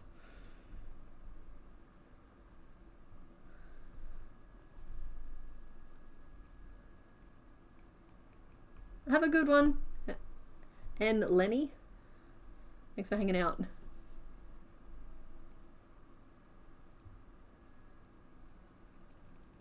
It is a privilege to slog. Absolutely. All right, I'm going to pin these on, and then honestly we'll probably call it. I'll do the reveals. I know I haven't done the tail yet, but I'm not feeling it. And we have just ticked over the 4-hour mark, so like this is around the time we'd normally wrap it up. So let's let people get on with their days. I know that he still needs 1 grey feather at the front that he does not currently have, but that still gives you some idea of what that's going to look like. Again, he loses some of the higgledy-piggledy once it's all sewn together. Okay, so there is that, and I will bring Zatu back out on the screen. We've done 2 very visually complicated birds today. So let's close this poll off. The name is officially Edward Scissorwings. Scissor Wings. Aptly named. So let us bring this back up and see what other birdies were on the menu this evening. And I know that you guys picked it. Let's see, you guys can flock together actually. Caw-caw. So door number 1 was Delibird, or Delivered, depending on how you want to say it. Signed, sealed, delivered. And number 4 was Hoot Hoot, who only has 1 food, which is always upsetting to me. It's worse than the pupil blinking, the 1 foot. I feel like if you push him, he'd like stay down for a second and he'd pop back up. So those were the other birds that were available today. We didn't get around to the just 1 more board, but that's the best case scenario. The more Pokemon we can get through without leaning on that board, the more of that board is going to be there at the end. We are 62% of the way through Gen 2, and I think it's going to be about time that I start sneaking some Gen 3s into the mix. But I'll examine that. By the next time I talk to you, I will hopefully have filmed the first Gen 5 episode, which is going to be very exciting to start chipping away at that. And I'm going to try and get some Pokemon patterns out to you guys, the patrons, in the next 2 days as well. But anyway, I want you all to have an excellent week, and I will see you very soon. I'll see you on Thursday, and then I'll see you next Sunday. So, like, all right, everybody, where's the button? There it is. Okay, bye! Happy time zone.